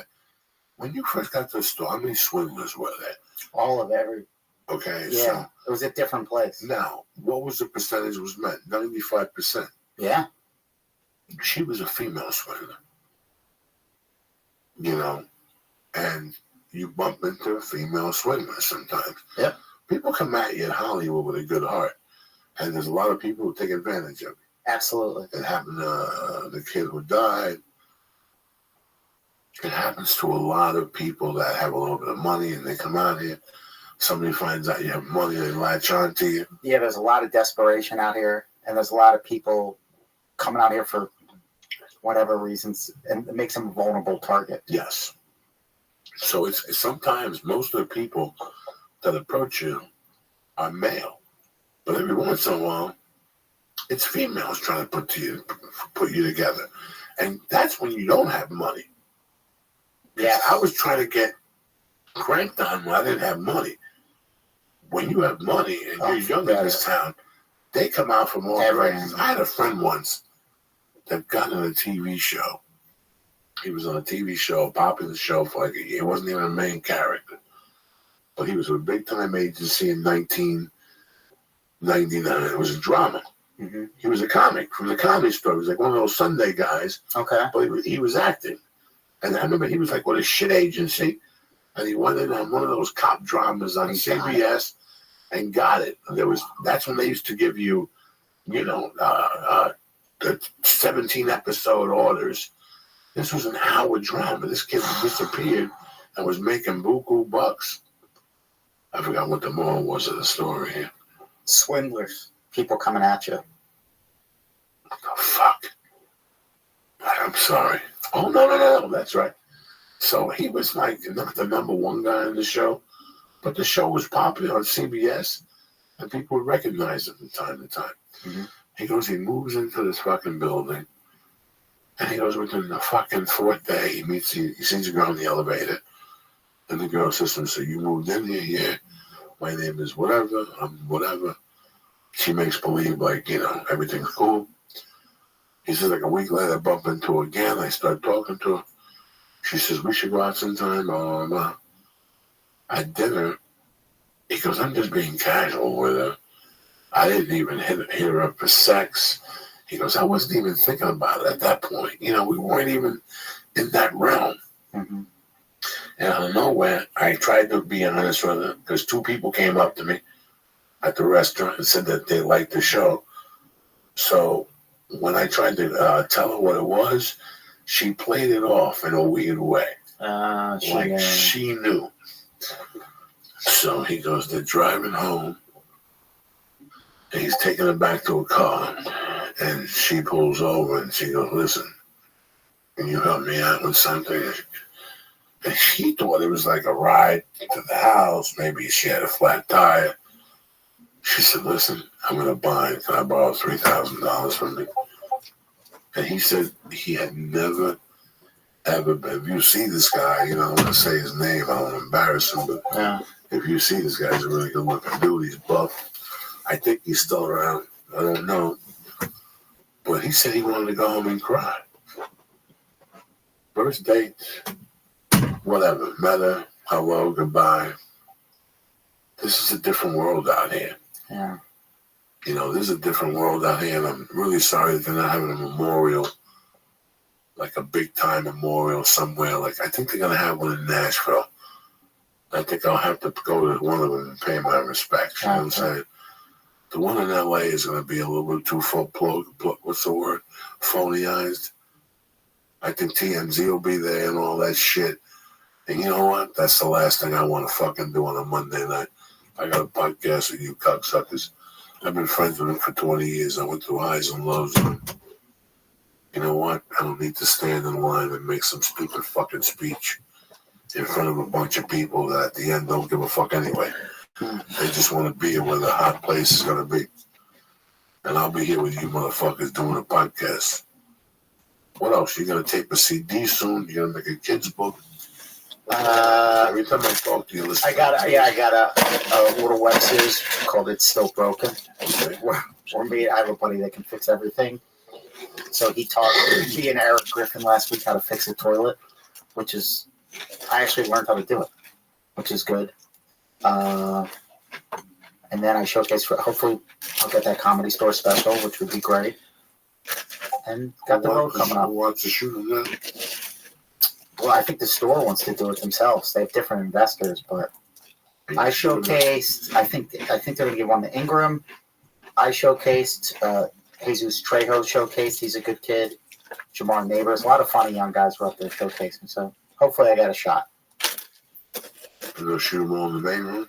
I don't know. I haven't heard any details at all. That'd be great. The main room looks like it'd be a great place to shoot a little something from people back there. You know, years ago, I want to congratulate Felipe Esparza again, but I also want to congratulate my dear friend who was one of the guys that put the whole thing together. He started as a comic, remember? He used to open up and work a lot with Jimmy Schubert. He's out of Florida. Claude Shires? Claude Shires. I want to really I congratulate Claude Shires for getting his work on HBO. He shot it. Claude directed that? Yeah, I think so. Oh, that's awesome. Yeah. So 2 Comedy Store guys, 1 special. That's awesome.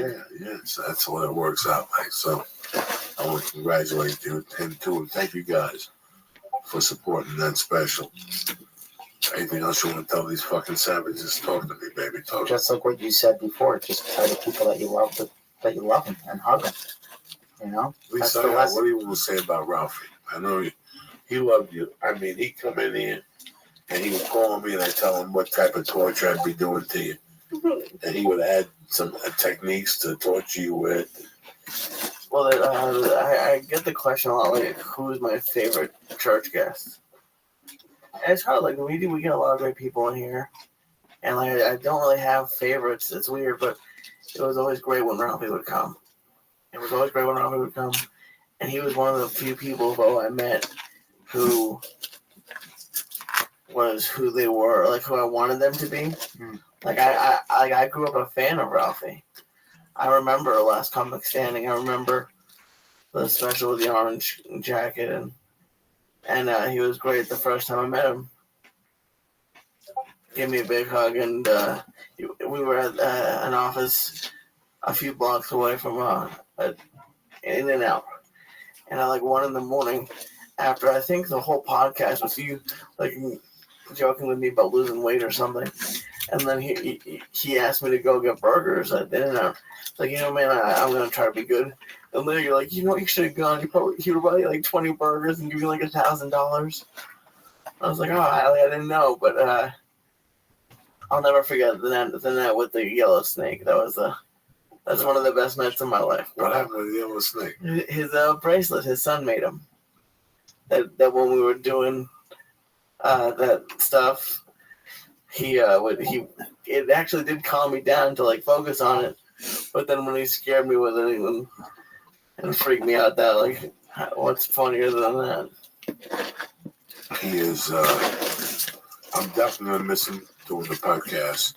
But I'm been missing more, like I said, our conversations on the phone. Sometimes I'd be having a rough day. And he would call me. And I would just laugh. I'd ask him where he was. I'd know exactly where he was. I'd make a local reference. We'd laugh for a while. It's going to be a big fucking chunk. But like I said, right now I'm just processing it. And you guys were fucking great. That's it. That's it. It just sucks. It's weird dealing with it. It's different dealing with it as like a child and then dealing with it as an adult. No, since this happened, I've had a weird feeling behind my heart. It could be that burp. Sometimes you have a little burp twisted behind your heart. You go to the doctor, they'll tell you, go take a good fucking stomach shit and watch that little pain go away. You got a little backup back there. You got to eat more vegetables and shit. But no. I know you people are hurting and you were fans. And thank you very much for all the support. I want to thank Steve for coming on and sharing. We personally know him and knew him personally. And you guys know the deal with me and him. I wish him peace. Me too. I wish God heals him. Amen. For sure. You know, right now, like I said, I'm a Catholic person. And I could just seeing Marilyn hugging her right now. David Crowder and Freddie Soto, and they're just hugging each other right now. Yeah. Going, what happened? And they're like, I left Coco down there. He's got my babies. He's got Lisa I had, you know. Right now, he's hugging Marilyn, and they're hugging. And remember when I deep fried the turkey? It's going to be Marilyn's 10th year anniversary next month. Oh my God. It's the 10th year anniversary of me doing blow, 10 years. Never did cocaine again. Fucking tremendous. Life shifts. If you're down, don't fucking write it down. You just heard the fucking stories that made, you just heard the stories that I have from one of the greatest fucking comics I ever came across. And I judged him as a comic on stage, but he was like the Roberto Clemente of comedy. He gave everything he had to his fans. He gave everything he had to his family, and he gave everything he had to his friends. You're hearing it from me. Do not believe anything else you hear.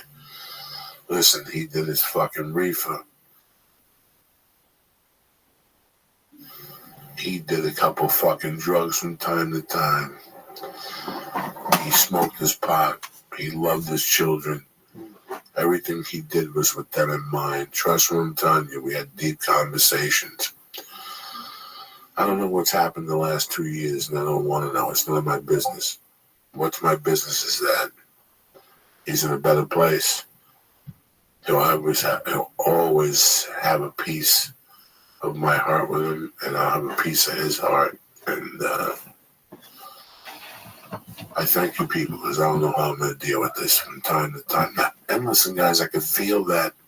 Over there, I'm starting to feel a little bit of anger. I can't lie to you people. I felt it today. I fucked up today. I got caught. My wife didn't go to church today, so I got caught up with them. I couldn't go to jiu-jitsu. And it was a big fucking mistake. And I had 2 kids' parties. So I couldn't even work out today. It was one of those days that 1:40, I could feel anger. And it's all directed from Ralphie May. Like that, it's starting to hit me that way now. So now I got to deal with that. I got to go to jiu-jitsu tomorrow and do 2,000 fucking jumping jacks and burn that fucking bullshit out. That's what it's doing to me, because I felt it today. I took blood pressure medication. I was like, this ain't bueno. This ain't bueno, cocksuckers. But I'm not going anywhere. I'm getting my checkups. That's another thing. A lot of people sent me messages saying I'm with you. Guys, Steve Simone, am I a different man or am I a different man? Absolutely. I drink water all the fucking time. Last night I drank a fucking little bit of soda with this mamook over here, with Morse Jr. And I had a good time at You Bert had some Kreischer's. pizza with pesto. It was really nice at Bert Kreischer's. No, I didn't have the fucking pizza with the pesto and the goat cheese. I was embarrassed. And they put sriracha on it to really throw me over the top. It was a green pizza as it was. It looked like somebody vomited. It looks like a cat vomited. You know how if you make shrimp and lobster sauce and take everything out, yeah, white vomit. Oh yeah. That's what the pie looked like. Only with green pesto on it and goat cheese to boot. Thank you for to really insult the fuck out of me, okay? And then to really boot, they went. Him and his Tamukia brother went and got that fucking hot sauce, sriracha, and we're putting sriracha on pizza. The slice I saw looked good though. It was old school, just plain cheese. Pepperoni. That was the last line for Lee ate like 22. I had 2 slices and he Lee even took one in his jacket. He didn't think I could smell I didn't it. wear a jacket. I could smell the slice in his jacket. I knew he didn't have no hummus packed on his neck. I went to a party today, a kid's party. They had hummus. And I just walked away from the table. And he said, I didn't want to leave no evidence just in case I snapped. They had hummus with tomato on it with little fucking nice little Italian breads. What a waste of Italian bread. It's tough to find good bread out. And then they had like 3 pepperonis. I swallowed them all before any of those fucking Gentiles had a heart attack. You eat 3 pepperonis, you're fucking done. I had a good week this week, dog. I went to gymnastics class. I went to ballet class. I went to a kid's birthday party. I went to, like I said, my wife didn't go to fucking church this morning, so I ruined my morning. But I got to spend time with them. We went to 2 parties today. It was quite a weekend. Next week, Tampa bitches. And the weekend after that, Lexington, Kentucky. Then the week after that, it's Halloween, motherfuckers. And I'm at home. I got like a fucking recital on Friday night. I got like a fucking Halloween costume with Superman. Oh, that's awesome. Saturday night. We'll keep you posted, motherfucker. See you in Tampa. Steve Simone, I want to thank you. Thank you, Steve Simone, I want to thank my man, the Christ Killer, Lisa. I want to thank you. And I want to thank the spirit of Ralphie May for guiding me in comedy the last 20 years, because that's what he did. He fucking forced me to be a better comic when he told me little things from time to time. So this podcast is out of respect for Ralphie May. I hope he's in a better place now. Amen. Amen. Thank you guys for listening. Have a great week. Stay black. Have a happy, ambiguous day.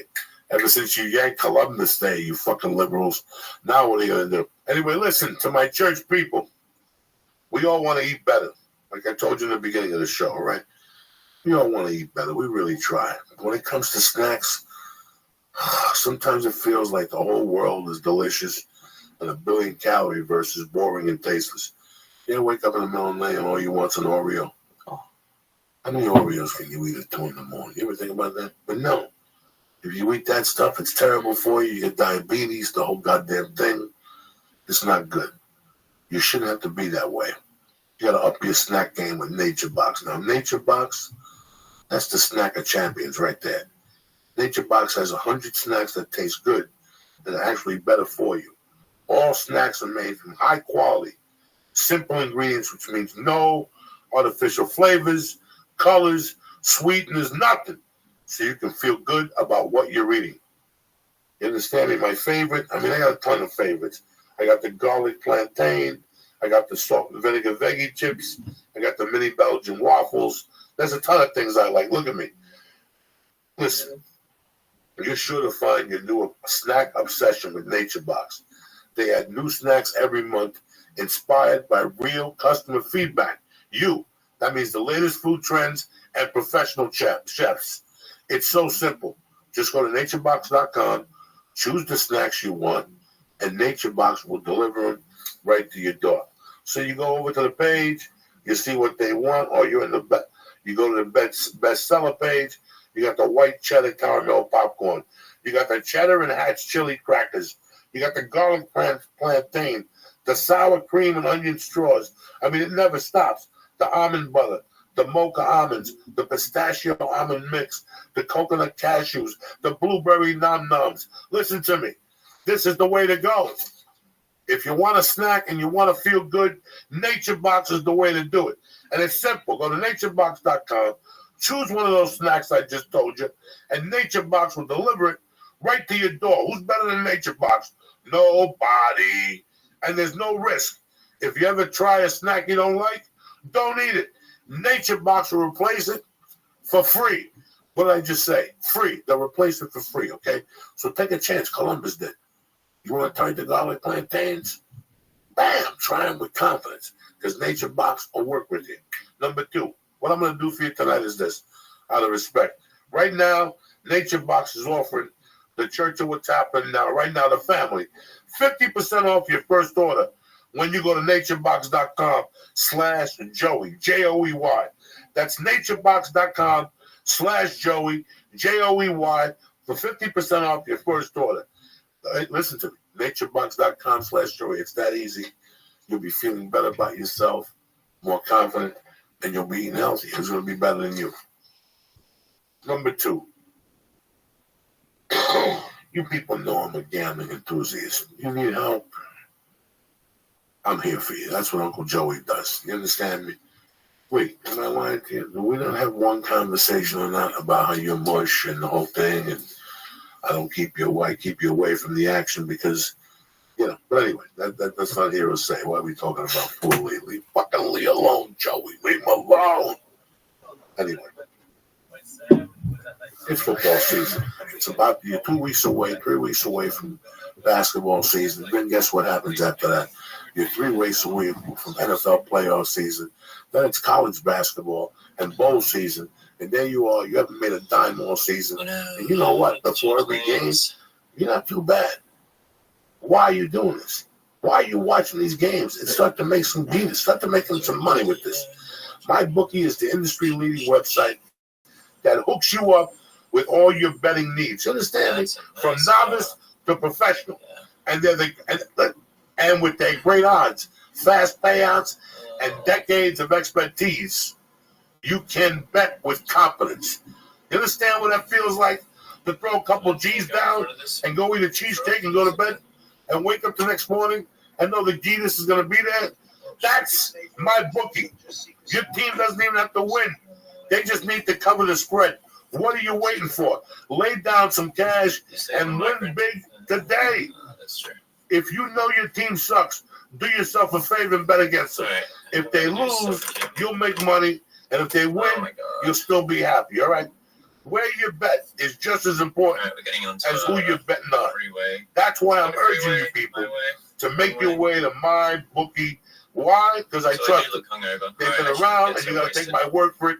Check them out yourself. They have in-game live betting and a mobile site that makes wagering on the go easier than ever.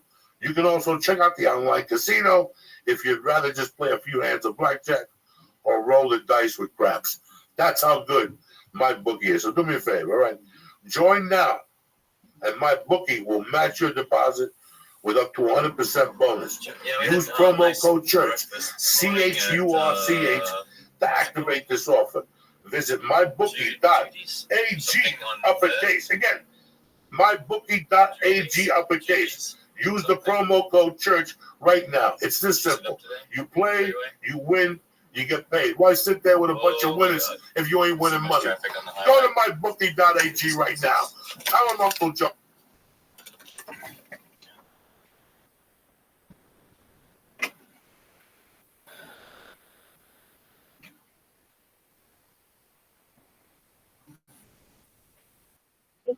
Said hi.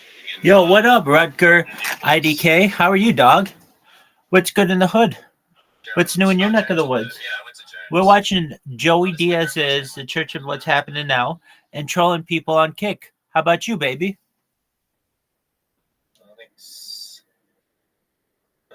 What's good? Big magnesium. Why? For a better sleep or something? I still have those kind of, well, not often anymore. Anytime I get really drunk or dehydrated, I notice like pain in my kidney or whatever it is. I think like if I don't drink enough water, I start forming kidney stones. I can actually. How'd you hear about me, Rutger? Was it from Kick? What is the sound alert? Or Discord? Thank you very much. Why didn't I get an alert? Thank you for the raid. Just driving to Santa Monica. Said, I found you, Elliot. Oh, tight. Hey, guys. Said, Vitaly's. Excellent. Yeah, dog. I got you. I think that Vitaly does some really great stuff. I think he's got a really great community. I appreciate the ability to be able to stream there. I spoke with a moderator there yesterday and just said I'd like to stream in here. And they thought my project was really interesting. If you're not familiar with it, I'm Rabbi Rothschild. I stream my life 24 hours a day, 7 days a week, 365 days a year for many different streams for world peace. That is the number one goal of all of this, is world peace. I don't want war anymore. And peace is very important. So how do we get to peace? Well, I think two important questions that exist in the world are world hunger and world thirst. How do we solve world hunger? Through perhaps desalinization plants, or that's world thirst. World hunger is hydroponic farming, vertical farming, and cloud seeding. I hope I become rich too. Rutger, I'm going to make you rich. Said, hope you be. I think I'm going to become the richest person on earth. And why? Content is Earth's number one, or data is Earth's number one resource. It's more valuable than food, water, gold, petroleum, and the ability to have your data archived can make you a very influential person. As Bill Gates coined the phrase in the 1990s, content is king. Well, if that's true, I have more content than any person ever. And it's essentially the story of a person's life and their journey to become viral. As you see here, I have many different devices. And if you're like, Rabbi, what are all those devices? I have robots that I've created. And these robots constantly go through the Kick Just Chatting profiles and just spam them with people becoming aware of what I do, who I am, what I do. And it's really hard in life for people to pay attention to you. And these bots certainly help grab attention.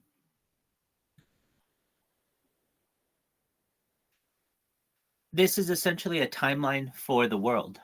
It goes back to the pandemic. We've seen the death of a queen, the birth of AI, the coronation of a king, and everything in between. Said. Pretty easily. I can do it through several ways. One is product placement. Two is becoming a spokesperson. Three is monetization on different platforms. Four is through donations. 5 are cryptocurrency sites. 6 are certain partnerships. 7 are influencer opportunities. 8 is social media. 9, I would say there are miscellaneous ways, that which I haven't covered, but there are many different ways I can profit from this data. I can sell it. I don't want to, though. I want to give it to the world. The reason why it's important is that any person can watch this and connect with an individual, just like you did, just like I have a portal into Vitaly's stream. And that's important, that we connect in the world. We have too many fences that divide us and not enough opportunities or portals to connect us. So I do my best to live my life always online, and I have been now for more than 3 years. It's the biggest event in global history. No one has more data online than I do. It is huge. When it comes to where else am I streaming, I'm on 33 different platforms. So it's not just YouTube.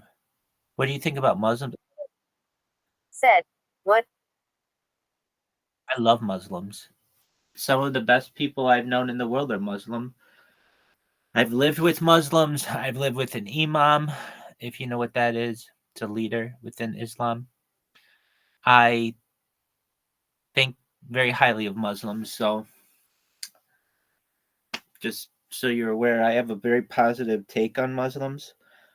I want peaceful accords between all people of all religions. I think we're moving more towards monism within religion, which is like a societal merging, and thus some of the differences between us, like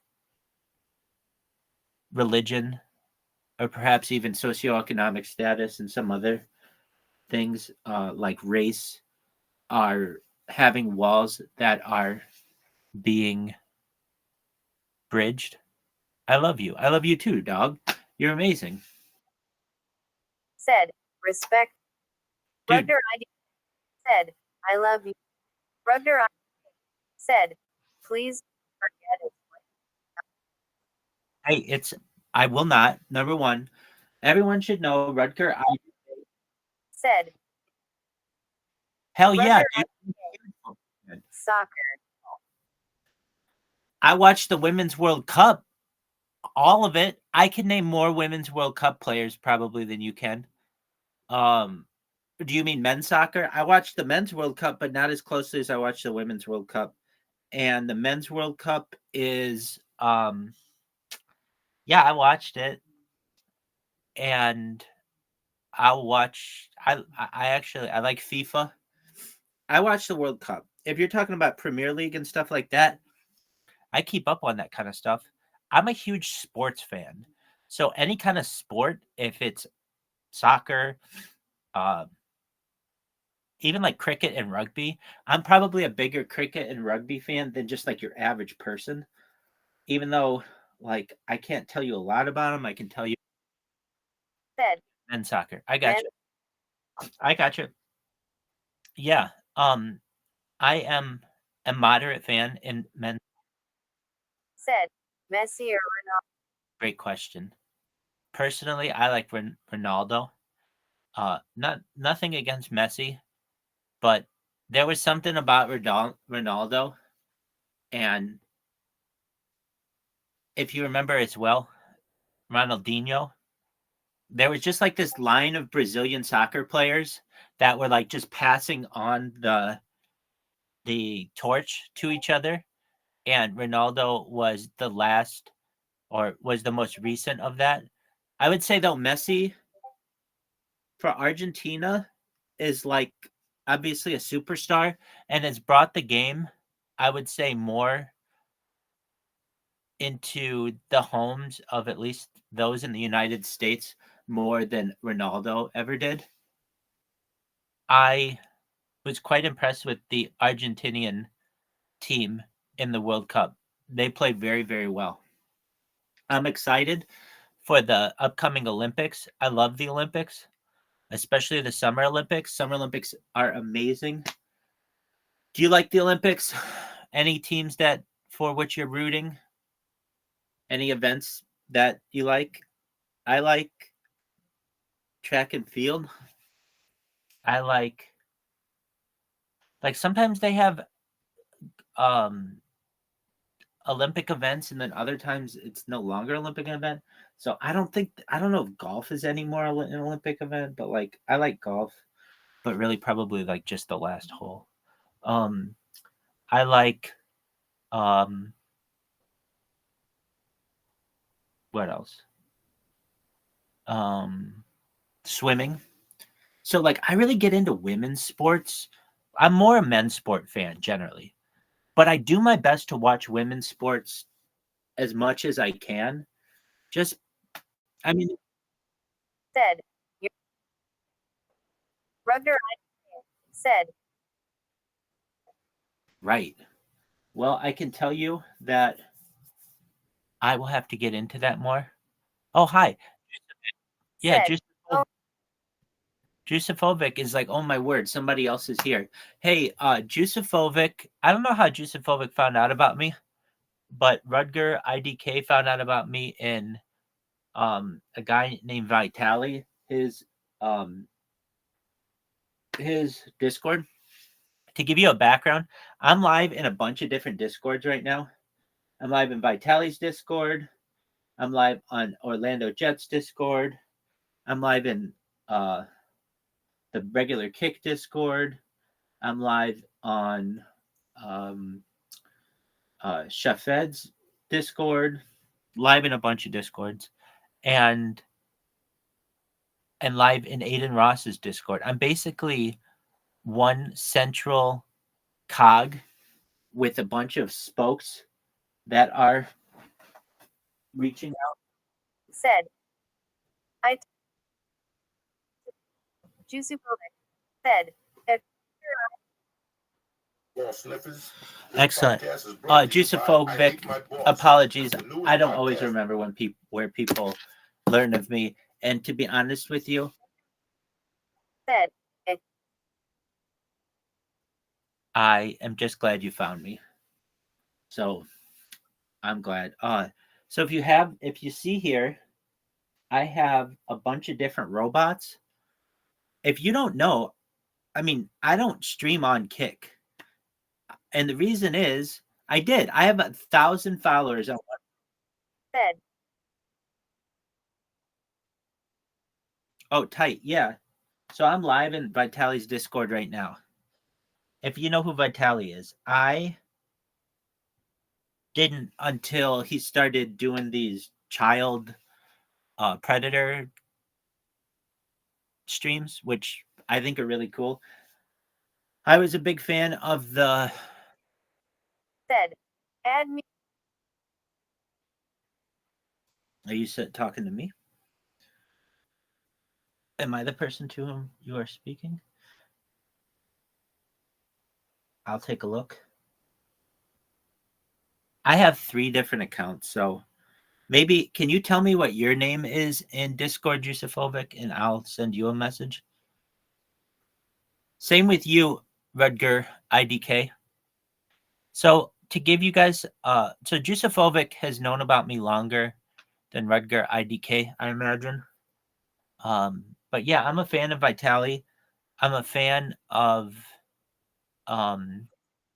said yes. Add me on Discord. I sent you a request. Yes. Juicophobic, what is your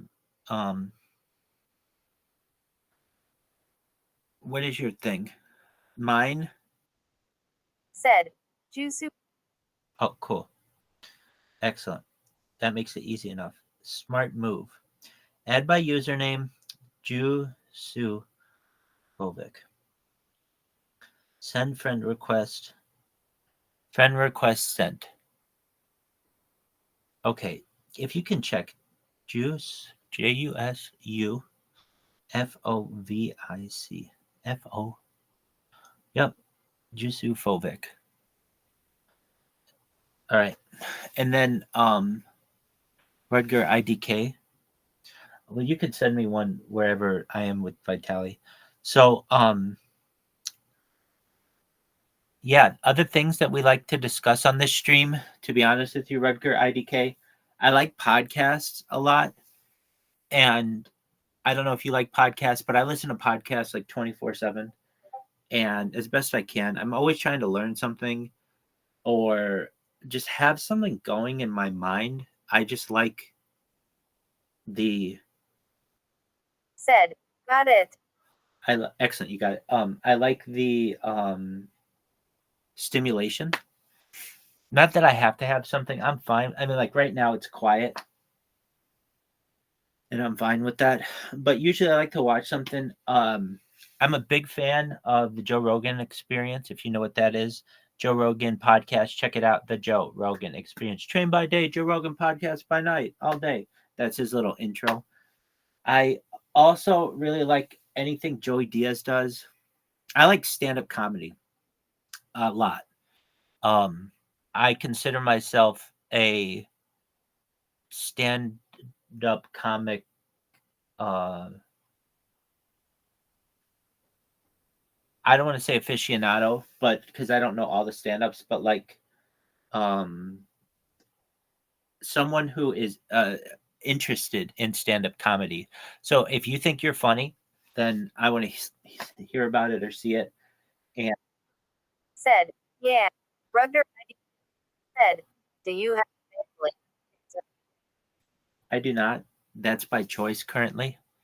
The reason why is I dedicate my entire life to streaming. And I know that at the end of this, once it goes viral, I'll be the most eligible bachelor on earth. Every woman on earth will want me. I'll be bigger than any guy has ever been ever. Why? I'll be rich because of what I'll be able to do with the data, or potentially be rich. I'll be famous, and I'll be able to transform my body into anything that I want. I'll be able to have LASIK and perfect vision and perfect teeth and make everything perfect. And then once I'm able to do that, I plan on perhaps getting married someday and having a huge family, perhaps the biggest family in global history. Everybody's going to want to be a part of this. These are like my home videos. It's like you found my home video. This is for my family into the future. So while I don't currently have kids or a wife, I do have family, but they're not in this, kids or wife. They do know about that I do this, but you know, I'm basically the only person ever on. Said, just like. Exactly. We're taking over the world, and we're going to help you do it as well, Jusifovic and Rudger IDK. One day, I hope that through mind uploading technology and life extension technology, we are on some spacecraft looking at a map of the galaxy, and we are able to say any of those solar systems can be yours. You just choose one and do with it what you want. It's your own little zoo. And perhaps that's what someone did with our Earth many, many generations ago. Perhaps millions or billions of years. Am I a Freemason? I am a Freemason. Yes, I am. I'm a Mason. I'm a member of Lodge 674 in Long Beach, California. And I am the highest Mason that you can be in that lodge. But yeah, I am a Freemason.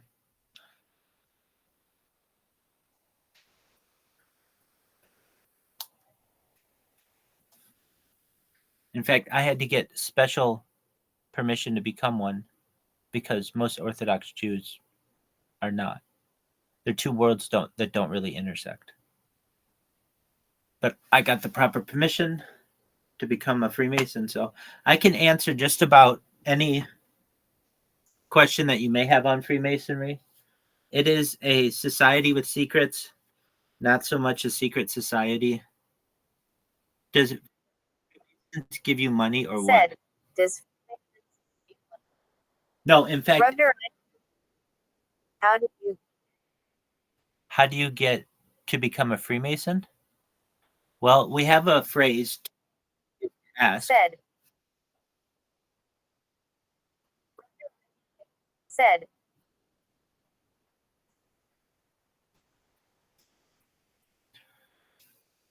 Okay, so having nothing to do with my family, because the Rothschild family that you're thinking is not, I mean, we're related through DNA, but that's about it. So think of me as just a random average person, and I am a Freemason. It does not give you money, it costs money. So every year it costs, I don't know, in the state of California, it's like $152 or something like that. And that's based on your lodge size. And there's like a mathematical equation of how much it is every year. So it varies. If you want to know specifically, it's something like $50 to the state of California, $50 to the lodge, and then it was like each person, it's like either $1 or like something like that for every active member or something like that. Or it's something like that. I can't tell you exactly, but I can tell you last it was like 150, 254 bucks. So, but in addition to that, there are other things that do have costs along with it, just like in life. You might need to either buy a tuxedo or rent a tuxedo, and shoes, and tie and all that other stuff. But it is the world's oldest fraternity, and it's fascinating to be a part of the history. It is, I would say, can be very boring to some people. In fact, I am one of those people who find it exceptionally boring. Said. Rugger said. Well, I'm a philosophical kind of person.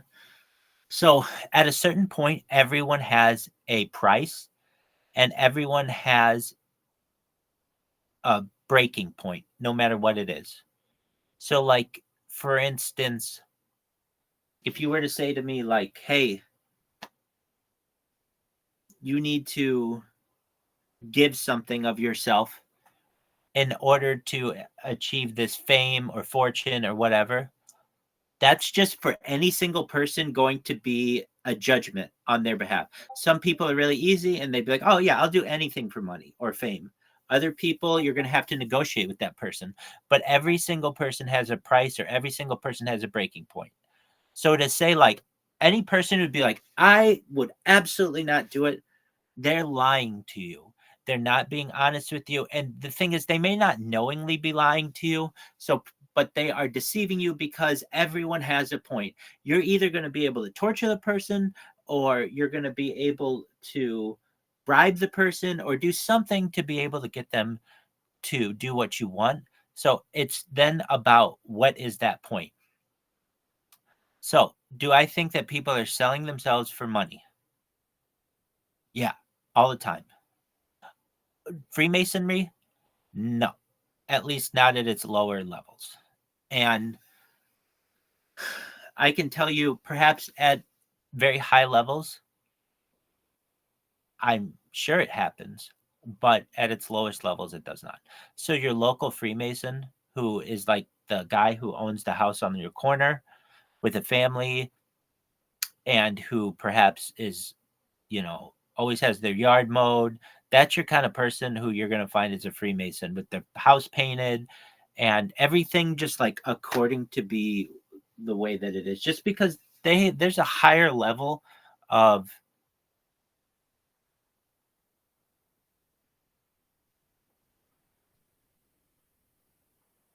what's the word for which I'm looking? There's a higher level of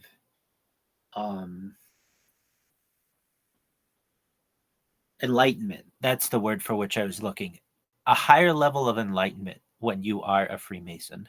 You're just more aware of your surroundings, I would say. You're more aware of architecture. You're more aware of symbolism. You pay more attention to words and actions. And but I can tell you it's very, very boring too. And would I do such a thing? Yeah, everybody has a price. So perhaps my price is further than any other person would go. But everybody has a price at a certain point. Everybody has a breaking point. And so I think, yes, I would, and everybody else on earth would too. So what do I mean by that? There might be someone who's like, look, I am the most pious of people, and I am the biggest tzaddik. I am the most righteous of people. And they're able to turn down every temptation. But then if you were to say, okay, well, we're going to like hurt your family or hurt your friends, then they might say, I have a breaking point. And everybody has a breaking point. So to be honest with you, yeah, I would do it. And some may say I'm doing it right now, but I would make the argument that everybody who is doing a job, or who is just doing anything in life, is doing what they can for survival. And I'm just doing that, what I see as survival. So, but to answer your question, is the word devil ever mentioned in any of the Freemasonic texts of which I'm aware in standard masonry now? And is there any point where you have to sell your soul? Now, people may consider it that symbolically. Do whatever you want. I get a lot out of it because of its symbolism and its geometry, like its mathematics. There's a lot of mathematics in society that you don't recognize, and architecture and its connection to history. There's a lot to it that are really exciting. So, Rudger IDK, I hope that answered your question. That's cool that you found about me from Vitality Stream. If you're still watching, let me know. I'll answer any questions that you have. Oh, you are there. Okay. I would love to find the devil to sell my soul to him. Well, you may be speaking to him. Who knows? Said, I would love to sell my soul to him. What's your price? Put in the chat what the price is of your soul. I'll buy it. If you're selling your soul and you want to sell it to someone, I'll buy it. Why? Because on the off chance that it's like worth something, I want to be able to give it back to you in the future. So I'll like archive it. I'll have like a soul library. Or even better than that, like soul lock boxes, so that it's not even like you share them. It's just they're like a bank, like a soul bank. So you tell me, Rudger IDK, what's your price? And I'll get you that money.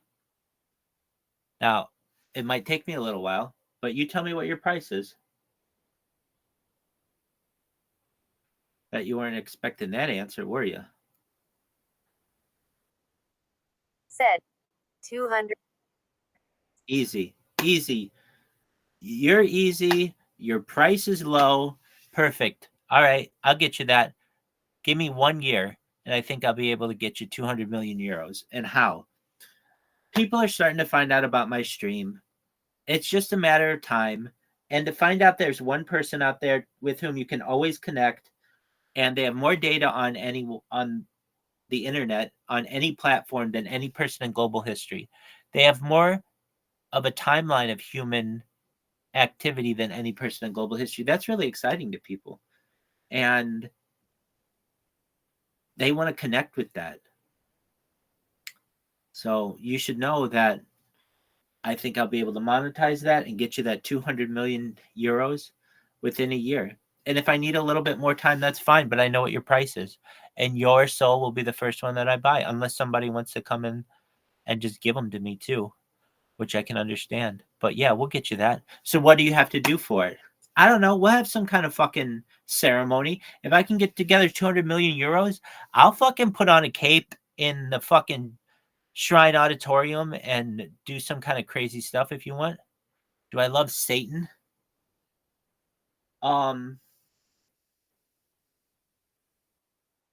Said, do you? Rudger said, question. Yeah, I do. I love everybody. So I don't feel, I mean, if Satan exists, here's the thing, like that's a matter of opinion. But yeah, I don't dislike anybody. So someone who's out there, especially those people who feel shunned, as I understand some aspects of Satanism, because there are all kinds of different Satanisms, but they feel like Satan is the one that's shunned. And so, if that's how they feel, well, I want those people and their perhaps fictitious ideology to know that there are people out there who love them. And it's sometimes hard to, like, are there things about life that are hard to love? Yeah, but then it wouldn't be life.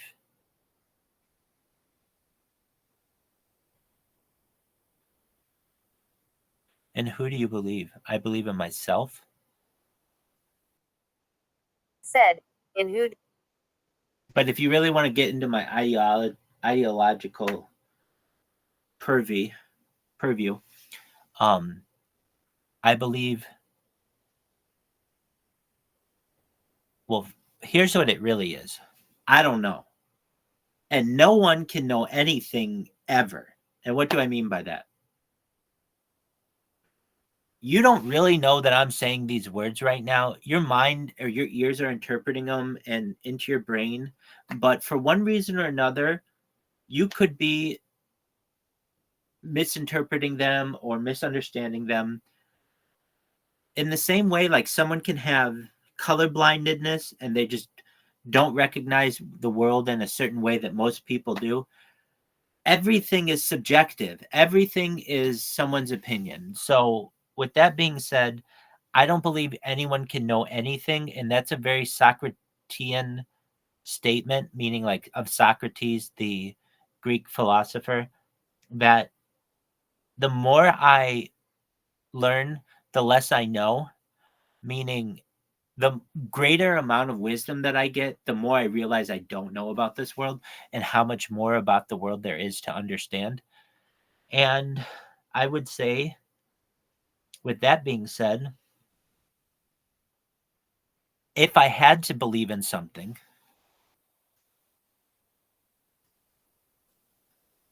people can call it anything that you want. Some people would call it God. Other people would call it Allah. Other people would call it Hashem. Other people will call it whatever they want to call it. At the end of the day, it's energy. What do I mean by energy? I mean whatever it is that keeps all of the heavens and the galaxies and the universe or the multiverse together, whatever this beautiful dance of physics is, whatever that is, that energy, the thing that like can make you find warmth in a child, like smile of your baby, or the love of a mate, or the the influence of a friend, whatever makes that wonderful about life, that to me is where I find God. God's in everything, meaning like it's energy. When I say God, that's energy. And I think everybody basically believes that, but nobody can just sum it up like that. Like, okay, what is God? It's energy. So that means all the people who are like, I'm atheist and I don't believe in anything. Well, they believe in energy because that's a big part of like a lot of secular thought is the science behind how the world works. And then there are religious folks who are like, oh, yeah, well, that's God. Okay, that's fine. So what is God? God is just energy. It's really just whatever allows this beautiful dance of physics to accurately and safely take place, meaning there's something beautiful about the laws of gravity and laws of attraction and all of that. I hope you buy my soul someday. I do too. It's 200 million euros, dude. That's easy. That's going to be fucking really easy, dog. I can't wait to buy your fucking. Said. Easy, dog. 200 million euros? That's child's play. I'll even double that probably at some point just to really give it a end zone dance. Excellent. So I'm in the soul buying business. If you're out there and you want to sell your soul, let me know your price and we'll get it to you. And my hope is that if I do buy all these souls, I'm able to just store them for people and then sell them back to them someday or give them back to them someday. We'll figure it out.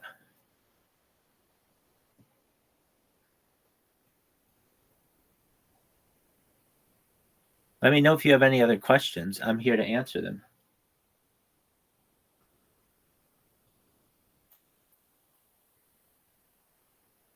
I'll answer just about any question that you have. There are some questions I might have to say I can neither confirm nor deny that information. And that is just because for one reason or another, I can't answer that question at this point. Like, what would be an example of that?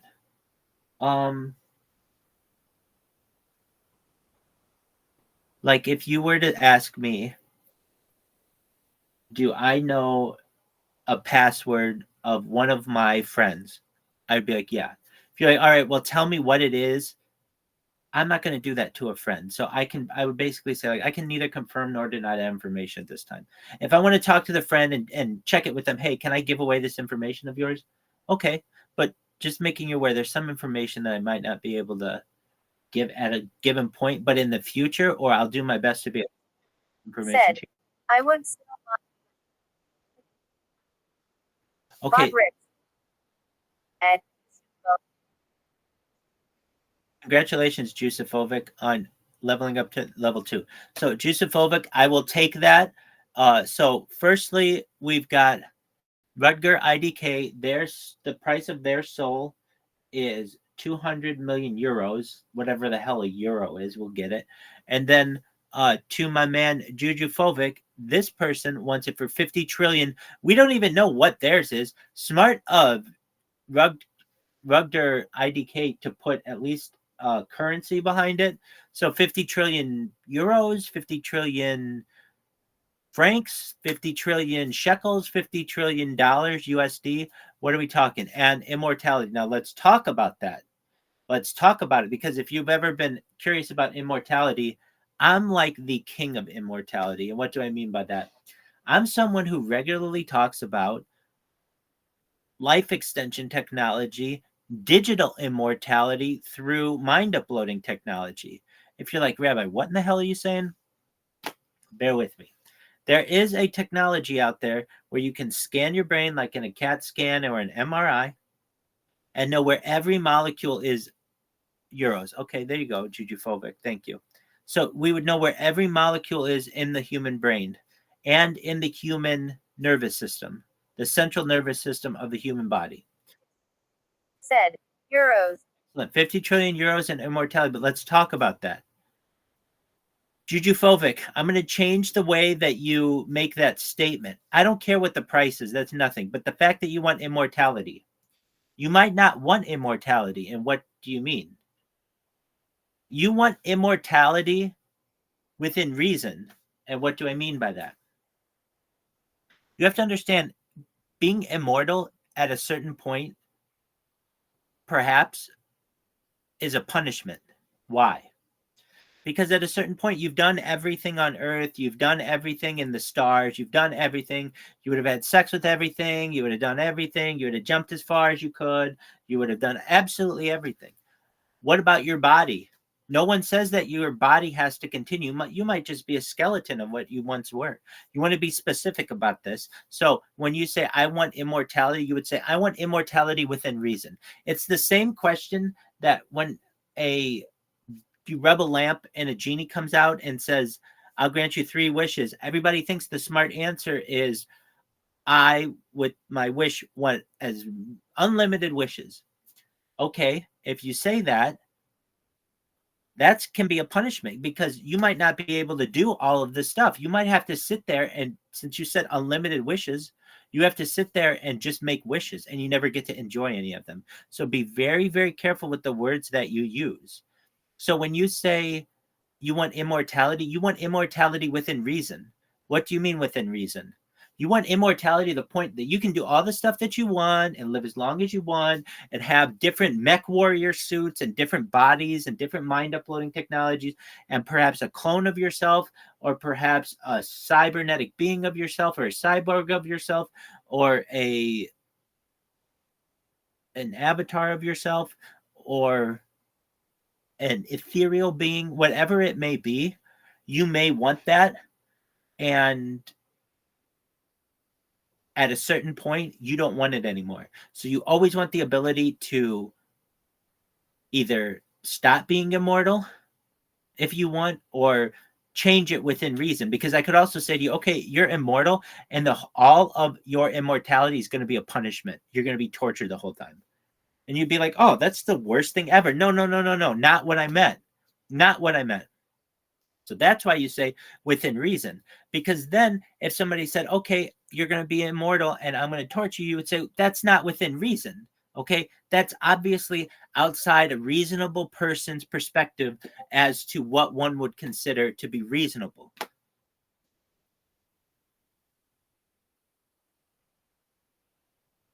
So I'm just making you aware. You want to be careful with your words.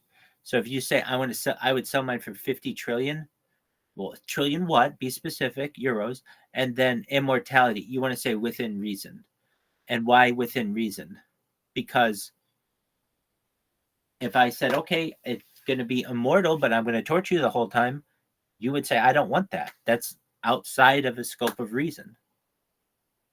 I hope that makes sense. And if you're like, Rabbi, you're really specific. You're damn right. The minutia of life is sexy to me. I'm a very detail-oriented person. They may say the devil's in the details. Well, consider me he.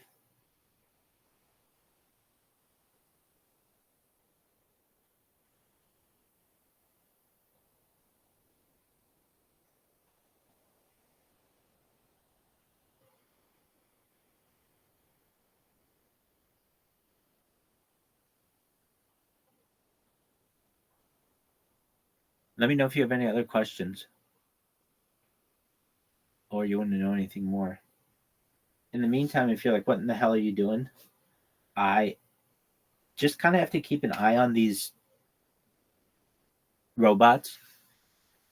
They're going. Said thing. You're welcome. They're going 24/7. And just occasionally I might have to tweak them or tinker with them a little bit. And for the most part, I am able to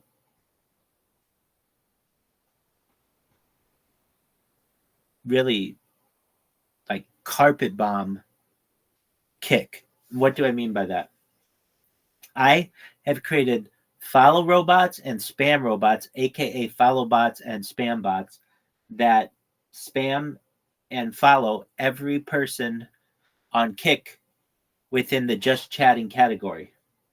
And that means every single day, these people, these poor people, I feel very badly for them. And I've been able to make friends with many of them after they understand why I'm doing this. But essentially, I have these robots that follow everybody and drive everybody crazy and make them aware that I live stream my life on YouTube and Twitter and Kick. Well, I was on Kick, on Rumble and on Instagram and on Billy and on Nemo Live and on Trovo and on D Live and on Africa.tv and on Vine Live and on Odyssey Live or Odyssey. I'm live on Caffeine. I'm live on more streams than any other person on earth. 24/7 you can watch me. It's the biggest event in global history. I stream on at least 6 to 8, usually 8 different streams at any given time from multiple cameras. I have a ceiling camera. I have straight on cameras. I have every kind of camera that you can consider. I've had cameras that follow me when I walk. I have all kinds of cameras. And it's the biggest event in global history. It's really, really a big deal to have somebody who is honest and willing to put their name out there in front of the world as I am. And all I do is just make people aware that I stream my life for world peace. So let's say Vitali comes into the stream and he's like, hey, what is this? What are you doing in my Discord? I'm going to say to him, hey, Vitali, I'm a big fan of your, vigilante justice. I think that's really cool. and I think that it's good to protect children. I personally I'm not that huge of a fan of your stream, though. It's not like I'm a super fan.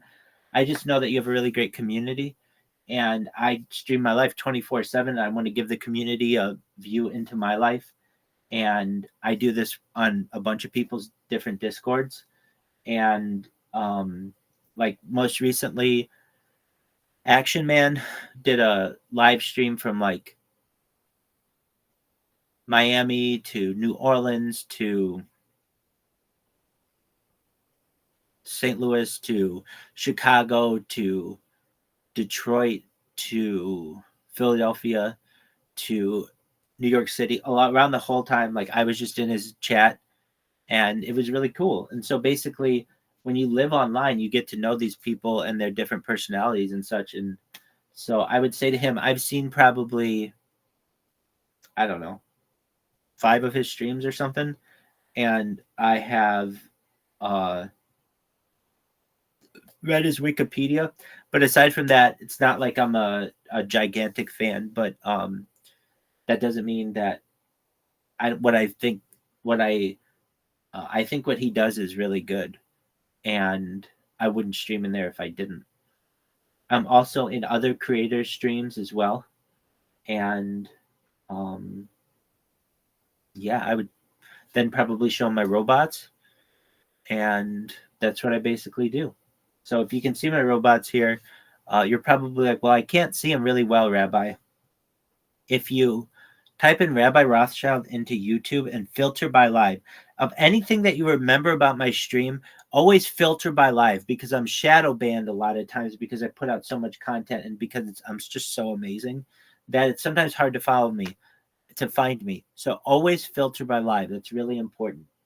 And if you filter by live, you will find that I am live in basically 360 degrees, 24/7.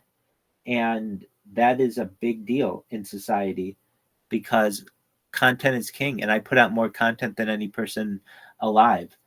And if you're like, all right, so what do you do? I sing karaoke, I dance, I sing. Oh, I just said that.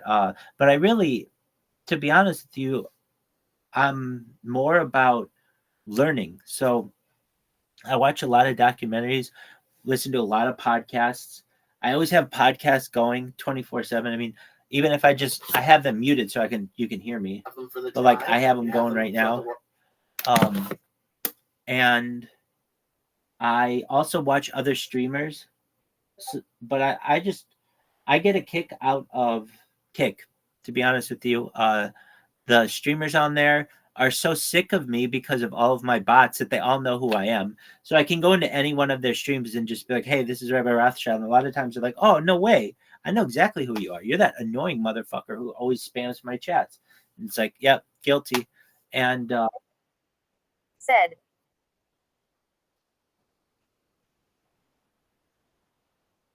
Excellent, dog. And it's just a pending transaction.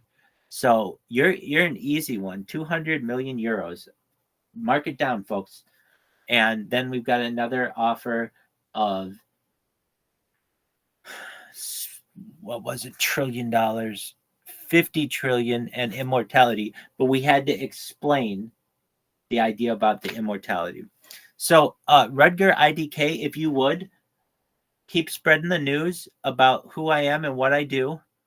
And I do more than just buy people's souls. But and you know, like, okay, so what else do I do? Do you play video games? Yeah, a little. I play Fortnite. I play Civilization. I play Age of Empires. I play Madden. I play college football. I play. And it's like, okay, well, where is that? It's way back on my stream. And what did I stream? I streamed Civilization. I streamed Fortnite. I streamed some Minecraft, and I also stream other streamers too. So I've got a lot of that content for gamers. When it comes to, look, if to be honest with you, I I could give a shit about other streamers and stuff. I care about really interesting shit like aliens and ufology and alien disclosure and advanced propulsion and really advanced physics. Like that's what's really interesting to me. Force fields, invisibility cloaks, anti-gravity weaponry, anti-gravity, gravity control. All that shit is really interesting to me. Advanced physics, if I haven't said that, is just like cosmology, the like study of the universe. That is all really interesting to me, and I love it. I love astronomy, the study of stars. I pay a lot of attention to that. And so if you want to know, like, what do we watch on this stream? We watch a lot of stand-up comedians. I'm not going to lie. I do my best to just always be doing something. But I do watch a lot on particle physics, and these two worlds overlap, and there's a reason. Stand-up comedians are some of the smartest individuals in society. Some of them are. And then advanced physics is some of the most, advanced knowledge that we have as a society. So a lot of times these two worlds will overlap. Then there's also just the good old part of just it being like a clown-like atmosphere. So you can watch me whenever you want. Obviously, you can watch me in the different Discords, but I'm live on YouTube, and I'm starting to get more and more popular. And hopefully one day people will see this and recognize that this is said. Excellent. Thank you so much, Redger IDK. Here's the goal. If you really want to know what the goal is, get Vitali to know about this. A shout out from Vitali can change the world. And here's why. Once people find how much content that I have, it is overwhelming. It is so much content that it will take years for people to go through it all because I have years worth of content that is completely unseen. So if you're like, what do you mean, Rabbi? Rudger IDK, do you have the ability to go on like TikTok? Do you know what TikTok is? I have over 1,000 TikTok accounts. I have over 1,000 TikTok accounts. So all you have to do is type in viral rabbi in any search engine and all my shit comes up. And so you'll see all the stuff that I have. These are all my accounts. Every single one of these is my account. Basically, let's see here if you can see it. Yeah, all of these are my accounts. So you'll see all of these are all the same. They're all my accounts. And I have over 1,000 of them. Last I counted, it was like 1,069. So let everybody know about this. And let's get Vitali to find out about it. I'm going to make him a trillionaire. I'll make you a trillionaire. And we'll make this a really big deal.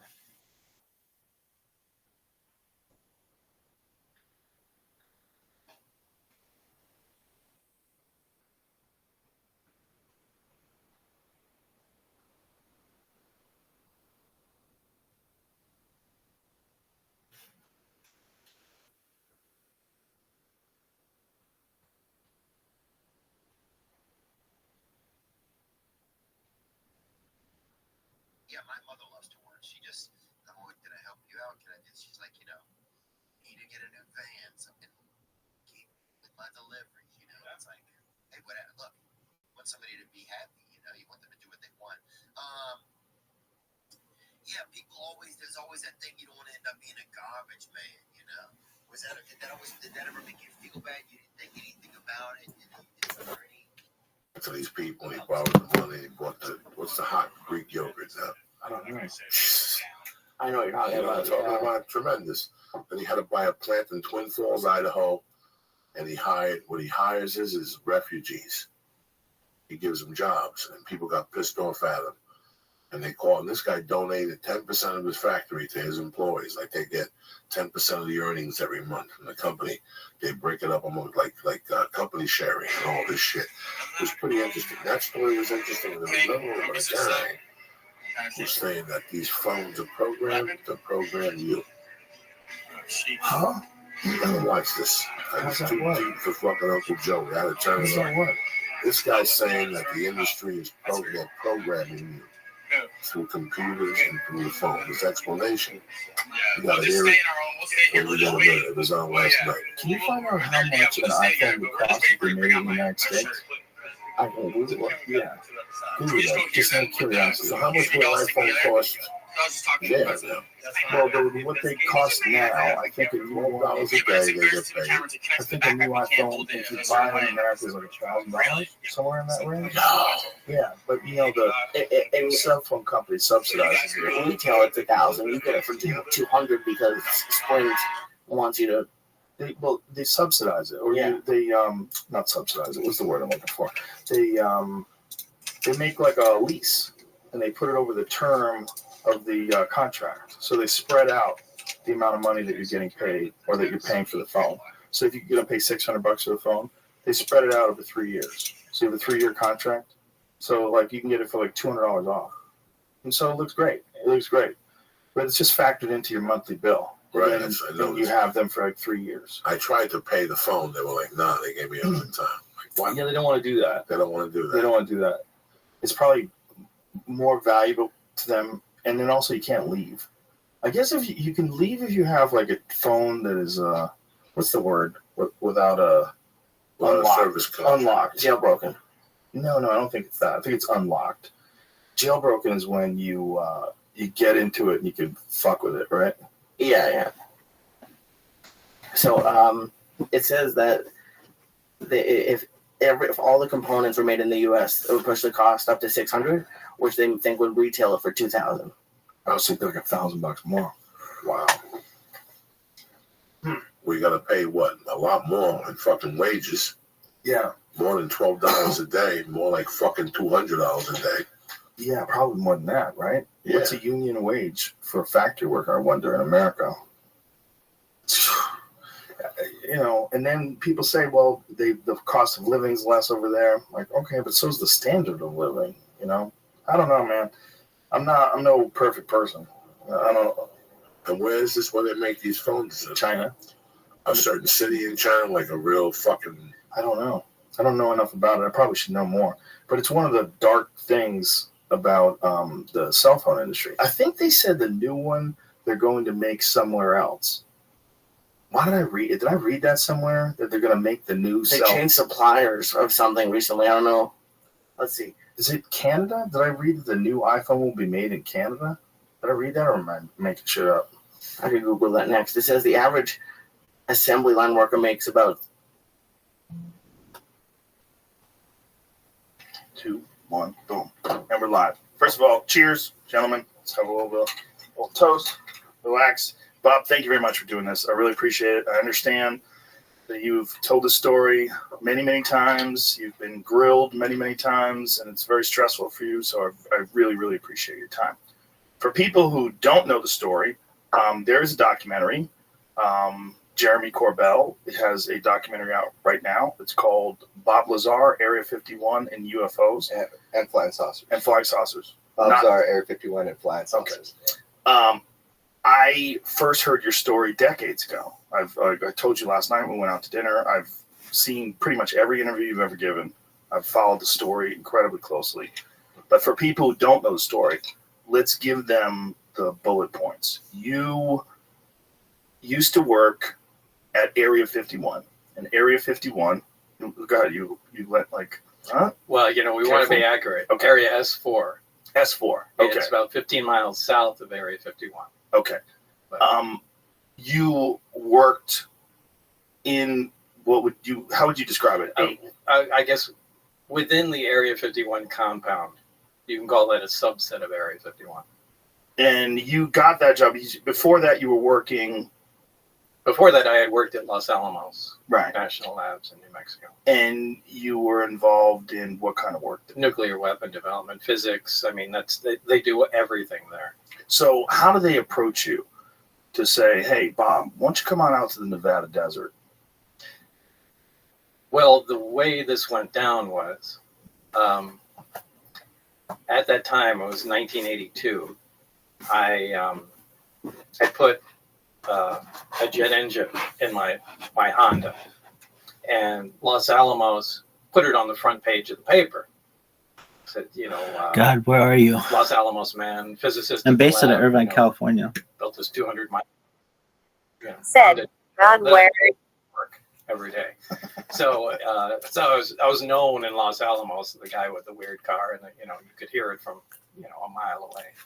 Anyway, the day that came out on the front page of the paper was the day Edward Teller, the father of the hydrogen bomb, was giving a lecture down there at the lab.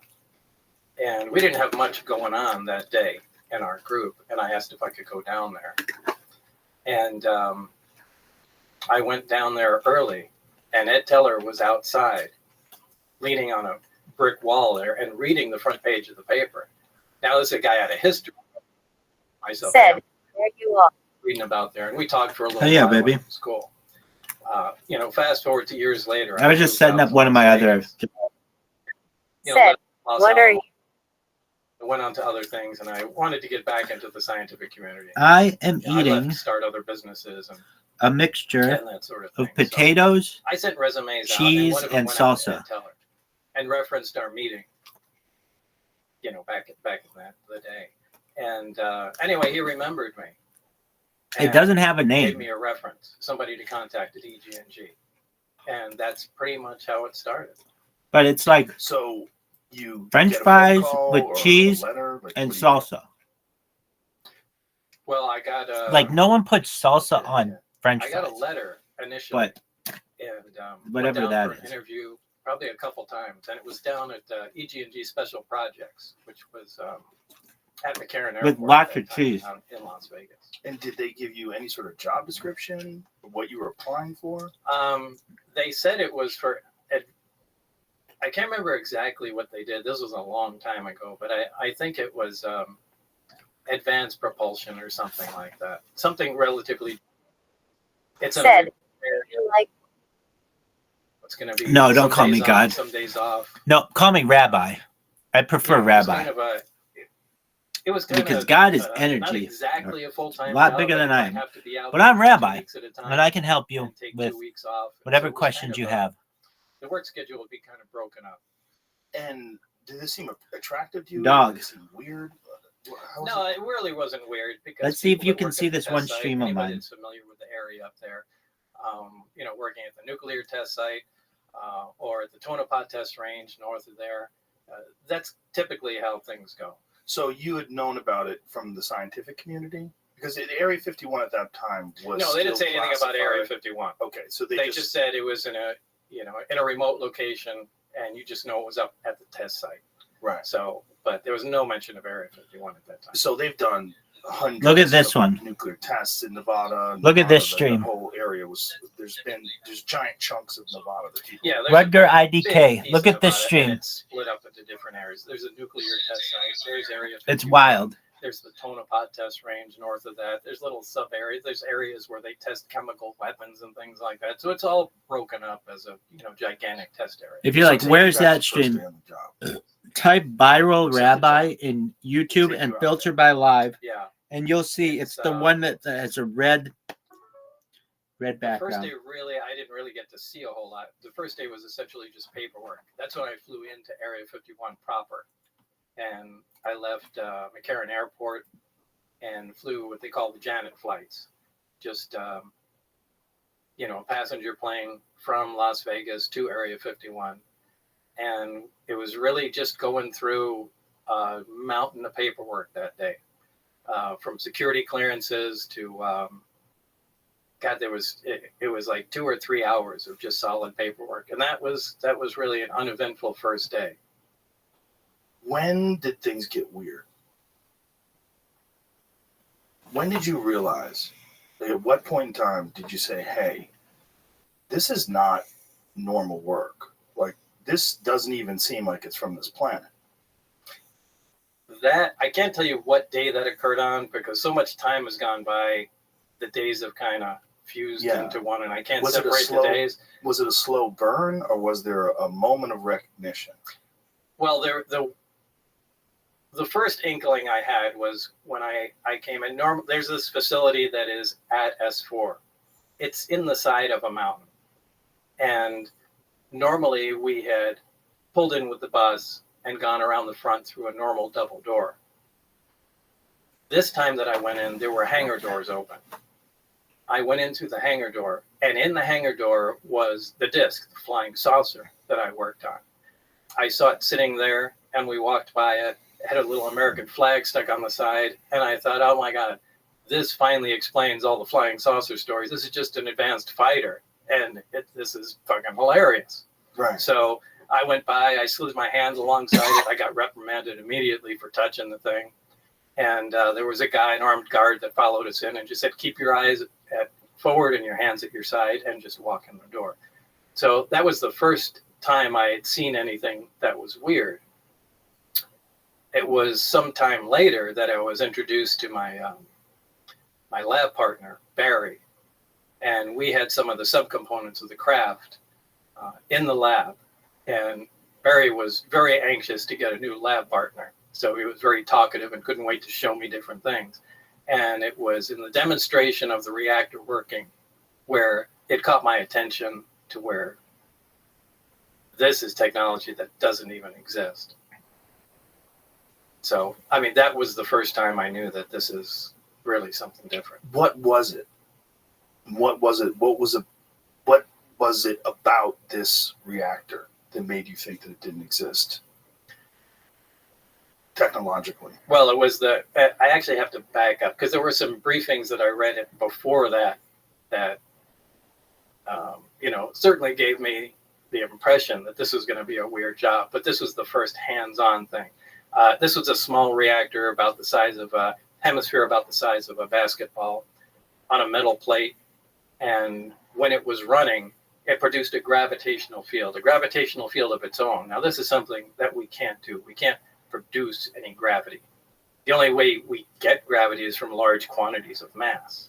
But there's no machine we can have that turns on that makes gravity. Like, you can turn on an electromagnet and it makes a magnetic field. We can't make a gravitational field. Anyway, this device was producing that. And Barry said, almost like he was bragging, go ahead, try and touch the sphere. And I couldn't. It pushed my hands away, just like two like poles of a magnet. So that was... so like when you take two magnets and try to press them together and then push you have against that, each other?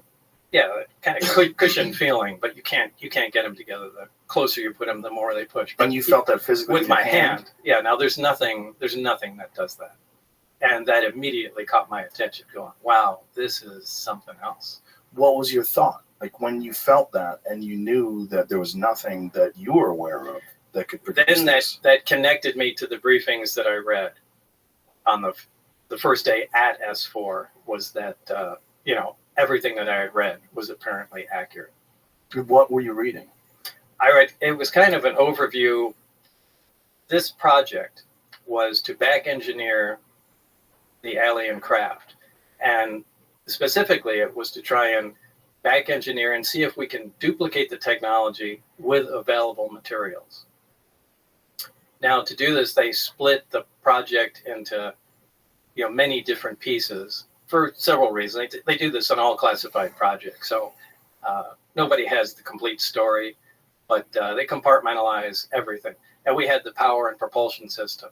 So what the briefings they gave me were like a 1 or 2 page overview of some of the other projects that were going on, on the craft. The only reason they do that is just in case what you're working on is connected intimately in some way that we don't know of to one of the other projects. You have to know their, their existence. So, again, they have everything from metallurgy to, weapon potential of the craft. And these were all, essentially very short briefings, but mine was just power and propulsion. And it made it very clear that what I read was accurate. So when you're reading that, before you actually saw the reactor, what were your thoughts on what they were describing? If you knew that something like that didn't exist, and they're describing it in the briefings, what did you think you were going to see? I didn't know at the time. I mean, I was reading, I thought, is this some kind of test? See if you're crazy? Well, not to see if I'm crazy, a lot of times they'll take in real high security jobs. I mean, they'll intentionally insert nonsense into them, whether it's to confuse the fact or if for someone was to leak it out, they would carry that information along and know where it came from. So I read through the documents, but, I didn't know if this was, part of some kind of test or, or what, or was it potentially realistic? I mean, I really didn't consider it being all that possible as far as being the actual thing that I was going to work on at the time. How did they turn it on? The reactor? Yeah. The reactor can be turned on or turned off in a lot of different ways. The way Barry showed me, the hemisphere is removed. There's a small tower in the middle. When you put the hemisphere on, the reactor activates. The reactor shuts down. It's load sensing. So if there's no load on the reactor at all, it shuts down. When there's a load present on it, it starts up again. Load meaning?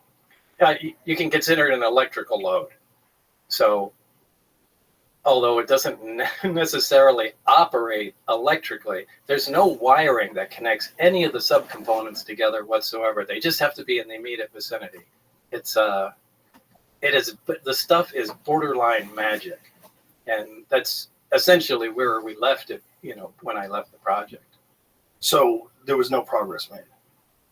There was some progress. I mean, we did identify, at least we think, some processes and had a rough idea, we think, of what was going on. But I think this is a problem that they've had for a long time.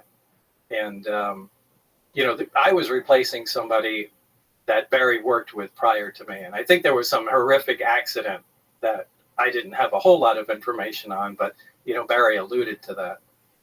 A horrific accident, like where someone died, or? Yeah, where somebody died. Because they were trying to tamper with things or figure out how something worked? Yeah, the reactor in particular. But yet he let you touch it. Yeah, I think what they were trying to do was cut into one.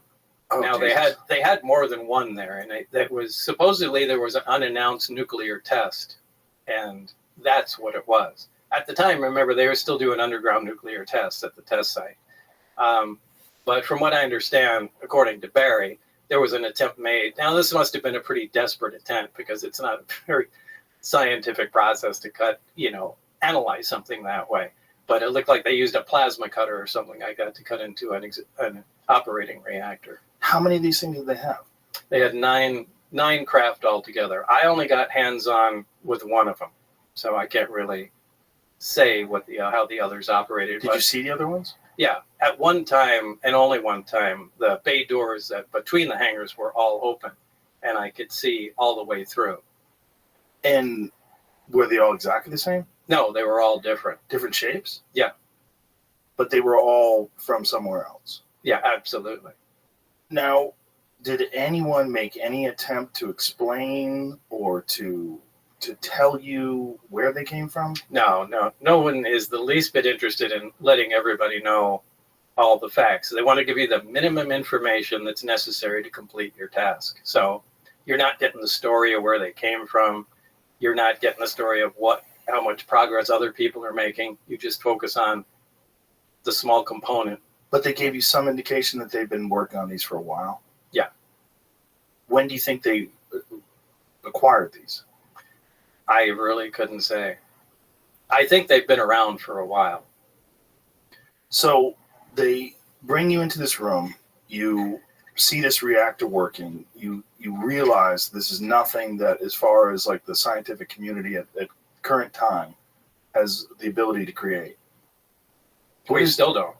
What is your life like from that moment on? Is that where everything changes? Because I would imagine the moment you actually make contact with something that's extraterrestrial, whether it's an object or a being, something where you can actually absolutely be certain it's not from here, your whole paradigm, the whole world you live in, is now a different place. Well, this is the only time it became exciting. The rest of the time, it was really an ominous feeling being at work. But at that time, it was exciting. I mean, this was, and now I knew we were on the absolute beyond the cutting edge of science. And I was so absolutely excited to be there every single time I was. This was a fantastic opportunity. And however, in short order, it began to concern me. We really have no idea what we're talking about. And the excitement kind of turned to dread at some point, because the amount of power we're dealing with is astronomical. I mean, to affect gravity, to produce the effects like this equipment does, takes huge amounts of power. And I've given the example before of taking a small portable nuclear reactor and putting it back into Victorian times, with the scientists at the time, and just dropping it in a room. They come and look at it and see that it's producing power and wonder how it works, and they start taking it apart. And as soon as they get some of the shielding off, people are going to drop dead because of the radiation inside. Now, the people have no idea that radiation even exists back then. But anybody that comes in to check on them will also drop dead. And, there's no reason that exact scenario couldn't happen with what we're dealing with. We have no idea how the physics operate within this thing. The power levels are like I said, astronomical. Like, it's incredibly dangerous to tinker with something like that. And, in some respects, we were guinea pigs. Just try to find out how to make this thing. So they had a series, as far as you surmised, they had a series of different scientists try to back engineer this thing, try to figure out what this thing was, and they would bring in new people and let's throw Bob at it. Yeah.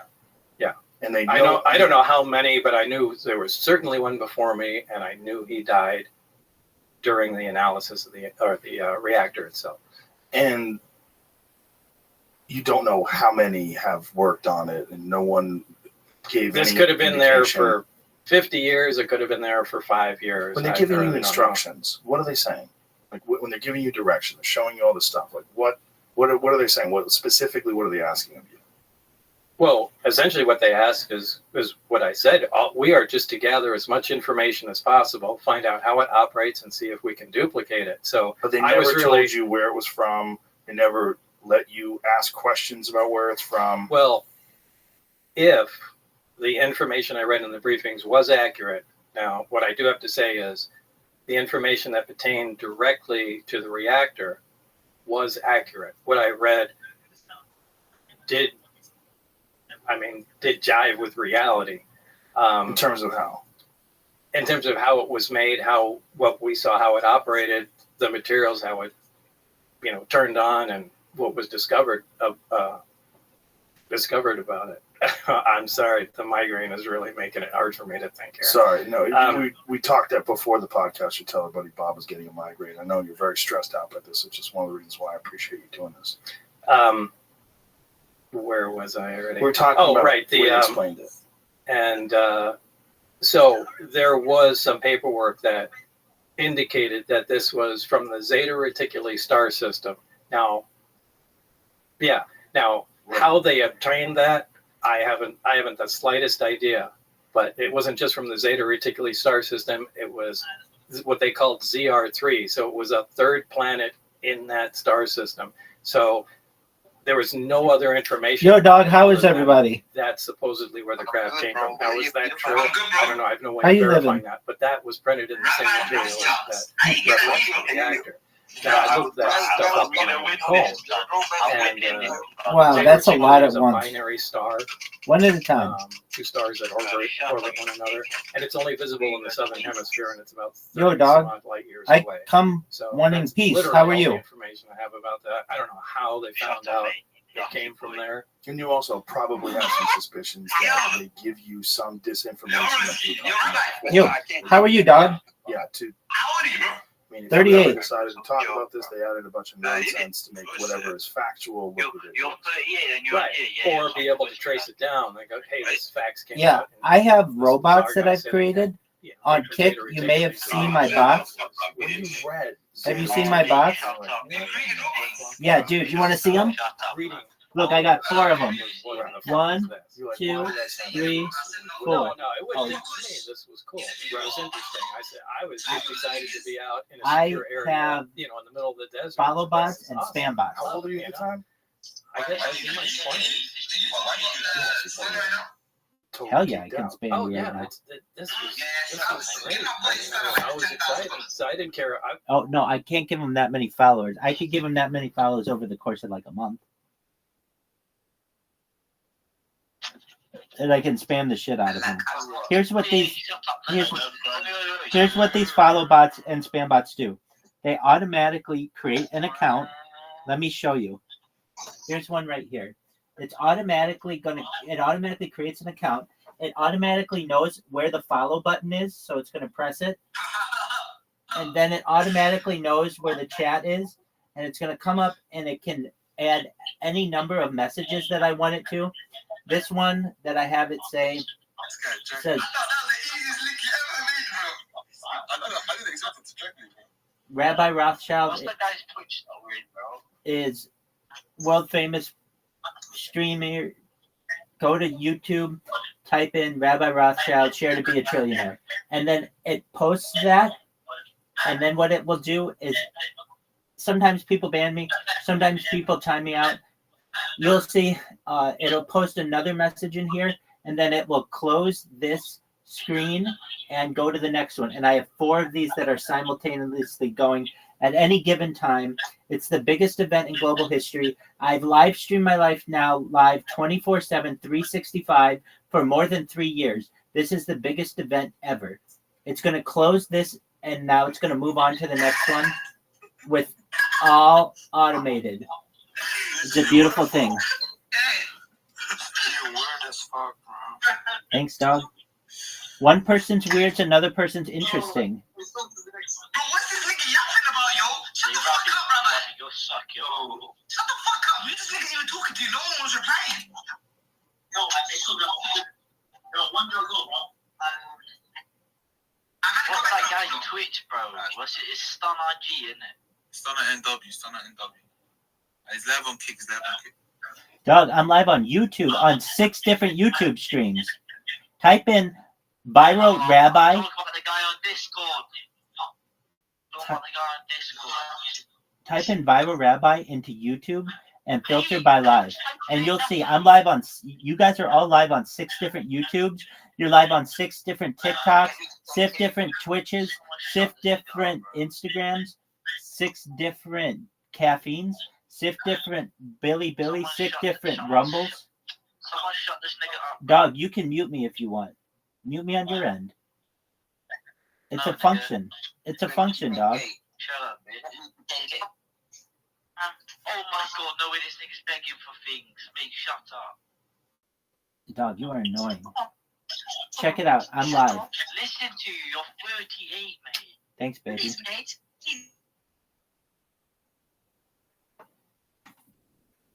Cool story, bro.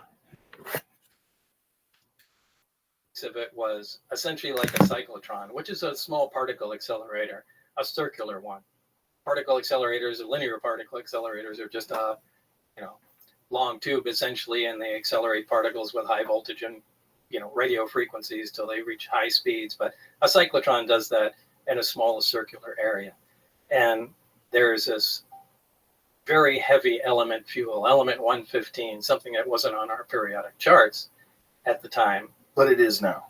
It is now, yeah. When did it become on the periodic table now, the way the charts now? I don't remember. Do you remember when they...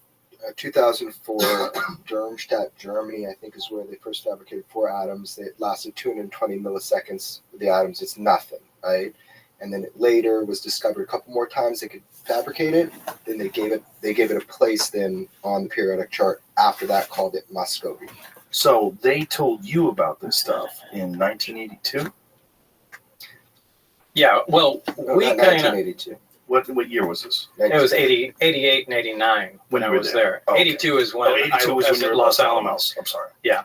So 88, 89, they told you about this stuff. So this was not like No, they didn't tell me about it. That's one of the things that this group came up with. The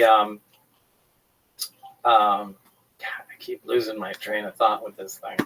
So this one area, this element 115 was the fuel. Yeah, it was the fuel.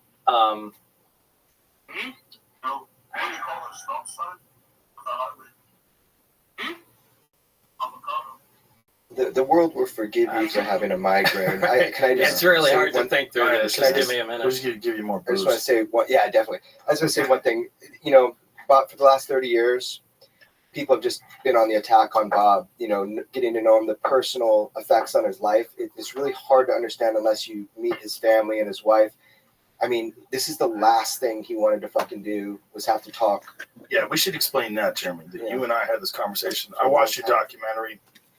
We had this conversation, and I said, I have to talk to him. Yeah. The document, there's been detractors. There's been a bunch of people that called bullshit on many of the things that you've said. But over time, many of the things that you talked about, even in the 80s, have proven to be true.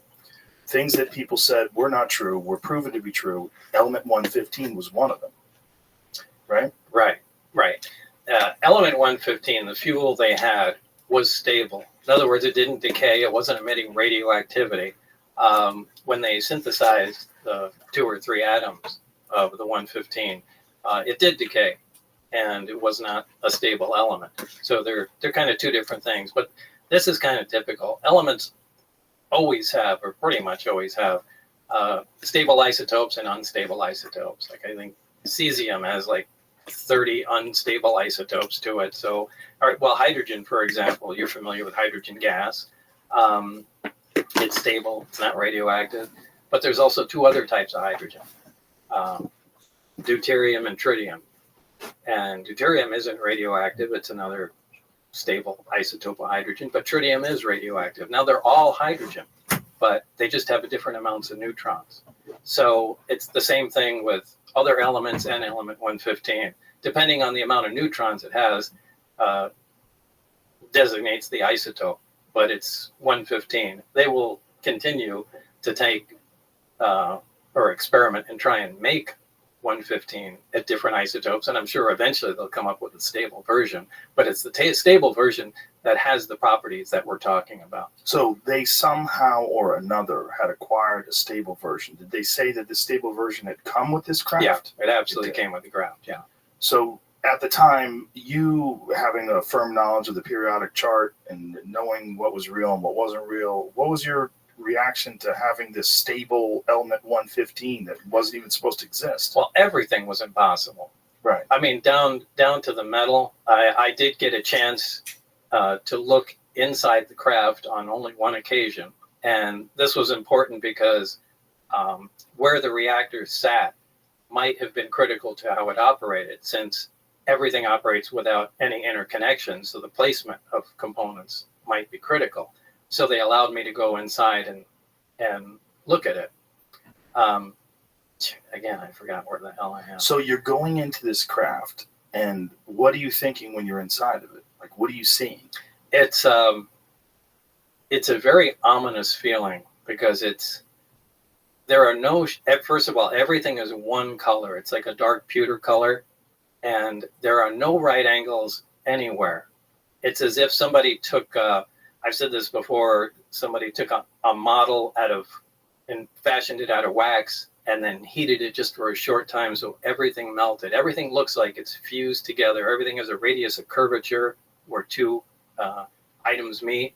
It's a really weird looking thing, but there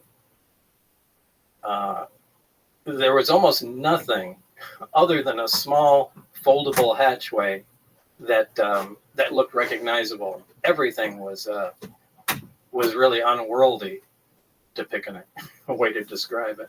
So you get inside this thing, and it's designed for something that's much smaller than a human being. Yeah, you can't really stand up till you get to the very center of it. And how tall are you? I'm 5'10". And what do you think this was designed for? I'd say something close to half my height. Wow. So these little 3 foot tallish creatures. Yeah, and the seats were small too. I mean, obviously it was made, for something small. But there was no, there's nothing else in there. There's just seats, the reactor, and some of the subcomponents. There's no control panels. There's no bathroom. There's no decorative components or artwork or anything that you would recognize or trim. I mean, it's just a very bare bones thing. You're not seeing any screens. Well, there are archways around it that are part of the superstructure, and that one of the archways can become transparent. When I was in there, there was another group working on one of the archways, and you could call that a screen, more or less. So through that archway, it would maintain the solidity, the solid, whatever metal it was. Yeah. But you could see it just through became transparent. Yeah. I saw that happen once or twice before I left. Did you ask any questions about what the fuck? No, there's no asking There's questions. no asking questions. No. But when you watch something become transparent and you realize it's still there, but you can now see through it. Yeah, I mean, no, that's not that impressive. We do have some liquid crystal materials that are like that. They have smart glass. Yeah, they call it smart glass. So this is just, and I don't know if the craft is made of, an advanced metal or a ceramic. It was cold to the touch. So, I would lean more towards a metal. You're not allowed to ask questions. No. They work on the buddy system, so I can only exchange ideas and talk to Barry. Now, this really interferes with science because science is based on free discussion. And ideally, you get a bunch of guys together, exchange ideas, work on problems, and that's how things move forward. But they're so over the top concerned about security, they split everything off and everybody becomes stagnant. It just destroys any of the progress you can make, or at least makes it go so slow. I think they wind up shooting themselves in the foot. Which is probably why they arrived at this bottleneck that they need to get this madman with a jet-powered Honda come in and see what he could do. I think that was an act of desperation. I think they wanted someone that thinks out of the box and let's just give this guy a try here, because they weren't, and they might have done this 4 more times since. Up to the time today, assuming they're still working on this thing. And when you see this craft and you're inside, was there any indication that there was an area that they would use to control it, to pilot it? Was there a pilot seat? There were 3 seats. They sat around, the reactor was in the dead center of it, and then equidistant around there were 3 seats. That's all. There was a large, they're not consoles, they're large rectangular objects, also spaced equidistant around the center. There's nothing on them, there's no buttons, there's no lights, there's no controls. Look the same color, the same Everything thing. is the same It's color. just a different shape. Right. And directly underneath them, there's 3 levels in the craft. The main level is what we're talking about. Directly under that, those are the gravity amplifiers, the big rectangular objects. Underneath them are the gravity emitters that look like, for lack of a better word, a trash can hanging on a pipe. 3 of those. And then the top layer, this is just my personal belief, I think that has to do with a navigation or their version of a computer with some planar panels, sensor panels around the craft that we would call portholes, but they're not portholes, they're just black areas. And I think that just determines its, position in space. But I physically was in the center section, and I stuck my torso in the bottom section and hung upside down so I could see how the gravity amplifiers were positioned. What is the roughly the size of this thing? It's I don't remember from being there, but after all this stuff was over, I had John Andrews, a guy from the Testers Model Corporation, and we sat down and tried to figure out from what I saw and known sizes of things, and we came up with 52 feet in diameter. And So I think that's fairly small. Yeah, so I think that's a reasonable guess. Now you said there's 9 of them, and you got a brief glimpse at the other ones. How are they different? Oh, they looked completely different. One looked like I called it Jello mold, and it looked like a classic Jello mold with the rippled sides to it. One was a very flat disc, like like a straw hat or something like that. That was sitting up on its edge, and the thin part of it looked like a projectile had been fired through the edge of it. So I don't know if they were attempting to see if the metal could be penetrated, or if that's where the thing came from. Maybe it was shot down. But that was the only one where I saw there was, actual physical damage to it. And that one was roughly the same size? They're all... They were kind of too far away to tell. And there was several teams that were working on the propulsion system, so there was different teams that were working on these different aircraft? I don't know. I could only assume. Now, when you're sitting in this thing and you're looking at this otherworldly craft, your goal is to try to figure out how this thing functions. The goal is to try to figure out how this reactor... You would imagine it would give you more time than one day to check that out. Oh, it wasn't one day. Right. Yeah, I mean, Barry was there. I think Barry was sleeping there. I'm sure they had. That isn't weird. I mean, up at the Tonopah test range where they worked on stealth fighters, you go, I think, 3 weeks on, 1 week off, and you stay up there too. So it's not weird to stay up there. Right. So, I think he pretty much, he acted like he's been up there for a long time. Yeah. But he's still there. Yeah, who knows? Do you have contact with this guy? No. Oh no. I wish I did. I kind of thought he was going to come out after I did, and I think I took so much flack and so much shit for what went on. I think actually I wound up helping security that and afraid of doing or saying anything after that. So, what kind of reports did you have to get? So you're not making much progress, right? You're just trying to figure out what this thing is, and it seems impossible. Well, we didn't personally make them. I mean, we were always, there was never a lot of information that we gained. The guy, you would call him our supervisor, his name was Dennis Mariano, and kind of a military-looking guy, and he would routinely pop in, during the day, and hey, what's going on, guys? And he would essentially relay any information, anything new we came up with. I mean, he was our go-between, where we presented him the information, then he took it to wherever they were, assembling all the data from everybody. Now, I assume you're working normal days, like an 8-hour day? No, it was really weird that I would be only called in on certain times and certain days. And they would be weird hours, too. Most of the time was later in the evening. I mean, I can get a call at 11 o'clock at night, and they'll say, it's now 11 o'clock.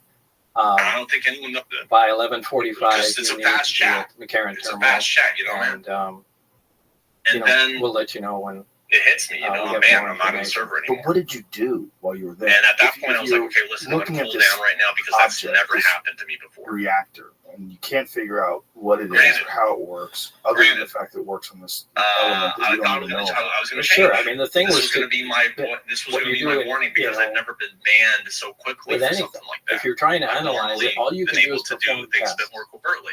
And all we did is try and come up with every kind of test we possibly could. I changed it after that. I was reformed. I'm reformed call now. It violated a lot of what we thought was impossible to violate. I lost all my friends. The first laws of thermodynamics. I mean, essentially, any machine, any device that operates always I could have DM'd anybody in the nothing works at 100% organization. efficient. Anybody. Even the headphones you're wearing, anything that takes power, some of that power is going to be converted to heat, and it's just wasted. In an instant. This didn't. I mean, we looked at, back then we had infrared cameras. They're different today, but back then you had to pour liquid nitrogen into the camera to cool the sensor down and get these infrared images you've seen. But it never got, no matter what the load was on the reactor, it never got above ambient temperature, which is impossible. I mean, you're pulling out huge amounts of power, and nothing ever gets warm.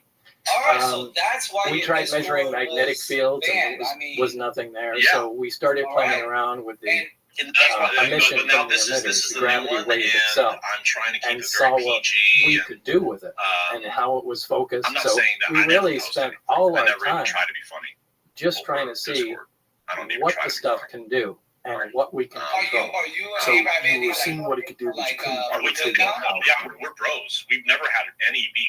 No, not really. Have we ever had beef? We really could only come up with the best guess. We were tight as. No, I can't say we really tight as that I could taco. absolutely state for certainty how anything actually worked. Now, how did you know at all how they were piloting it? Because they were doing some tests where they were having these things fly around in the sky. And this is what gets us deep into the story. Right. Sweating like a motherfucker. We might need to find a fucking pool. I was out there for one test. Right. In fact, I was with Barry in the lab, and Dennis came in and said, "We're about to run a test. Why don't you guys come out?" Or I think he said, "Barry, why don't you come out here and bring Bob with you?" We went out there, and the craft was already outside the hangar and was just preparing to lift off. Now, they were in communication with somebody in the craft. So there was a person in the craft? Yeah, there was certainly a person in there.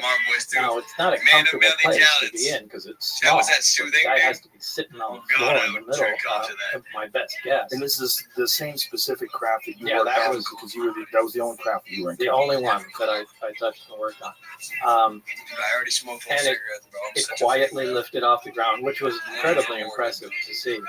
Quietly or silently? Like, dude, holy shit, dude. Well, quietly When I because drink, I just suck. it produced a little corona discharge from the bottom. A corona discharge is kind of a high voltage rush, little bluish glow discharge. As it was lifting off the ground, you could hear a slight hiss sound. As soon as it cleared the ground by about 5 or 10 feet, maybe even less than that, the hissing stopped and the blue glow disappeared. So Scandals. it lifted off quietly, and then it Bitch, released candles, bitch. if you want to be specific. Fuck you, see, So bro. There ain't no then ghost what in this kind of bitch. maneuvers was it? What are you talking about, Ken? It took for that particular time, it took Sleepy, sleep. Don't be windy on moved my a little window. around to the left and right, and then sat. Much love to Ori from the Rabbi. Love you, bro. The craft Thanks, itself, Thanks, bro. I appreciate you, man. they communicated with it because I saw the guy talking in a regular VHF radio to the person in the craft. And I even saw the frequency that was on the frequency counter, the communication transceiver there.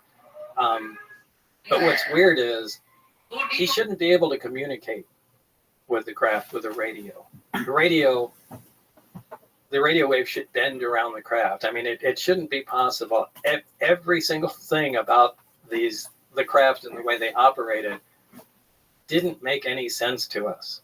I mean, that's something we talked about for a while after. Why should the frequency bend around the craft?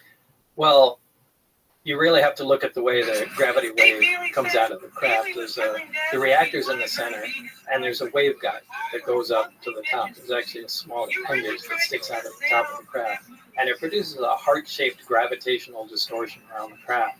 Now, if the craft is sitting in the air, and you walk underneath it and look up, you actually cannot see the craft. The light bends around it. You're bending, gravity bends light. It bends radio waves. It shouldn't be possible to communicate with a craft that has an envelope around it that's distorting all forms of energy.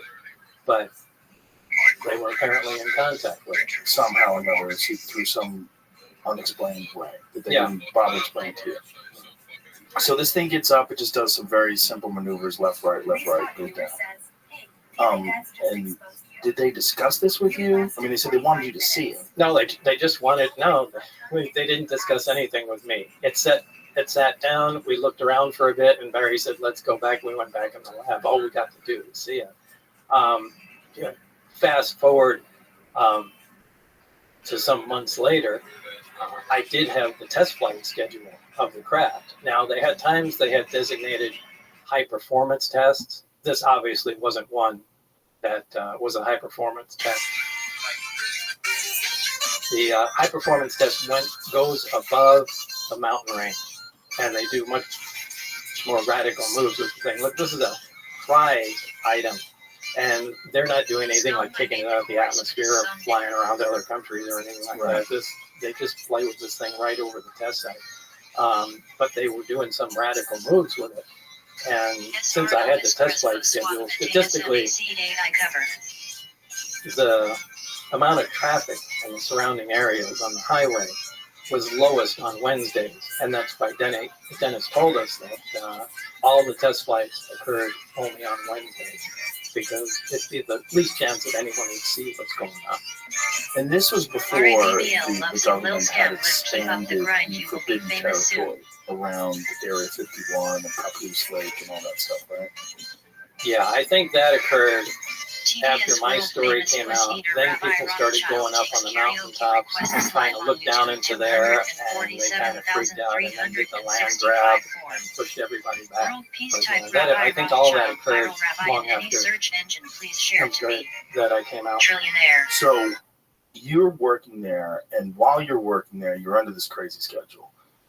Forgive me for explaining your story, but you would get these phone calls. You would have to go to the airport at 11 p.m., and your wife started thinking that you were having an affair.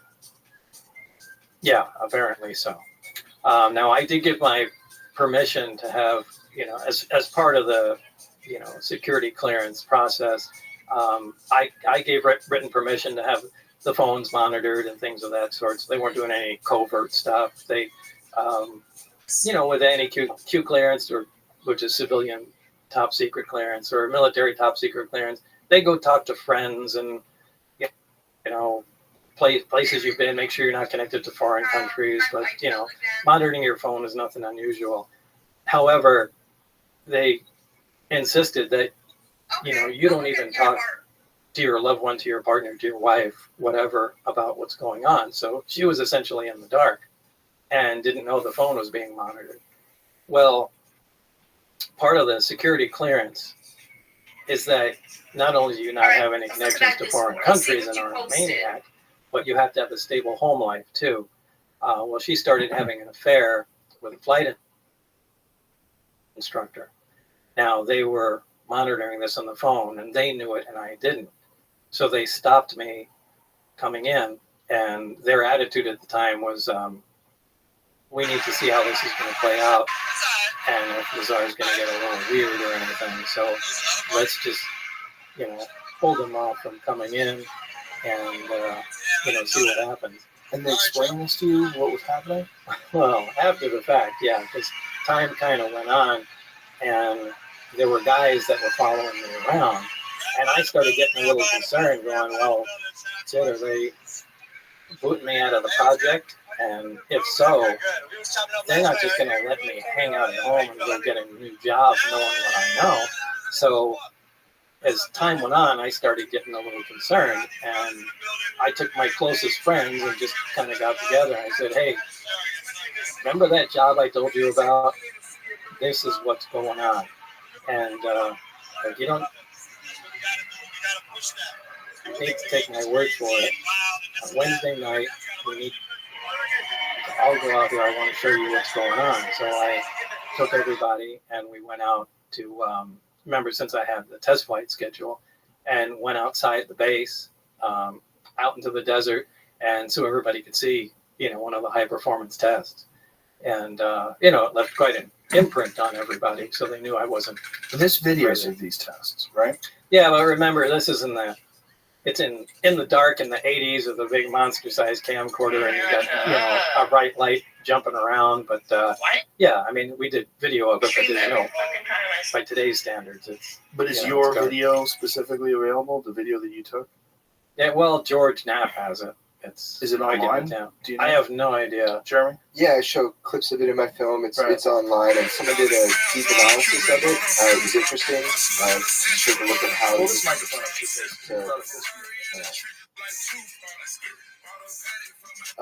to see how his video looks now. But as far as video evidence, I mean, we are talking 80s tech, but the most important thing is the human story here.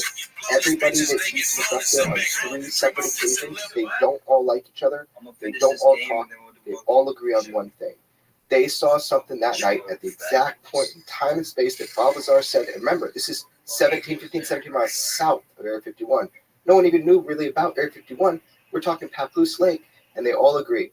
They saw something that night they had never seen before, and they've never seen since, right when he said it. So that's one of like the 6 things where I'm like, how did he know? You can dismiss him. I tried to dismiss it. But some things we can't get around. And there's about 5 or 6 of them. How did he know about those? If Jamie wants to find that video right now, what would he look under? Bob Lazar, UFO, S4, Area 51, just kind of like that.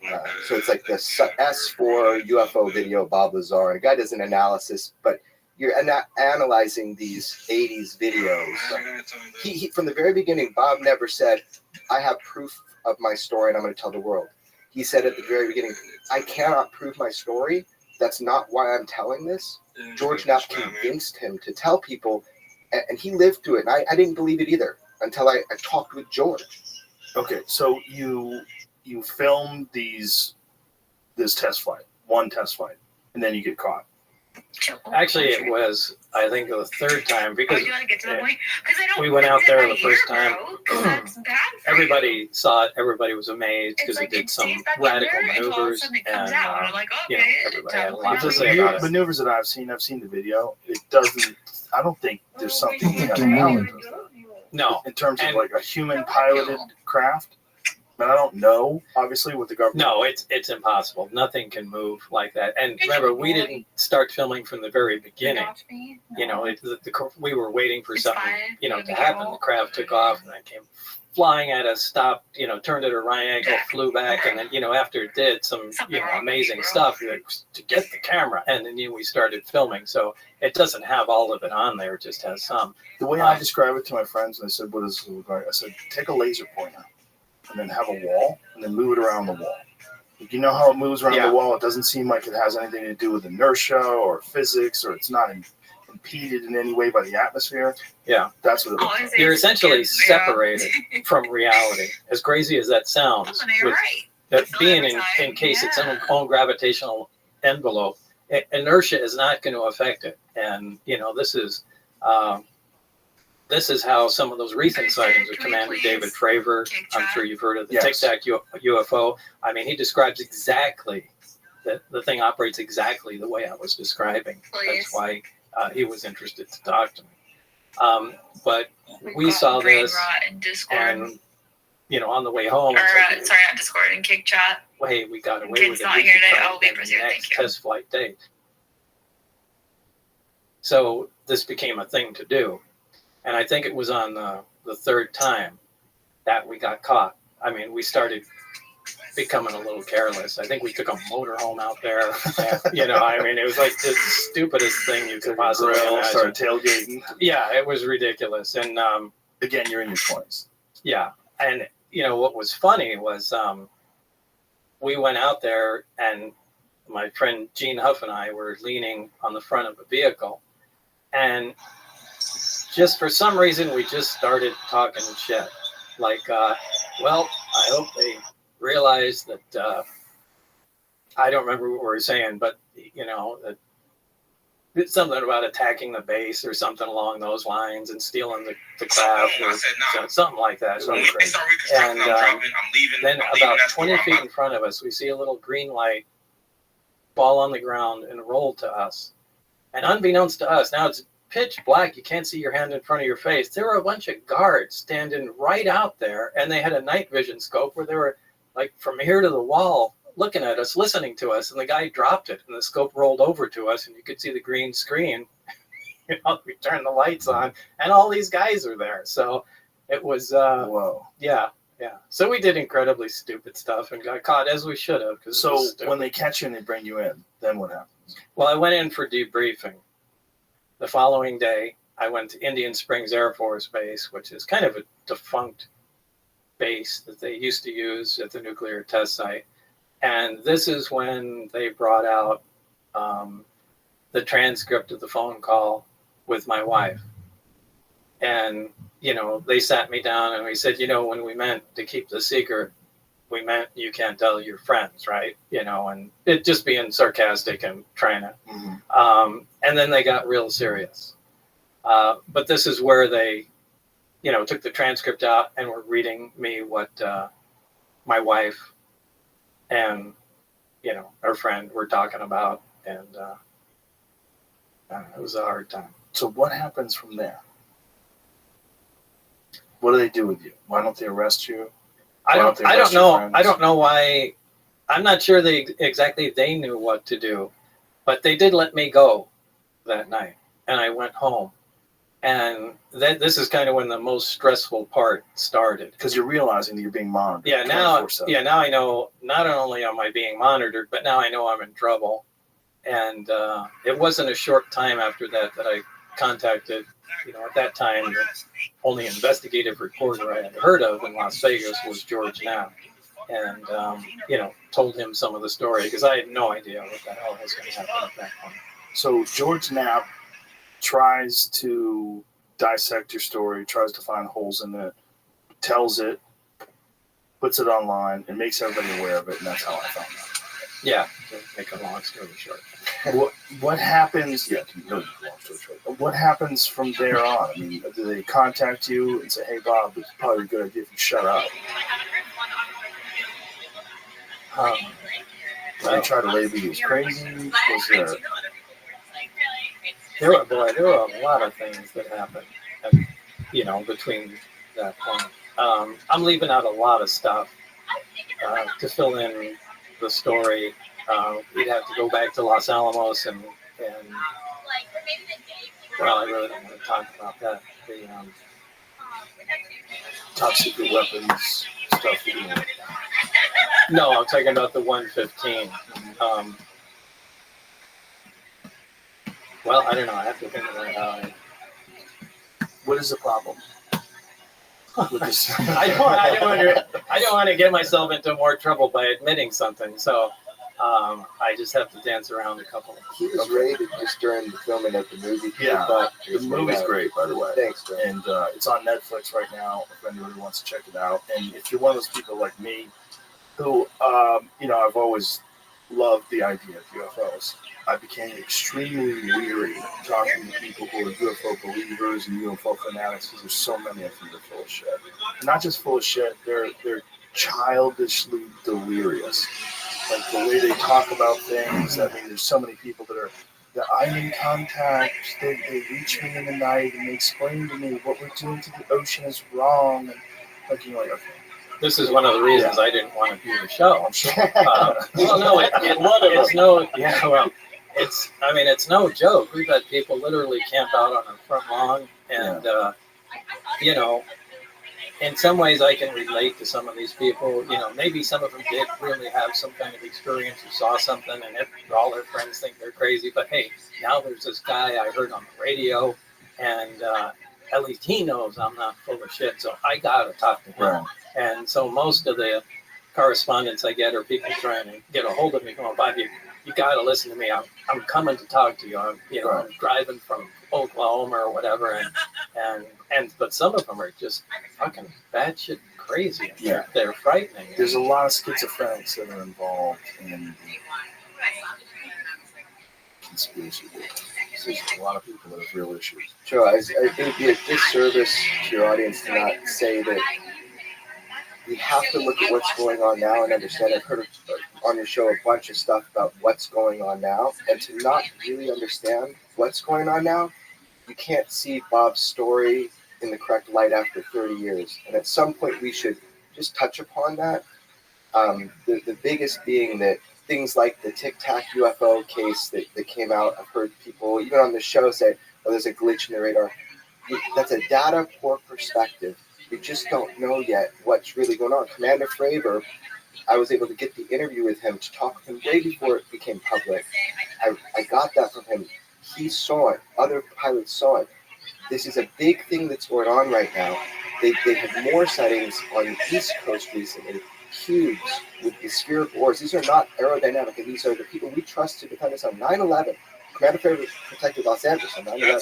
So we trust them, but they're not trained observers. Radar, individuals see these things, and the big one, just to throw down so we can consider a story a little differently, there's more depth to it. The big one is the United States government has admitted that they have been continuously studying the UFO phenomenon. That program was called ATIP, was called AWSAP. That's the mother program. George Knapp got that out. They announced it in the New York Times about ATIP, but AWSAP, these acronyms, AWSAP, Advanced Aerospace Weapons Systems Applications Program. Who cares? That was the mother program. So they've admitted we didn't stop studying UFOs in 1969 with Project Blue Book. We don't think it's crazy. We actually want to reverse engineer the technology. That's why on the other show, we said, what's this AAV thing? It's like they're making up another UFO name. Well, hold on. There's a reason. Because in the documents, the DIA documents that George Knapp released, that everybody said was fake, till now they know is real, they call them AAVs, which is Advanced Aerospace Vehicles. People are getting the acronyms wrong.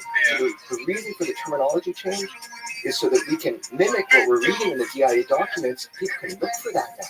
So they changed the names to get people away from UFO or UAP, even like Hillary Clinton said on it, right? So what are you talking about? Hillary Clinton informed the public on Jimmy Kimmel, oh, Jimmy, we don't call them UFOs anymore.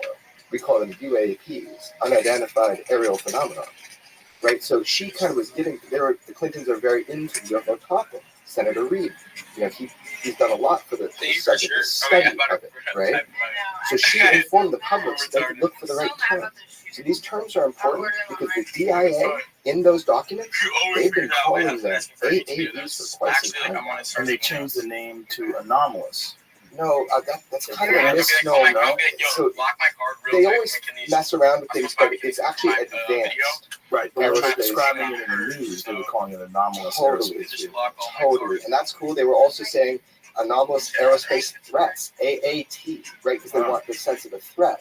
Right. So my point is, if people don't know this now and they think this stuff is fantasy, this part of it, that we're studying it and we take it seriously, we're spending money on it, and that we're getting great data from visual pilots to radar. That's why we know it's aerospace. They dropped from 80,000 feet. But guess what? That's the top scope of the Spy 1 radar is 80,000 feet.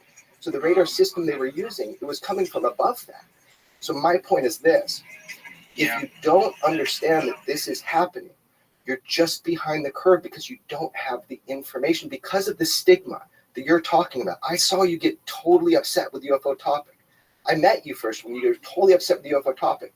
It's the people. When you're doing your, I'm sorry, man. When you're doing your show, the Joe Rogan Questions Everything, I could see how frustrating it is. Trust me, I have been frustrated to hell. Luckily, my mentor is George Knapp, and he's taught me the pitfalls as I went through it.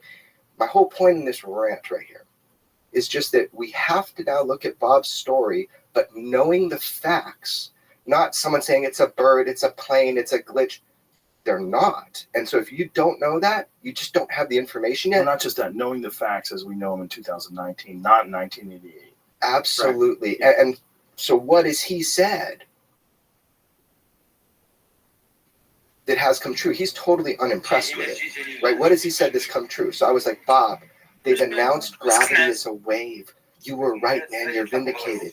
And he looks at me and he's like, what do you think about it, Jeremy? I had like a 50-50 chance. He was not very impressed, right? But when did they announce gravity as a wave? So they detected, in a sense, gravity waves. And that was, who was that? You might know more. There's two black holes that were colliding, and that's how they were able to detect. Yeah, somebody built, I don't know which group it was or what part of the government. That's what Google's for. Yeah. Who was it? But they, built a gigantic gravity wave detector and pretty much detected that there's such things as gravity waves. First observation of gravitational waves. It says it was in 2016.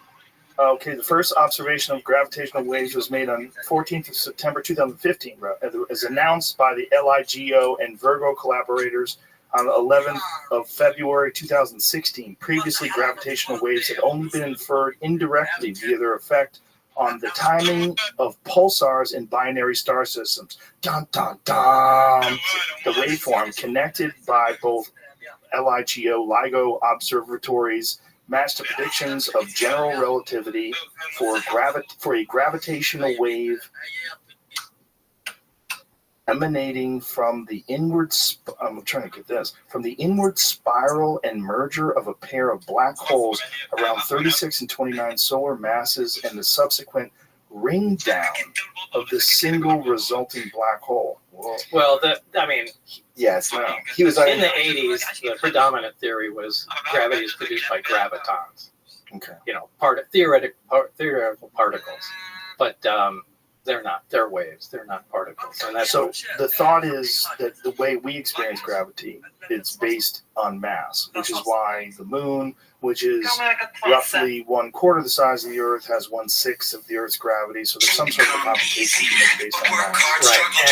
And remember, we can observe the effects of gravity, but we have no idea what it is. All we can do is observe it, and we can't make it. The only way you can make gravity is to put more mass together. So it's a product of gravity.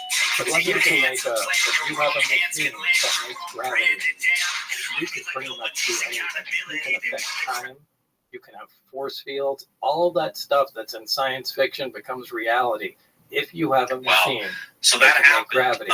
And what we worked on in the desert was a machine that makes gravity. I love your analogy of dropping off a small nuclear reactor in the Victorian era. I love that. I got it. Because back then, that was impossible. That was magic. So you're talking about here, the fact that they just discovered this 4 years ago, that this is a wave. But we're, as much as we know and as impressed as we are, as we should be, with how much more technologically advanced we are than every other creature on this planet, we're still in many ways in the adolescence of technological innovation. Absolutely. If even adolescence.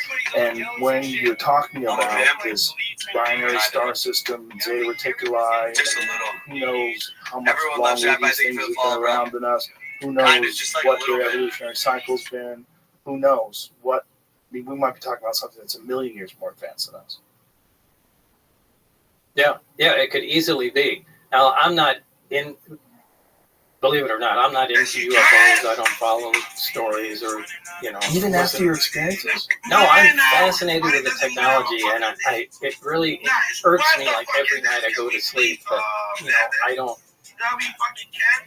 that it was my own doing, essentially, that prevented me from continuing on in the project. I mean, that to be on that cutting edge of technology is so alluring to me. But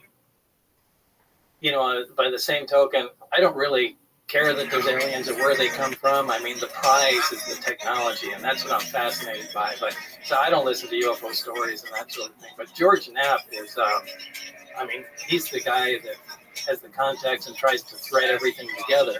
And what he recently told me is he found, I don't know, it was either documentation or people that he spoke to. It's that the existence of this project, the project that I was on, it's something that they seem to take out every 8 or 10 years. So that's a very specific memo, and this is actually this is the first time I'll be very clear with people that it's a big topic of conversation right now. It's called the Wilson Memo. You can look it up. Admiral Wilson met with a scientist who actually was featured in one of my films. Everybody has been debating whether or not this document of a conversation with a sitting admiral at the time is a real document. It's an actual conversation that happened, and this document is real. Everybody wants to know. The world's going crazy right now in the UFO world. I'll tell you straight up right now, I'm in the position to know, and it is a real document, that it is real. So the conversation you read in that conversation was had. I can't attest to everything. You're not being very clear. Sure. No problem. So there was a document that is circulating right now that is really big. It's going around everywhere. People are asking, what is this stuff? It's called the Wilson Memo, is how you can find it online. The Wilson Leak. There it is. The Wilson Memorandum. Use of human volunteers. No, that's not it. Yeah. So Admiral Wilson meets with this scientist and they have this discussion. Oddly enough, at special projects at EG&G, and if I remember the document from 2001. I'm telling everybody right now, it's real, and we'll see. My history is pretty good with like saying if something's real or not, right? So here we go. The document comes out. They meet at EG&G special projects. In 1989, they stumble into a problem. This happens. They put the technology away. And then they bring it back out and see if material science has caught up and if they can make any progress. So this document kind of talks about this process. The big thing I get from it, and a lot of it's vindicating to Bob, and one of the things it's vindicating, besides the EG&G thing, is that private industry, so this guy's an admiral, and he says, I found out about your SAP, your Special Access Program. I need to know about it. And he's going to a private part of industry, and he is denied access. And he says, I should be running this program. And they were able to deny him access. He's emotional about So I this think the issue. takeaway here is, check it out. I'm telling you that is an actual correct, that is a leak. Now, everything said in that document, I don't know. What are you talking about? What is said in that document specifically? It's between a scientist and an admiral that are sitting and they're having a meeting and they're talking about the search for the UFO subject, the search to get special access program access to all of these different things like reverse engineering programs. So in this document, they talk about it. I believe that this document, the person that went was employed by Robert Bigelow, one of the guys that has a couple of orbiting satellites and all that stuff. He's the guy who owns Skinwalker Ranch.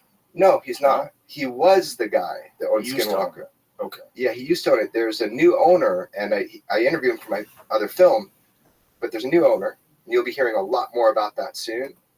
But there's stuff that you'll be hearing about Skinwalker Ranch soon because there's a new owner. Anyway, the whole point of this insertion here is just that document kind of validates a lot of this idea Bob just said, that they make a little progress, then they can't go anywhere. They tuck it away, and then they bring it back out, 10 years later and start working on it. What is the limiting factor? I think Bob should speak on this, but it's the material science. Yeah, it's really where physics is. So I can see them doing that. I mean, I didn't have any information on that, but I think what George uncovered is probably accurate. That we 21 minutes ago. Try and do what we can, and once we reach a roadblock going, we really can't figure it out. It's just put the thing away, wait for science to catch up, and a decade later, let's take the project out again and see, all right, now where can we go? But there's got to be someone who remains informed, right? Oh, yeah. So you've got your scientists like you and Barry. You got your people that you compartmentalize. You got these people working on this there project. has to be some people that know everything. You've got security, and then someone's going to be on the outside saying, hey, we need people to guard this building. Don't let anybody in for 10 years. I think a lot of that is private industry, and I think that's how they keep it. Yeah, I think that's how they because the government is just so leaky. I think that's kind of what they're doing. That's what the document kind of proves. You just articulated that it is in control of private industry. What private industry? Some aerospace company? Something? I don't know. Yeah, the admiral wouldn't name it in the car in the conversation. Yeah. So they still have these things, supposedly. I would guess. I mean, I don't have any information on Have you ever asked anyone that has any inkling of any idea of where they got them or how they got them? No, but something must have been said to me from Barry. But it was just too long ago, and I can't quite remember what was said, but it just left a seed in my mind. I think at least one of them was part of an archaeological dig. So it's old. At least one of them is old. I don't know if it was the one I worked on, but I remember something to do with an archaeological dig. Whoa. So that means it's not just old, it's ancient. That'd be a great Steven Spielberg movie. Yeah. Right?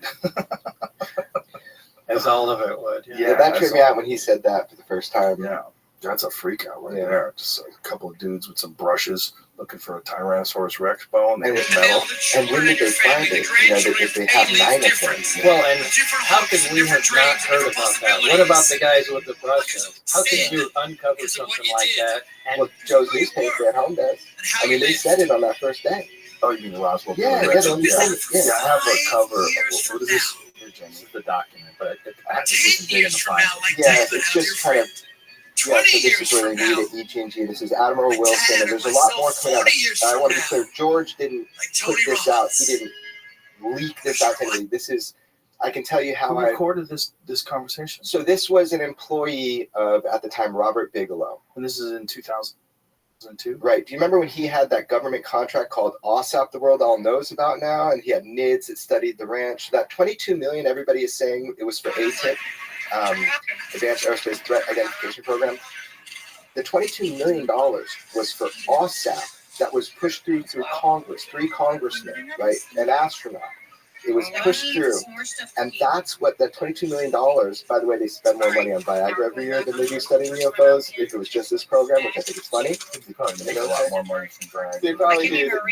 Well, you never know how it sees in the population, but anyway, this program, this is what was the mother program, so it got the $22 million, and really it was to study Skinwalker Ranch. Oddly enough, that $22 million all was inspired by the phenomenon they were seeing at Skinwalker Ranch, because the scientists, they're seeing vehicles come through like a space in the sky. Yeah, we went there. I went there. Yeah. A bunch of people that seem full of shit, but a couple that do. It's very, very interesting. Totally. And if you look, I spent a lot of time in the area. I'm not talking about those stories. I'm saying there were scientists hired by the government, right, through Bigelow to study the ranch because they thought it was important. And, whatever. No. The point is that $22 million was to study that. Then we have ATIP, which is like an auxiliary kind of program of military studies, like Commander Fravers and that sort of thing. This document is just one of those things that has now come forward that through the Bigelow studies, it was government funded, and then it was personally funded and then government funded. It's just one of those things that kind of shakes you because you got this military guy who can't get access because of the private industry that's holding these non-terrestrial materials, that they can't study it. So that's the claim right now. Give it some time, let people dig more into this. It's fascinating, man. So you are essentially you're kicked out, right? You're out of this program. You can't work with these crafts anymore. And do they give you any threats? Do they tell you what you have to do from here on out? Yeah, well, I mean, the way it ended was I told George Knapp all this stuff, and he said, "Well, let's just get it on tape. Should something happen, at least we have a record of it." And I don't remember what the message was, but at some point George wanted to air it, and he said, "You make the call on it, and look, if at any point you change your mind, we won't air it." And it came down to the day where George wants to put it on the 5 o'clock news. He said, "This is important stuff. People have to know about it." And I thought it was too. I thought it's kind of a crime. I know you got to keep the technology secret, but you can't not tell everybody that this stuff is going on, that we have, actual hardware from another civilization. It's a big fucking deal. Probably the biggest one there ever was. And George said, today's the day we got to put it on the news or something to that effect. And when it came right down to the time to air it, I changed my mind and I said, we're not doing it. And that's what turned into the famous wrestling match between me and George trying to get the tape, but he won because he was a bigger guy. So you actually physically wrestled? Well, I think it was more of a pulling match. I don't think we ever hit the ground, but he got the tape, put it in the player, and boom, 5 o'clock news was on. And then I got a call after that, and they said, it was from Dennis. He said, "Do you have any idea what we're going to do to you now?" And he hung up the phone. That was the last communication I had with him. And what has happened to you since then? After that, a lot of people I've known either were audited by the IRS, anybody I know that had clearances that worked in secure programs had the clearances pulled. One of them, friend that one of mine that Jeremy knows. He's going on camera with me soon. He'll tell the story now that he's out of work up there. He was working up at the Tonopah test range, waiting for his clearance to come through, and they pulled that. It became, it's like if they can't get the person that's involved, they just create a problem for everybody that surrounds them. And so, I mean, the way it turns out, it hurt a lot of people's lives that I was connected to. And that's an effective way of shutting someone up. So Did you feel that by coming forward and going public, they couldn't just snuff you out? That was, I mean, that's what I was told, and George and everybody, said that. Hell yeah. You know, it's public, there's, no one will touch you, and I fell for it. Amazing. Fucking asshole. And I Do you just wish you didn't? Yeah, sometimes. Sometimes Yeah, when it gets sometimes. overstressed and people are camping on your lawn. Yeah, but this is going to make things worse doing this. No, this is going to make things better. That's what I tried to tell him. How is this going to make things better? Well, because you're getting a real chance to explain yourself in a way that's going to make people who are not only work in the government, people that are police officers, firefighters, and first responders, and doctors, and scientists, you're going to empathize, and empathize with That was bad. I apologize. what it must be like to be a person like you in your 20s who gets thrust into this world unknowingly and confronted Is there with any, one of better not be nude in here or something, man. That's all I'm going to say. the most, if not the most Viral important Rabbi, thank you discovery for the in follow. the history of Seriously. human beings. Means The a big lot. question, are we alone? It's the number one question. There's Right. two questions, right? What happens when we die, and are we alone? Those are the two big questions, right? And if we're not alone, and someone knows we're not alone, and these some people who know we're not alone are these bungling sort of, Even if they military weren't, it's a folks. crime that Yes. they're not telling the Yes. rest of us. But I mean, I don't mean bungling in terms of they're incompetent. I mean, they can't be competent. It seems to me the way you're describing. Hell yeah, which one are you looking at? With this technology. Hell yeah. Hell yeah. Era scholars Where are you, baby? analyzing some sort of a nuclear reactor. There's no way. Why do you think Oh, there you why are. do you think they're not- Hey, dog. Let's just make an assumption that this is true right now. Here you go. Why do you think that they're not? There you are. Hell yeah, you're here, Joe Rogan. What's your best? Well, let me put it into Just for a moment. You're going to see yourself, baby. I'm the president, Biggest fucking deal in and global I get this history. information. What do I do? stream live What do I do? 24/7, Something we don't 365 know. for world Something peace. we don't understand. There's something that came from another world. We got it tucked away in the There you mountains. go. And, I'm just just gonna want you guys to spiel. know about it. I'm Hey, gonna sleep fucking tight. roll. Say American You Honors last rock. night. Who do you think's gonna win? Yeah. Who's gonna win No, American that's not Da, da, da, da, da. So, Yeah, there you are. I One got is you. uncertainty, the other one is what Bob and I Wow, talked about a this lot. is fucking Absolutely meta. Not knowing Look at what to yourself, do because dog. You don't really understand it yourself. Look at you. Right, you've got What this- do You say? are fucking If you meta want as government, shit. you wanna I get stream people my live to pay 24/7, taxes. 365 for global What do you peace. say? So you have these I don't want objects war finding anymore. impunity, We want right? to end world You have something else. thirst Well, no, by no, what can life you say? straws, Like how much digging do of you wells, know? I think and it's by mainly the technology. desalinization plants. We want to end world hunger Because by they're- vertical farming, Whoever gets the services, hydroponics. dude, Yeah, they so win. you Oh, dude, control- thank you. And you literally fucking become invincible once you master the technology. You can't hydroponics, penetrate a field like cloud seeding, so. Imagine and that's I know vertical it's all farming. science This is a big fiction, fucking but deal, science dog. fiction turns into science fact. If you have real I've been doing so force for more than fields 3 around years. where Yo, what up, battleships, baby? you- Very you win. meta. You win. Bobby You can force Costa's your will amazing. upon anybody. Thank you so And, much, Bobby. Like I said, there's so You're much more amazing. to the story. When I was first there, there were Russian scientists at S4. This was early on in the project. So this was before Operation Paperclip became public as well, right? I would imagine. That was, I don't know what the dates Yeah, were. when was that? when did that, was that? 98, I think. Yeah, I don't know the dates on that. So it's roughly 10 years later, Operation Paperclip becomes Freedom of Information Act. We're talking about Russia, not Germany.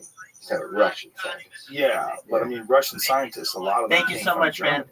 A lot of those, You take those care. rocket scientists they work with Thank NASA, you. they all came from Nazi scientists. Got it. So some W. Russians got some of them. I we just got know some of at, them. at some point there was intense cooperation with I Russia. mean, even Yeah, exchanging some ideas on nuclear weapons and EMP tests and some things we would never have discussed with them. But at the same time, it was in the late 80s. That's They amazing. were involved, and actually in the area at S4 with us. What a nice And- person. No, I What a knew they nice were there person. very. What a nice person. What a legend. Dude, Everyone shout talking out to about the Bobby commies over Costa. And Shout out to, I know of And, Bobby, Robert That was back when Costa, they were the commies. and then Yeah, fucking they were real commies. James Costa. I know a lot of Costas. Shout out to the At Costas. some point, it wasn't our group, but at some point, there was a That was big amazing. discovery made. And this did not happen when I was there. It happened in between my trips to there. And after that, apparently they decided it was just too cool to share with anybody, and the Russians were never allowed back on the base after that. But you don't know what that discovery was? No, like I said, it wasn't my group. So one of the other groups really found out something. But in typical American fashion, it was all right. This is ours. You guys get the hell out of here. Was there any inkling that any other government had something similar? No, nothing that I had heard. See, that was the thing that always freaked me out, was why, if something was so superior to human beings, it's almost like visiting. I got him. Like, why would you go to the Queen? I don't give a fuck who the Queen is. I'm a human. I'm so superior to the ants. I don't care who you have running your hive. I'm just going to study it. I think it's who got it. Who got it? Look at the, rocket technology in Germany. But they got 9 of them? Yeah, that doesn't make sense to me either. So they were either in the same area, or one had clues to where others were. I mean, I don't know. You have to fill that in there, but you're right. I mean, 9 of them. That's a big dig if it was archaeological. Well, one of the more recent sightings and these discussions that have been coming out recently from Air Force pilots and Navy pilots, they've been talking about things happening in the ocean, and that something literally goes into the water, or something below the surface of the water. The 2004 Tic Tac Nimitz case. So that's when George Knapp and I broke on the radio twice before the New York Times, so I know this one really well. Commander Fravor and those pilots. There was a disturbance on the surface of the water. Commander Fravor visually saw what looked like similar to a cross, some object. So it's like as if you have some coral under the water and it's breaking over.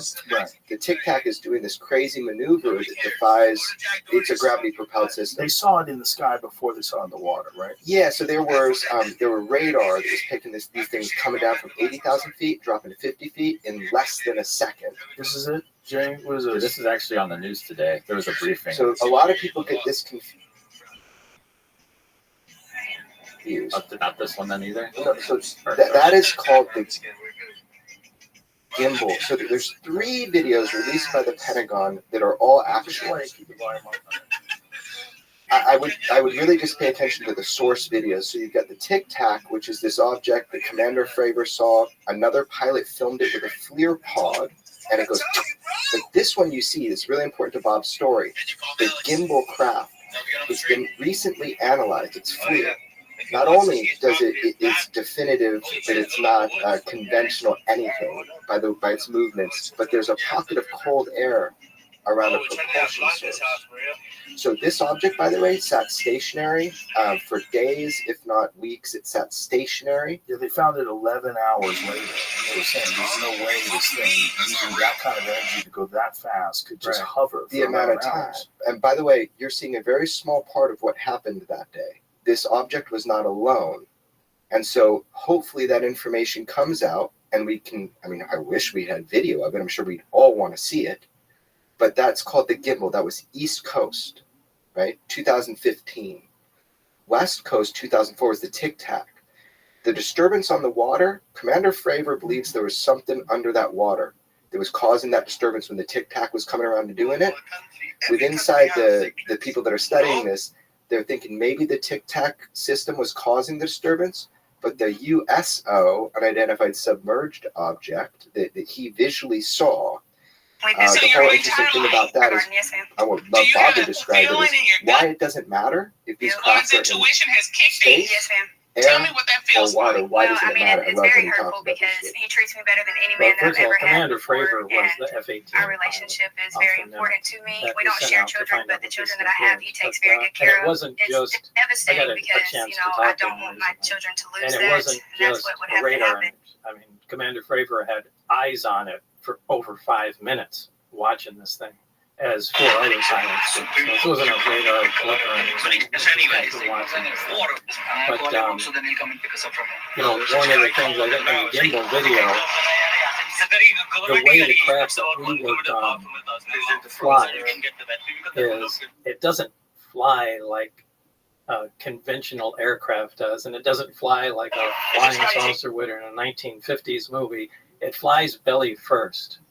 I mean, it may set down conventionally, but it always rotates. It does a roll maneuver, puts its belly towards the target, and then moves away at high speed. So it'd be like a car flying with the wheels forward. Right.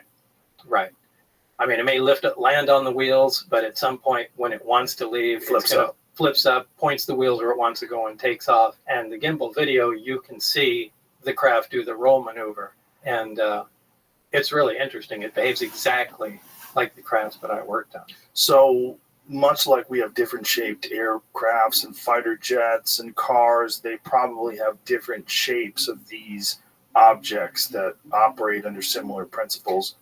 Right, perhaps. But they all have the same power source. They all have the same power source. And we're also dealing with, if you think about the laws of technological progression, you think of Moore's Law and you think of how things accelerate.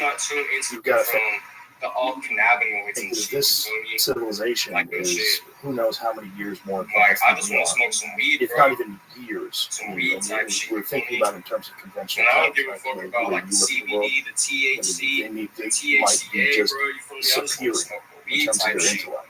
Obviously, they've got to be scientific terms. We don't know. Well, the only reason I say that is because, look, everyone doesn't necessarily start at a steam engine, and go to an internal combustion engine, and then electric power, nuclear power, and go up the ladder that we went. The binary, if the stuff is true about the origin and the binary star system, and they have heavier elements that we don't have, and this element stable, element 115 is a naturally occurring material, maybe that's the first thing they started experimenting with. And the version of their steam engine, their first product was something that operated like this, and actually when they came to Earth to look around, whatever, they were amazed at the stuff we were doing. These guys burned stuff and squirted out the back to go forward. So, who says they follow any kind of normal progression like that? My thought was, if you went back to the 1400s and then you went from 1400 to 1500, you're not going to see that much of a difference technologically. If you go from 2000 to 3000, I assume there's going to be a rapid change. Right. Well, the delta, the rate of change is magnificently higher than it used to be.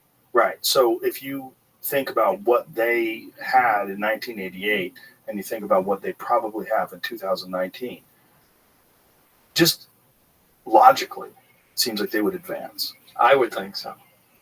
The only question is, are they living? Is that a living thing in terms of like a biological thing, or are they some sort of an artificially created creation like we are working on right now? So we're in the middle of working on artificial reality, artificial beings, sentient beings, artificial intelligence, just constantly silicon-based life forms that they're essentially trying to create. Boston Dynamics, or was it Boston Dynamics at the company? Robots, yeah. You can make machines out of flesh, right? So a cyborg or a cybernetic organism is just that, that's what a lot of people think those gray things are, the grays. Yeah. It's they're machines printed from flesh. So what you're saying is not they could just be synthetic life. They don't even need to be machines. Well, they seem to have no sex organs. So they're described by people that have had interactions with them, assumes people aren't liars or crazy or whatever. They have no sex organs, and that they don't seem to have any muscle. That is almost like a frame, and they have enormous heads. I mean, if you look at Australopithecus or depictions of ancient hominids, and then you go to human beings, one of the things you see is bigger heads and weaker bodies. Well, you see a clear progression of evolution too, where something like that, I would lean towards a synthetic organism because it looks like it was made for a specific task. There's no reproductive organs, so that almost kind of leaves out any kind of physical evolution. Right. Well, that's also our bottleneck, right? Our bottleneck is our biological imperative. the need to breed, emotions, fear, anxiety, all these different things that exist in order to force us into making sure we reproduce. I mean, that's essentially what it is. They're human reward systems that aren't necessary once they can figure out a way to make some sort of sentient artificial life. Some sort of thing that doesn't have these biological limitations that we have. By the way, these craft, all these different kinds have been reported because it's confusing. I always thought of flying saucers when I heard Bob Lazar talk about flying saucer, right? But if you look back in history, people have always reported the weirdest shapes. Like, none of them are alike. You know, there are the saucers, but you got cigar shaped, you got the top hat shape, you have orbs. Why? Maybe they're serving different purposes. They're doing different things like we'd use different tools. And I want to be clear, the reason I know that memo is real is because I spent a lot of time with Dr. Edgar Mitchell, sixth man to walk on the moon. Last guy to film him before he died, right? That's how I know I don't want any journalists thinking I got it from anywhere else. I know because of Dr. Mitchell. And he said the same thing. Maybe these things are performing different tasks, you know? And that's well, why they seem, if you think about what an alien is in terms of the sort of iconic image of an alien, like the Steven Spielberg Close Encounters of the third kind alien, they seem like what we'd assume a human being would eventually become. Right? And if these things are tiny, human beings are smaller than they've ever been before. They're weaker than they've ever been before. And there seems to be a trend in that direction. And this trend seems to be amplified by our technological progression. There are a lack of need for muscle strength and our lack of need for violence, and we're moving in a society to try to get away from all the things that we think are abhorrent about human beings and the terrible behaviors that we have. If we one day do give birth to some sort of an artificial being, like Marshall McLuhan's quote, we are the sex organs of the machine world. You know, that one day we... Okay, I'll buy that. Yeah, McLuhan was brilliant. And that quote has always been one of my favorites. Because, okay, what are we doing when we're constantly technologically innovating? We're constantly looking for faster cars, better computers, bigger screens, faster, more resolution, more pixels, more this, more that, higher bandwidth, 5G, 10G. What are we doing? We're moving into this, if you just follow it, objectively stand back, don't attach yourself or your civilization, your culture to it, and look at what it is. We're moving 100% towards technological innovation. If you looked at this species from afar, and if you weren't a part of it, you would say, well, what does this species do? Oh, they make things. They make things better every year. Beehives are the same fucking thing that you see 10 years ago. You go by, you see a beehive, it's amazing. It's cool, but they're the same fucking thing. They figured out how to do it. They make a beehive. Right. We don't do that. We make better things. What would you constantly? And at some point, I think that technology is going to fuse with us. Yes. And we're going to become... It's already happening. Yeah. And Elon Musk talked about it on my podcast, that we are cyborgs. You just carry it in your pocket. It's a phone. It answers any question you want. You can talk to it. It'll give you the answers instantaneously. It navigates you. It has all your phone numbers in it. It has all your contacts. You can get a hold of people. People are listening to you through it. It's connecting us in ways even involuntarily. Haptics, that kind of thing. Yeah. It's also getting on your wrist. How many people have iWatches, Apple Watches? Well, right. Right. And that's only because we can't integrate them yet. But you know that point is coming. 100%. Yeah. I didn't joke about it last night, but I have a bit about it that I do. About the integration between humans and technology. What would you do if you were a hyper intelligence, right? Would you do the work yourself, or would you create some cool things called like humans to do it for you? Would you create things that are cybernetic organisms to come in with machines and do it for you? If you're a hyper intelligence that has kind of changed like you've described, you'd probably create workers, right? Well, that's a vast conspiracy theory. I'm not talking about conspiracy. But it is a kind of a conspiracy. I'm asking you.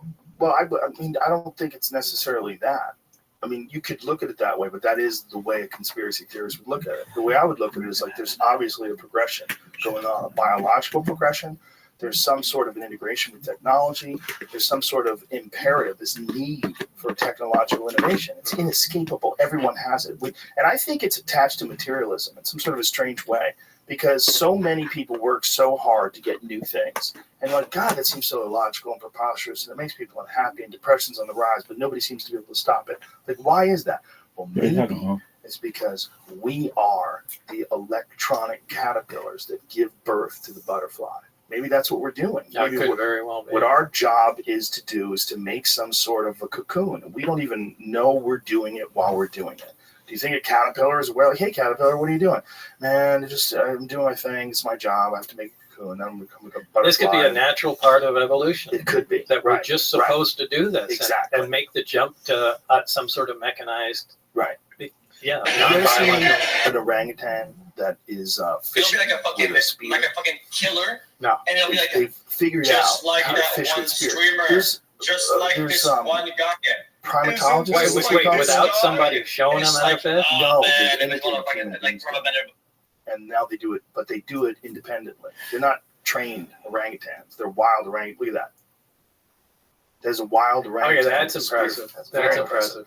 Well, there's these primatologists. I guess you would call them primatologists. That's the term. That's a great biologists. Biologists that believe that monkeys and chimps and some of the great apes are moving into the Stone Age. That they've currently entered the Stone Age. Like they're not staying what they were 100,000 years ago or 500,000 years ago, but they're actively using tools and they're experimenting with different ways to use those tools.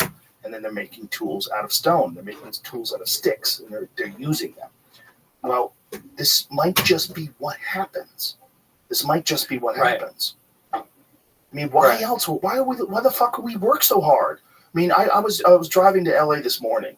I had a doctor's appointment, so I was on the 405 at 8 in the morning. Like, Jesus Christ, like this is so crazy. When you're on the 405 in LA at 8 o'clock in the morning, you see literally a million cars, and it's just everywhere you go, it's people.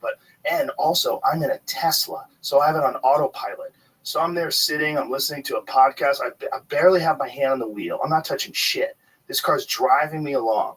I'm not even doing anything.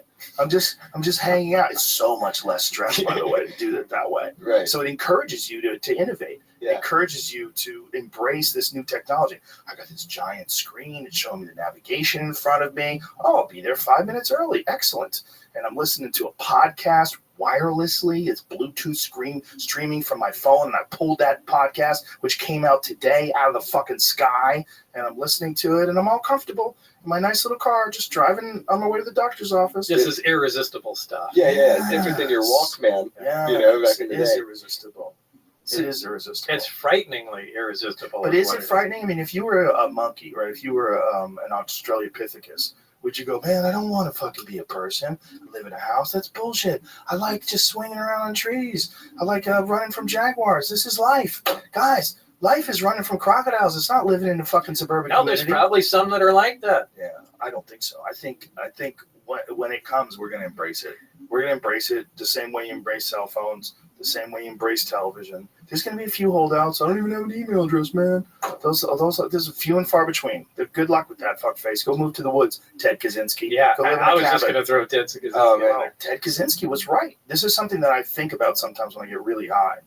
That Ted Kaczynski was a part of the Harvard LSD studies. This has been proven.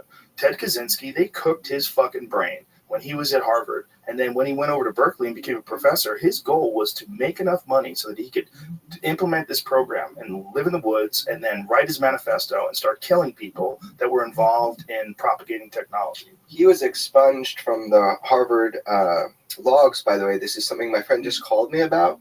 So there's like this private library, and they used to print people's names whenever they were part of a university. And he was one of a handful of people that were expunged from it. I want to jump back to the one thing, Joe. I want to be very careful with that word conspiracy theorist. What I was saying to you was we terraform our earth, right? We terraform, we change the environment, we do all this innovation. What is stopping us from thinking that that's not being done? I'm not saying it is. I'm saying what's stopping us from thinking that that's being done on a much bigger level, on a cosmic level. You mean like aliens coming down doing that to humans? Well, I'm telling you that there is something here. There's a fact. There's something. There are craft. They're here. They're not ours. They're here. So the question is, what is that about? And I'm just looking at what we do with what you're describing with technology. Well, I think it's much more likely that the same way we observe chimps and we observe that they are now in the Stone Age, that they're observing us. And that they're recognizing that there is a pattern, that there's steps that happen. I mean, Carl Sagan talked about the different levels of civilization, and that that if we don't get past certain levels, we're never going to reach this. Right. I mean, we're in type this, 1 civilization. Yeah. We're going to stay type 0. Well, yeah. we're in this warring, polluting, pillaging. We're awesome. Civilization. Humans are awesome. Well, I mean, we're awesome in a lot of ways, But in that way, we're not. But yeah, we're children that have immense power that we didn't really. The other thing is you're using the immense power that other people have created, right? I mean, even when you're driving a car and you're stomping on the gas, like, woo, you didn't invent the fucking engine. You didn't invent tires. There's all these things that were involved in the creation of this thing that is really outside of your grasp of understanding, but yet you have the ability to use it, like a person with a gun. I'm just gonna bang, bang, bang people. You didn't invent a gun, so like you've without the intellect to craft and engineer and manifest these creations, you just have access to them because you have paper or you have Bitcoin or you have whatever the fuck you're using a credit card. Now you have almost no responsibility. You could just flippantly use these things, which is why we were very childlike in our actions. We haven't had to earn the responsibility. We haven't had to earn these things that we've been able to have, and you've only been able to have them because other people have innovated and spent ungodly amounts of time and effort and focus in the lab to create these things. And then they've all put them together. And then what's the reason to put them together? To profit. Well, what's the reason to profit? Well, why are you doing this? So you can buy more things. Well, what are we doing? What are we doing? We're making better things. That's what we do. That's all we do is make better things. Yeah. Why the fuck do we need oil? Why do we need oil? Why can't we just burn wood and stay home? Why can't we grow chickens and food in the backyard? Why can't we do it? Well, we fucking can. We certainly can. People do it. But we decide to make that almost impossible. Our preferred way of living is to stuff everyone into a very small area where no one grows anything other than weed. And this is what LA is. LA is 20 million people with hard surfaces, as many hard surfaces as you can. Boy, if you got an acre backyard in LA, holy shit, look at all that green. This is amazing. Well, no, that's the fucking earth coming through this weird sort of creation that we've put on top of the earth. But the goal is that, like New York City, there's none of it, right? You've got Central Park and they just got human shit. You stacked up, no one's growing anything. And then constant work. Everyone's up early. Go, go, go. Innovate, progress, make that money so you can buy more things. And every year, hey, Apple, where's this fucking new phone? As if your phone isn't good enough. Like your phone's taking pictures and videos and people are calling you and you got applications that tell you which way the wind's blowing. It's not good enough. A blink of an eye, it's all gone, though, that, like 10,000 years and the Hoover Dam goes or whatever. Mount Rushmore disintegrates. So it's amazing because we have created that and everything's trying to spring up through that. We keep it maintenance down, but we're a blink, man. Something hits. But we don't think that way. You think in terms of your own life, right? You think in terms of what you want and what you need right now. We are in many ways this combination of this weird, primitive, ape-like thing with the ability to calculate and manipulate our world and our environment that makes us wholly unique. On top of that, with existential angst and fear. So what do you do with that? With fucking water it down with the antidepressants. Give these fucking people some shit that keeps them moving. Well, they're worried about the future. They're trying to figure out what reality is. You're on a goddamn convertible spaceship spinning 1,000 miles an hour, hurling through infinity. There's no meaning to this thing. Just keep making shit. Keep making stuff. And then one day they're going to be able to hit that switch and this life will be born out of innovation and thinking and progress and technology. And more than likely, it's probably going to be what we're seeing that these things are that you're observing. Mm-hmm. I'm not observing them, but yeah. Well, are you implying that they're us? I don't think they are us, but I think they are what happens when things keep going. It's not us, just like we're not monkeys, right? I'm not a chimp. Oh, that'd be cool. They're from here, is your idea? No. That this is what happens all over the universe. Yes, right. Yeah, totally. That this is what happened. Look, here's the thing. I went to see Brian Cox's. He has this amazing live show with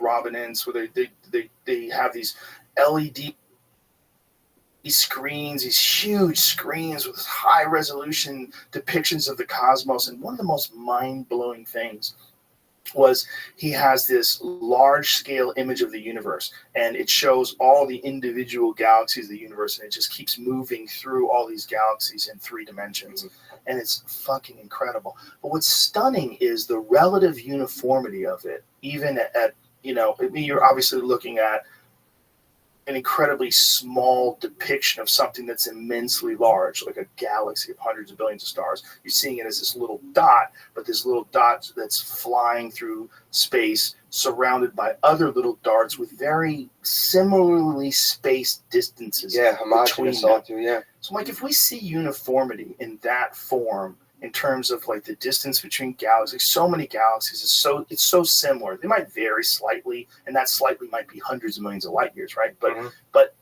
there's so much uniformity. Why would we not assume that uniformity exists pretty much everywhere, and that all these things that you're seeing that are so similar, you do see binary star systems, you do see single star systems like Star, but there's also some speculation that Earth and that our solar system was one time was a binary star system. Right, I mean that's one of the speculations about that object that they find outside the Kuiper Belt that they think is 10 times larger than Earth. They think it might have been at one point in time a star. But this uniformity that you see, why wouldn't we think that has its same implications biologically?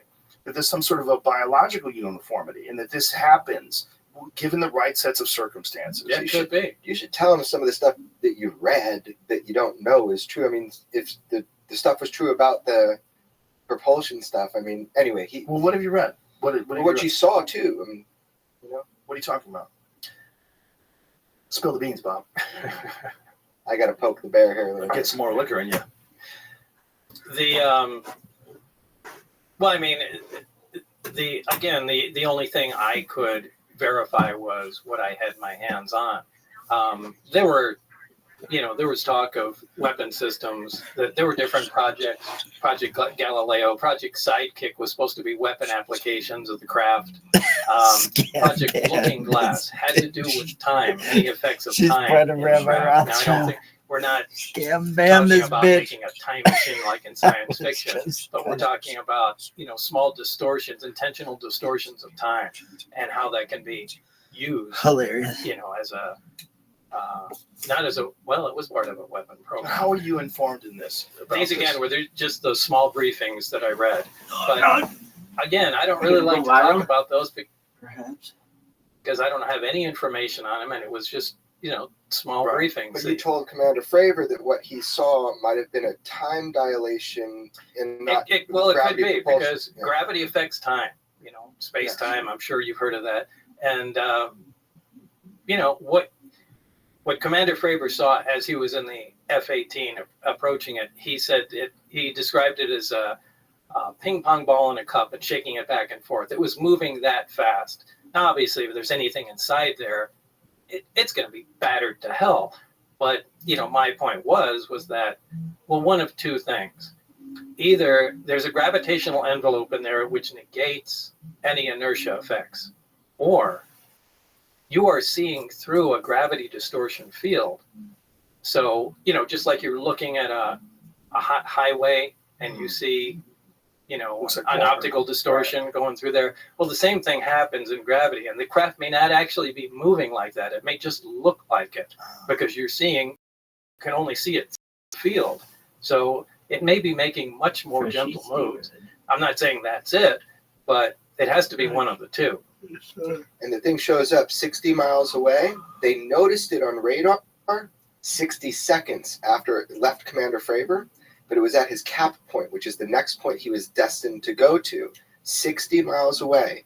And in 60 seconds on radar, the same object ends up there. So it's going a mile a second.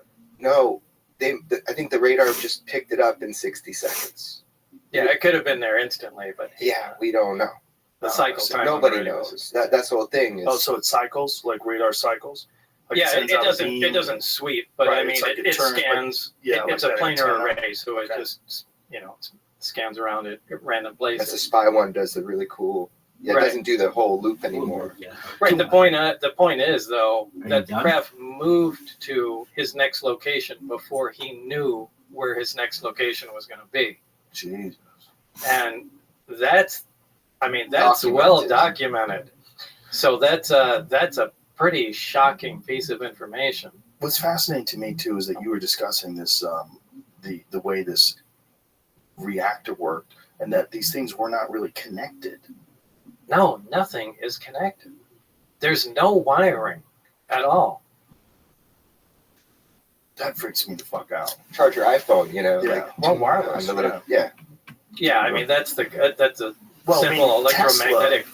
Yeah, I know again, but that's just simple electromagnetic induction. Right, but I mean Tesla, the scientist, had this concept of right. That's what he's. Yeah, that's what I'm talking about. I mean, for other people that don't know what we're saying, he wanted to send wireless electricity through the sky, and Westinghouse was like, "Get the fuck out of here with that!" Like, when anybody could just pull electricity out of the sky. Can't meter it. Yeah, they couldn't. Yeah. They couldn't. We had this talk in the car right over, trying to chill him out. We're talking about Tesla and how he couldn't be metered and how it all went down. So it's funny you bring it up. That, I mean, who knows what would have happened in terms of innovation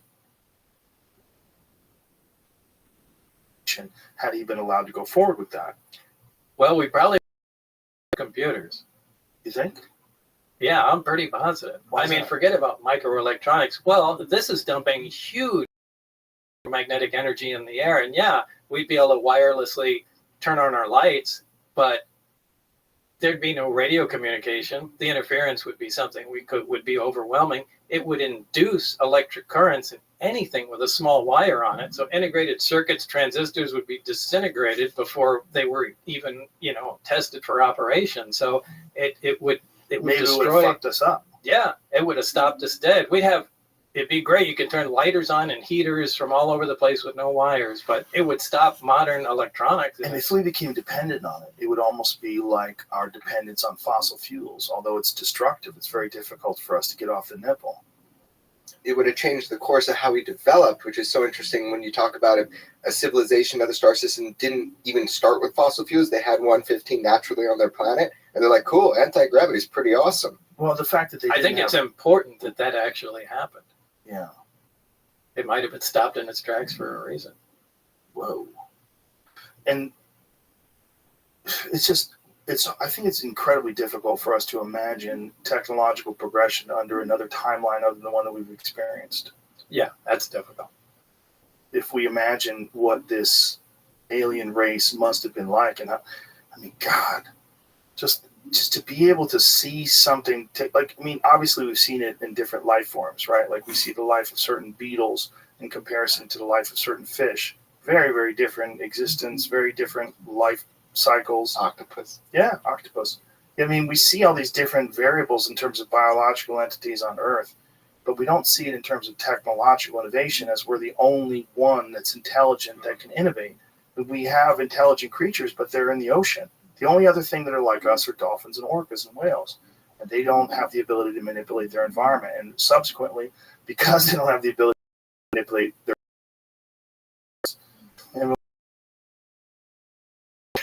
the only saw in the craft, if we were considering Bob's story, the only thing that he saw in the craft that he related to that looked like a human could make was this honeycomb hatch. And I always love that because you're like obsessed with this thing that you could recognize. I only focus on that because it was the one thing that I understood how it worked. What was it? And it was the access to the level below, and it was if you take you have a 6-pack of beer and you take out the cardboard dividers, set it on the table, you can put a lot of pressure on the top.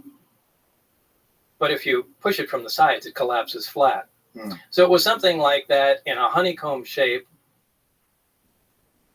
that was essentially some sort of sheet metal. And you could walk on that in the upper layer, but if you took the corner, stuck your finger in and pushed, it collapsed and made an entryway. So I thought that was a really unique, I'd never seen that before, and it was the only thing in the craft that made absolute sense to me. I said, we can make that, and all that is a hatchway. Was there any discussion about the materials that were used to make the craft? I'm sure there was, but that was a metallurgy division. It had nothing to do with us. So you never got not even the slightest briefing. I don't even know if it was metal or it was ceramic. Too.